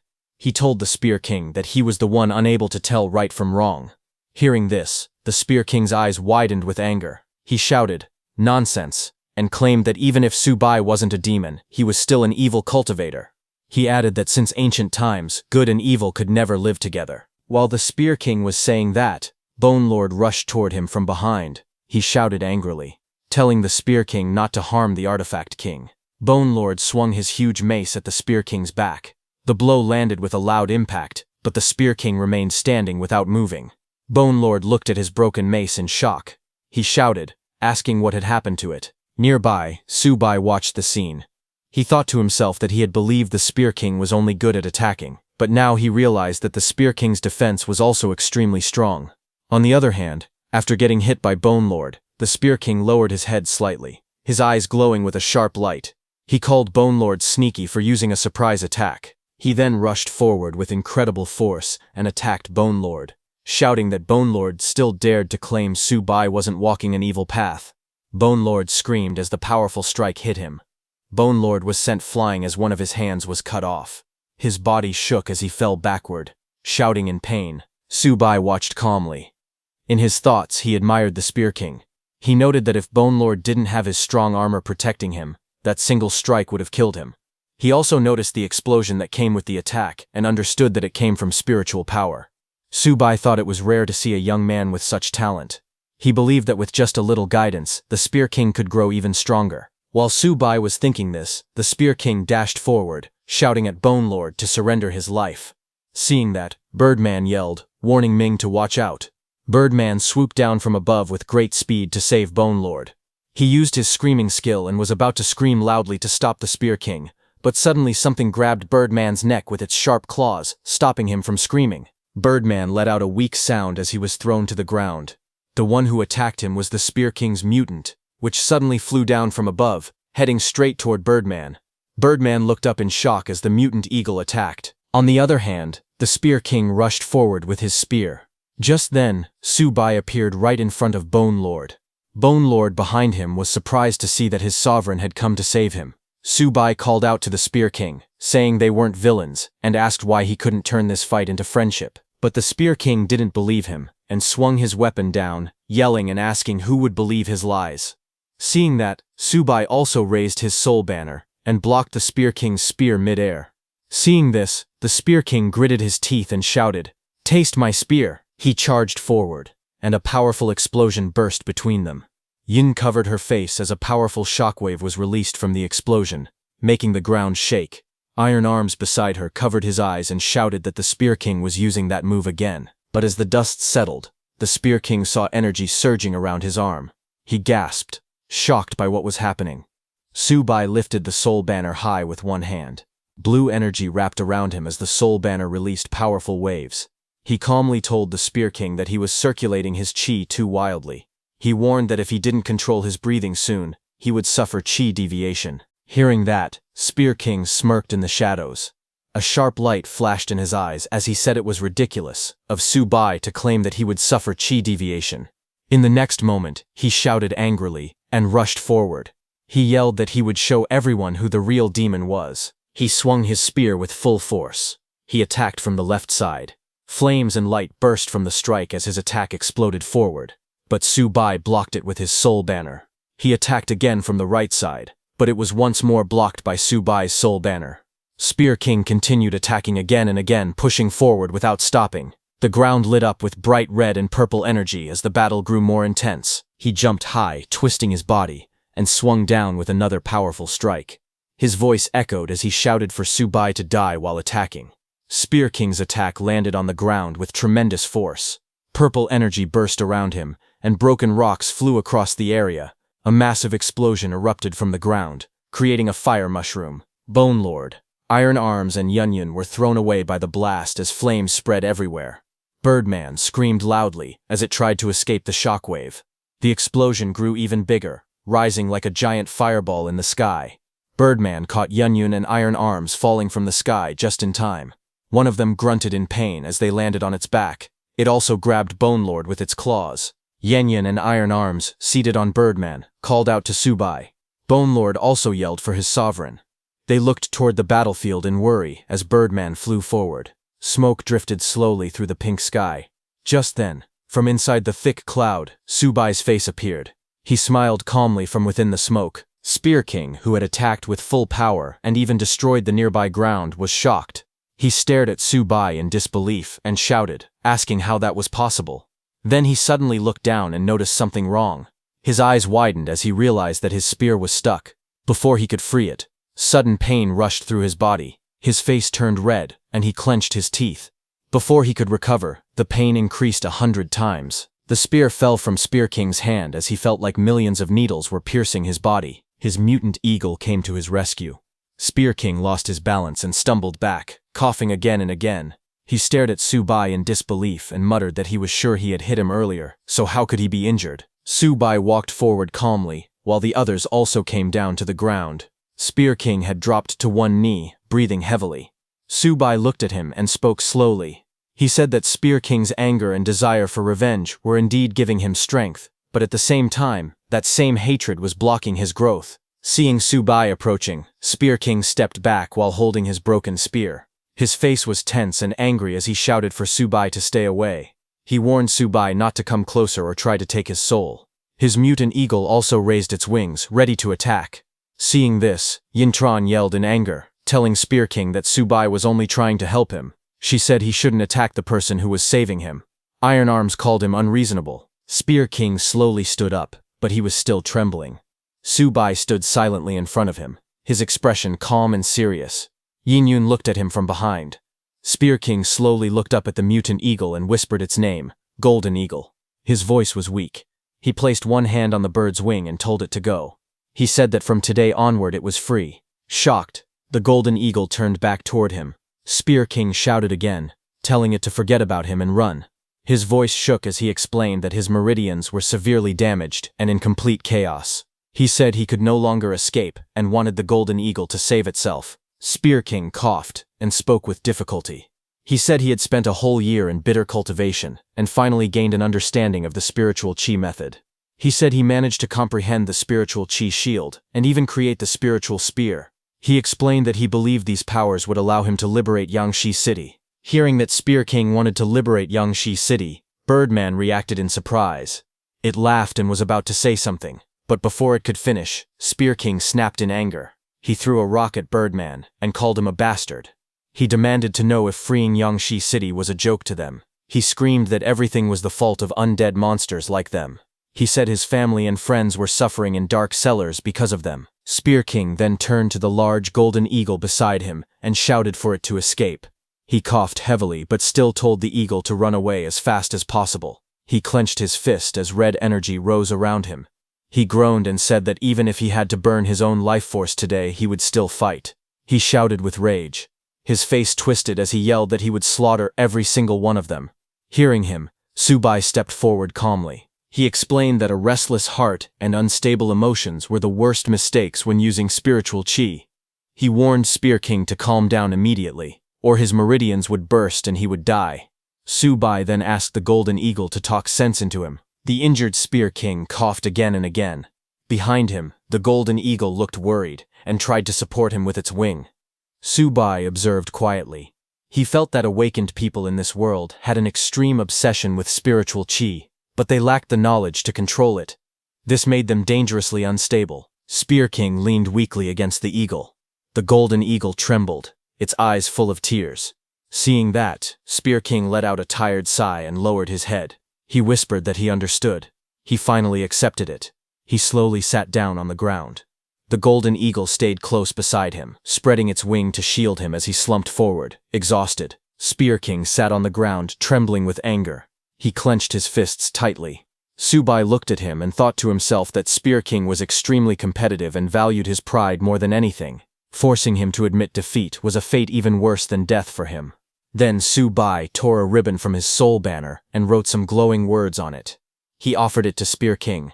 Subai explained that the ribbon carried a mantra that calmed the heart.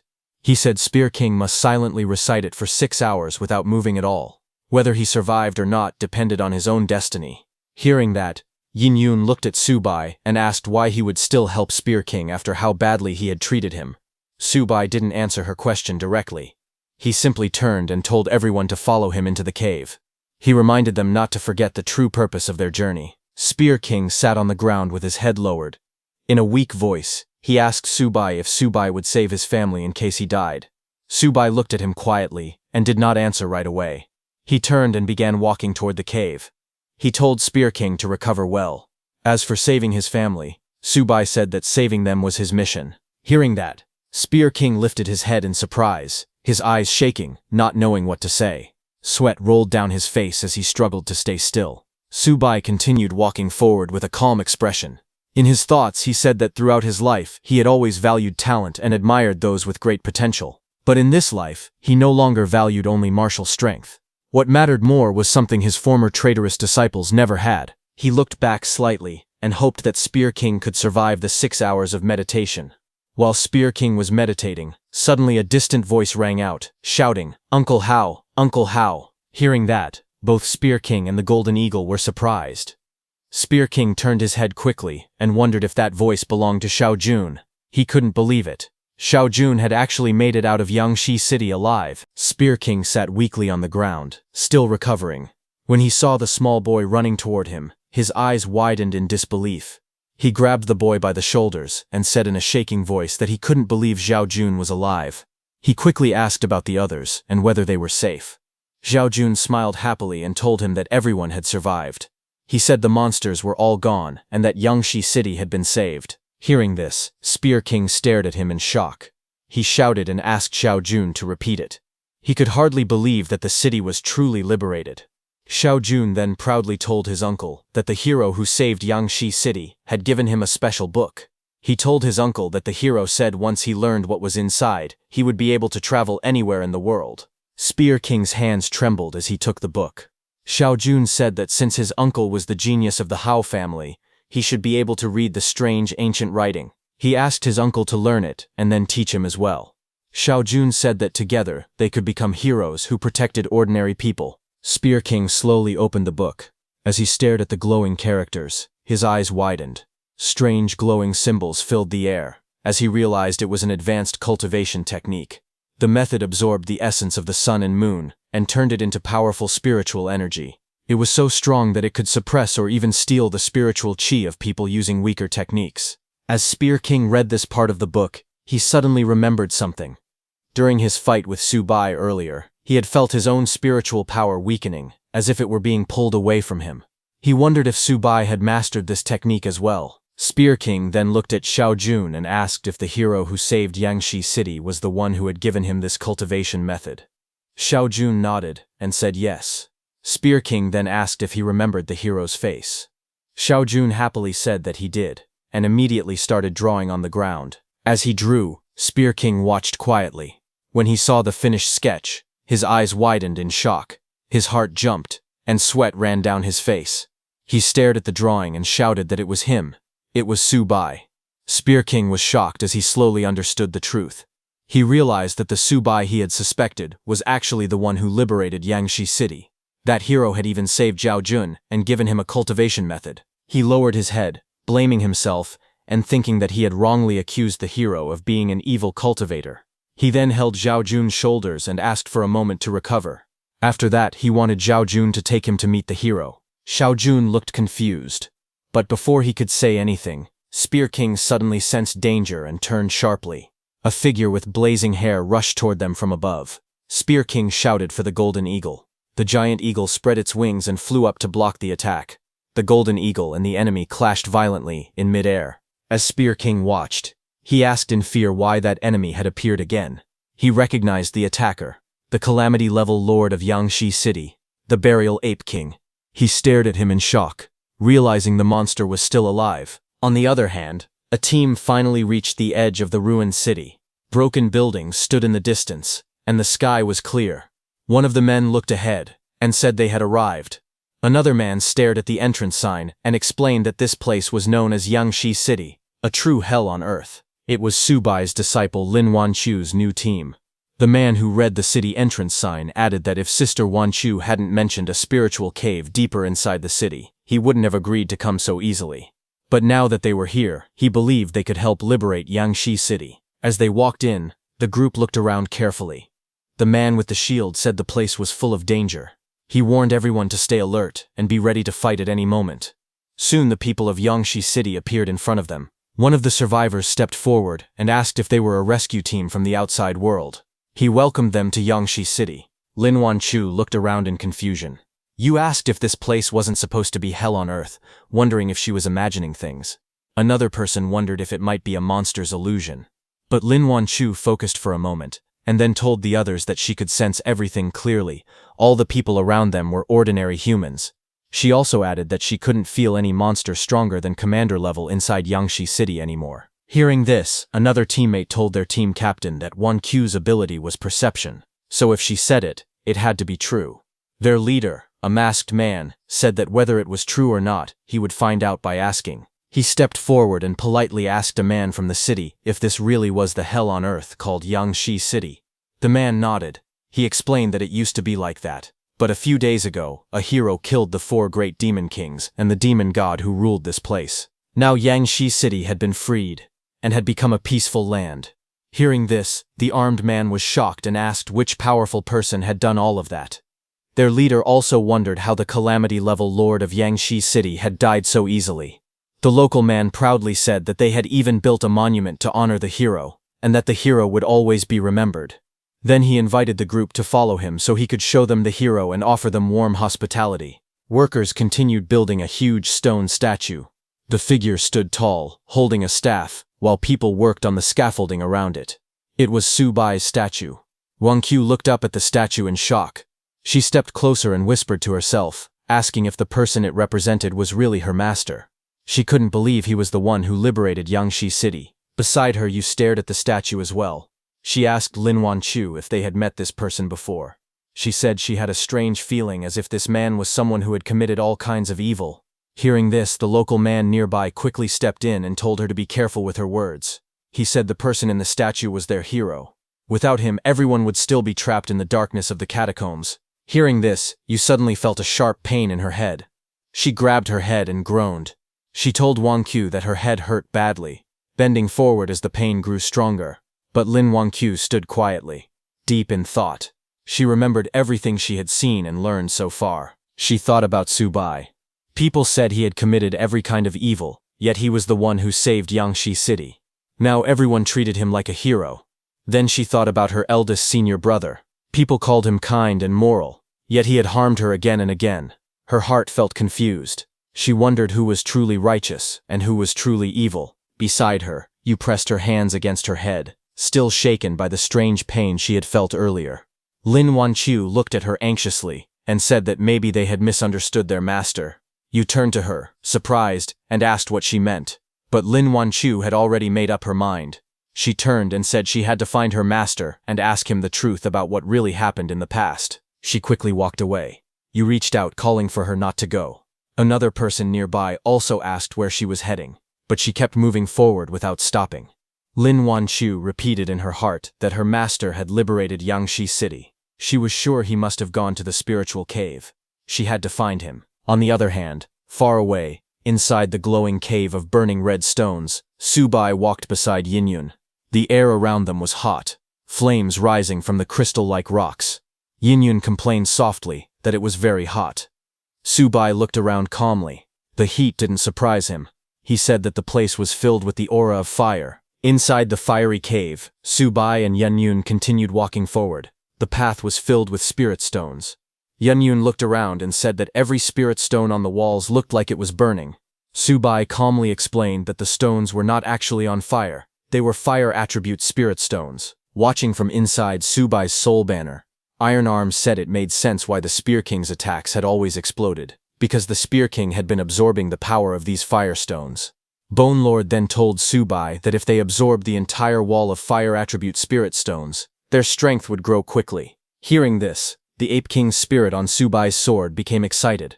He said it was unbelievable that such a powerful spiritual cave existed so close to Yangshi City. He added that the high quality of the stones meant there must be a fire essence bead hidden deeper inside. The Ape King's spirit grew greedier. He said that if he could absorb that fire essence bead, this sword would no longer be able to contain him. However, he also warned that if he went any deeper right now, his soul might burn away, so he would quietly absorb energy from where he was. The Ape King's spirit laughed and thanked Subai for bringing him to a place with so much fire energy. Meanwhile, Subai and Yunyun continued walking. Yunyun asked if there was a spiritual spring ahead. She complained that the temperature felt extremely high, maybe 70 or 80 degrees. Suddenly Subai raised his hand and stopped her. Yunyun was startled, but before she could understand anything, a huge fire creature formed ahead of them, made entirely of flames and shaped like a beast. It roared wildly as flames burst around it, filling the entire tunnel with blazing heat. The giant fire serpent roared loudly. It shouted that all outsiders must burn to death. A huge wave of flames rushed towards Subai and Yunyun. Subai grabbed her quickly and jumped back as the fire swallowed everything. Yunyun screamed that she was burning. She said the flames were all over her.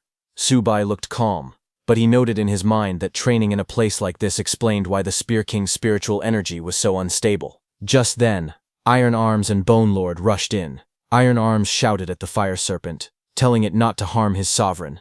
Bone Lord charged in too, yelling for the monster to taste his hammer. But as Iron Arms hit that python, his fist passed through it. Iron Arms was shocked seeing that. Bone Lord tried the same thing, but his hammer also passed through the fire python's body. He was also shocked.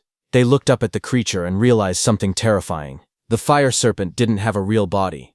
It was made entirely of flames, and that made it even more dangerous. Just then, Birdman jumped onto that fire python.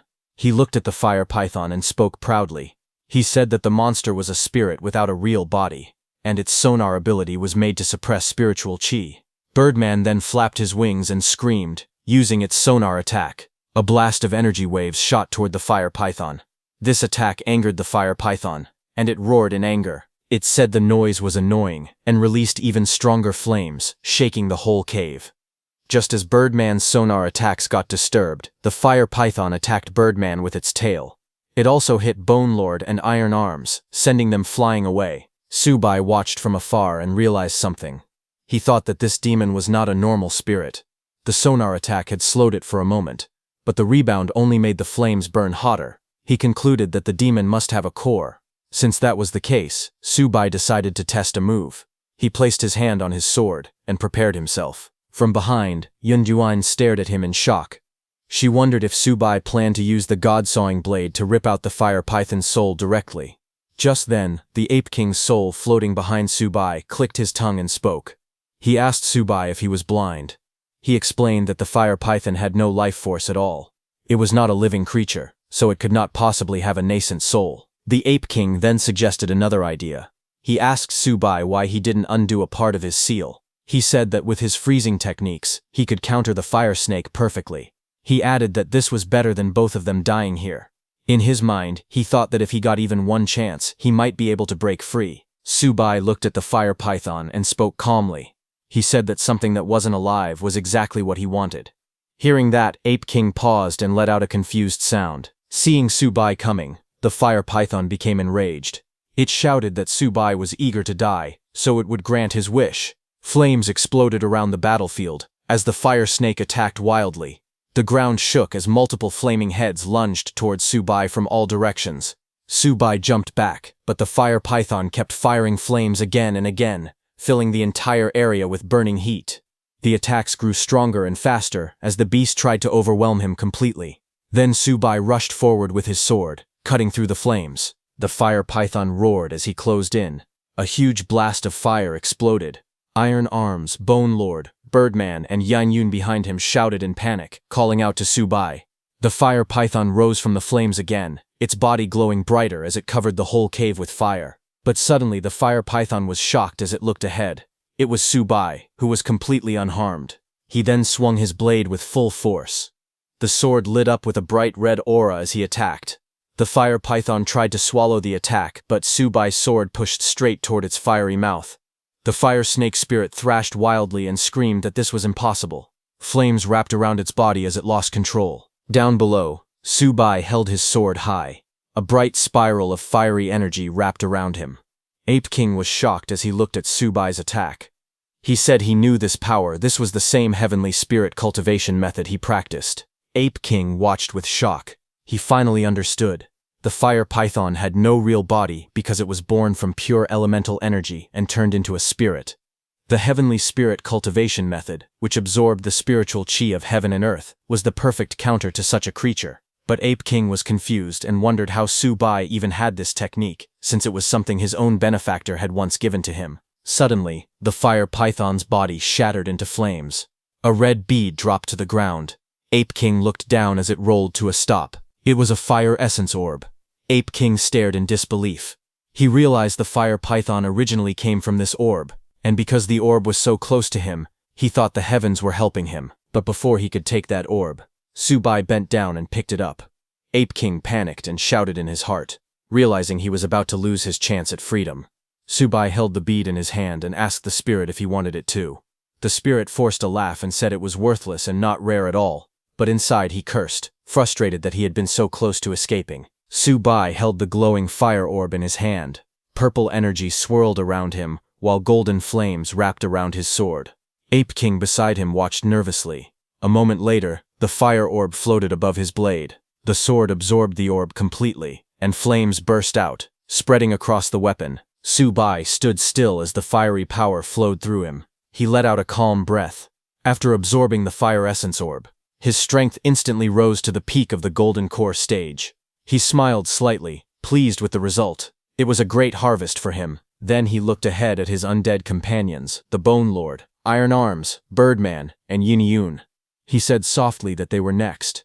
He took out his soul banner, which floated behind him, wrapped in green and orange spiritual flames. The skull on the soul banner glowed as a notice appeared, saying, "Enhancement mode activated." Su Bai told them that he would help refine their powers. He explained that the fire attribute spiritual energy inside the spirit stones was too hot and dangerous. They couldn't absorb it in that state. Only after he cooled and neutralized it with the banner could they safely use it. The green flames moved in circles around the group as the enhancement began. After absorbing the energy, Bone Lord laughed loudly, saying he was fully healed and felt like he was back in his prime. Beside him, Birdman flapped its new wings, shouting that it had grown brand new feathers. Iron Arms clenched his fists excitedly, saying he felt endless strength rushing through his whole body. All three of them knelt in front of Su Bai and thanked him. Not far away, the mosquito creature became emotional. It cried softly that the sovereign favored it so much, and that it would work twice as hard to become a full member soon. Then Yin Yun walked up to Su Bai and looked at him. She asked quietly if there was a share for her too. Su Bai turned to her and explained calmly. He said that she was not his servant, so he could not use the 10,000 souls banner to send spiritual chi directly into her body.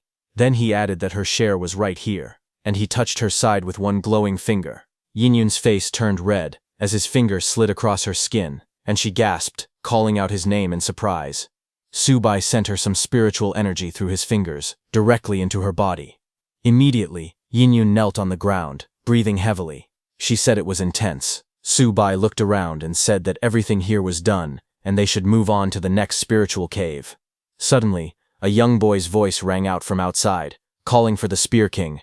Then the Spear King's voice came, telling that boy not to worry about him and to run quickly. Hearing that, Su Bai and Yin Yun turned toward the sound. She suggested they should check what happened. They both ran down the rocky path while Yin Yun asked what was going on, but suddenly she stopped in shock as something appeared ahead. The Spear King's golden eagle fell with a loud crash. Seeing that, Yin Yun shouted in disbelief, asking how this was possible. Then Ape King covered in flames appeared. Its eyes glowed red. Seeing that, Yin Yun and the others grew confused, asking how the buried Ape King had resurrected.